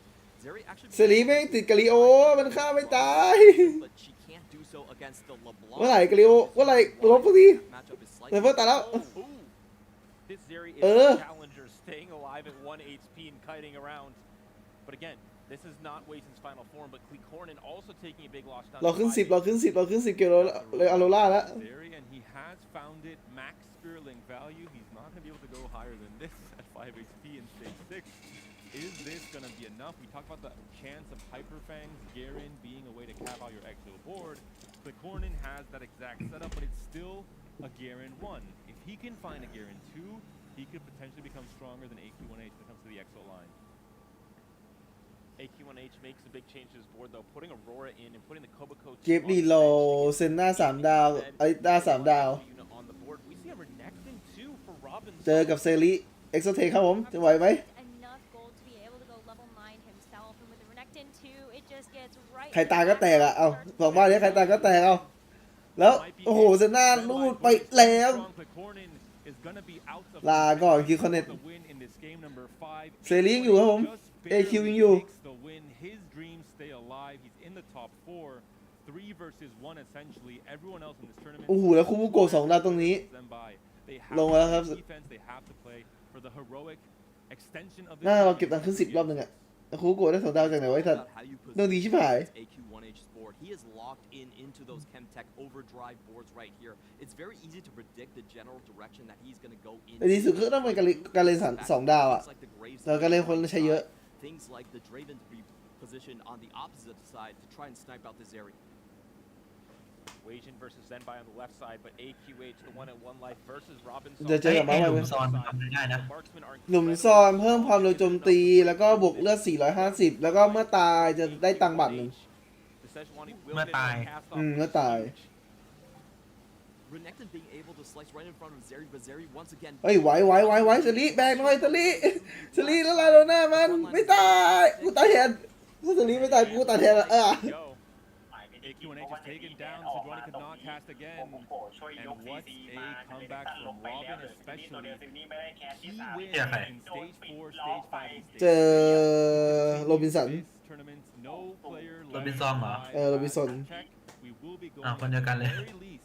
ก็ใช่กูดูก่อนไงกูมาก่อนการ Here, Robin especially has to get, I think, a 7th to try and. แต่ว่าแต้มน้อยอ่ะแค่14เอง Only happened once. ถ้าในที่ 1ก็เช็คเมทไง Hitting 6 games in the checkmate format, so excited. ที่ 1 เกมนี้ก็เช็คเมท And Robinson's skills still go further with that. อันนี้ก็เช็คเมทเรียบร้อยแล้วตอนนี้มีเช็คเมททั้งหมด 4-5 คนละล็อบบี้ต่อไป Recognizes that at the very least for some of our players, especially for Robinson's, one of his big main conditions is going to be getting one of those 3-star. ไม่ต้องมีเช็คเมทกันเร็วอ่ะเฮีย Already been sitting on several copies of the Philios as well as the Zaya. This top 3 in this game will be on check next game. They have made enough points to get to 20, and so each of เก็ these บไปล้วงหลังให้หน่อยเก็บเร็ว even if Robinsons were to go 3rd here, he would be at 20 points. I don't expect him to go 3rd with this amount of HP, but these fights will be incredibly important. ๆเฮ้ยเกมล้วงหลังถึงเว้ยตายปะน่ะอู้เรียบร้อย Will be a huge loss. But again, Weijin having last stand and being this strong should be scary for everyone. Every point still matters outside of just winning the tack round entirely. เซนบาก็ชีวิตสุดท้ายแล้ว Does give you second place or third place, gets you more cash, so they will be. ถ้ามันหาไปหลังไปไหลไปหลังได้มันก็ชนะแล้วเกมอ่ะ have been eliminated so far. Firm handshakes in this top 3, but you have to imagine the mental state of Summertime in particular. He played the strongest defense. He played into the exo line. He had 3 berries in stage 4, trying to stop both AQ1H and Kleekornen from developing their game plan. He ended up going out in ช็อกมาแบทเทิลคาเดเมียกับสตาร์การเดียนยังยัดในกันใต้โต๊ะไม่มากพอรักเข้าคมเป็นลาสเป็นคราสหรือเผ่าเอาดีก่อนรักเป็นโซไฟเตอร์อยู่แล้ว It's just going to be offense. You need to go for first place if you want to see the game 7, game 8. We will be hitting last stand though for Weijin. ก็ต้องรอดูอ่ะพี่ยังไม่มั่นใจว่าอะไรบ้าง Has this โลกเกมมันเยอะมากเลยดูทรงแล้ว damage, having some very clutch stuns in these fights. Robin losing once again. I would kind of expect that to be the case here. Not being able to outcap some of และ these ลา players ส that we look สแตนทำงานครับผม something that can ramp up so high in these late games. Zenpai's already hit 52 for the Golden Ox stacks as well, so ล้านสแตนเป็นที่เรียบร้อยครับผมเวอร์ชันหนึ่ง Nice of Diego upgrade. We saw from Wajan on his สุด bench. แล้วไงครับ Defense สาม against ชิ้นแล้วไง Robin, ครับ trying to stop him from getting the win here. As เก you มผม mentioned, แรง Lemon พอ every ครับ point still แต่ผมว่า matters. มันคือสูงจริงๆเว้ย Win an entire tournament for prize pool, ส่วน which could การ be pretty ที่ผม massive รู้ when ว่า you หมด finish อะไร second เก or ม third or fourth. น่าจะ So ดีแต่ผม there's ต้องเยอะ trying หน่อย to deny เพราะ the ว่าการเล่นแค 3-star ส win condition for Robin. Vanguard marks from a comp that usually is happy enough to make the top 3. You need to have something real special to win a game with it, and a 3-star forecast is one of those ways to do so. Zembai is also going to be holding the sets from Weishan Iverson. เพราะถูกเลือกจริงๆ Everyone's แล้ว contesting each ค่า other. ดีวิดีมันต้องเป็น Checkmate, ตรา baby. เท่านั้นนะครับ That's just 4D ถ้าไม่ chess. ใช่ตรานะครับมันไม่ได้เกิด Only one thing left to play for right here, and we're going to take a look at the finalized board. We are going to get a pretty big Viego, which is kind of rare in this composition, honestly.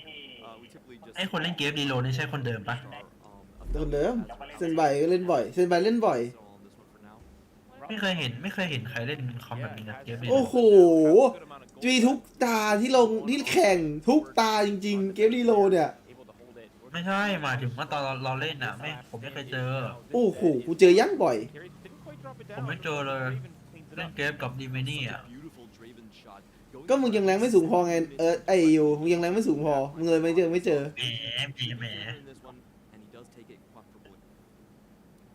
Robin has done his job. He has reached check. He has gotten some key wins in this game. Has to feel happy. เราเป็นซองสู้ใครไม่ได้เลย ไม่ได้บอกมันตันแล้วนอกจากว่าลง5ลงออโรล่ากับในตันให้ได้อะเพราะว่ามันตันแค่นี่เอง6แวนการ์ดแล้วก็สัญญาเลยนะแล้วของไม่เบสตลอดขนาดนั้นด้วยแล้วก็ดีกว่าไม่มีอะไรให้ถ่ายอะแล้วก็ต้องขึ้นรู10นั่นแหละหาตัว5 บาทลงมาแต่ของอื่นมันแรงหมดแล้วอะ Will be wrong side for this fight versus the Vanguards. We have an Urgot 2 now with great items as well for Robin songs. Having that sword overflows allowed him to have 3 backline carries itemized, but the amount of HP, the amount of healing, the amount of damage from Golden Ox is too much. แทงตัวเดียวของแวนการ์ดที่เก่งที่สุดคือเร็วหน้า But not the fight he's looking for, not the ending he necessarily wanted in this game. Interesting condition that is really elevating the core we haven't talked about yet for Zembai is the noble sacrifice with the LSL3. He's positioning in a way where it's being taken. ขึ้นรู10เรียบร้อยแล้วเซนไป Granting a lot of those extra stacks to the rest of the board, making it that much tankier, allowing the Graves to infiltrate the backline, survive initial burst of damage from things like the Zeres, the Dravens, and the Blancs, and potentially win out this fight. So did Weijin. They're both level 10. They have so many units on the board. Checking out the positioning right here. He's going to move away from his front line. You really want to have the Graves moving in the opposite direction along your front line from your carries. So he is going to get that one. Again, their Alatar taken down first. The stats can prove it Good tanky one. enough to pass another time. Is it อุ้ย easy enough? แล้ว Is trying to move in, but he's been taken down. แต่เซนหน้าแรงอยู่ And the Senna, but the Senna does it all by herself. Zembai, the เซนบานิดนึง King gets another เท่ากับ win เช็คเมทไปแล้ว5 คนตอนนี้ Braves games and back-to-back top 4 for this CM player. We talked about this in the pre-show, but somehow Zembai has an AVP on Golden Ox that is -3, higher than the rest of the entire field. And that was such a great demonstration of that. I think just getting a great ใครก็ได้ที่ไม่ใช่คนจีน the item drops there, the IE going into the Senna was a huge thing for him. And he's one of those players that had that great comeback. He started off with 2 games, and at the end of those 2 games, he was only at 5 points.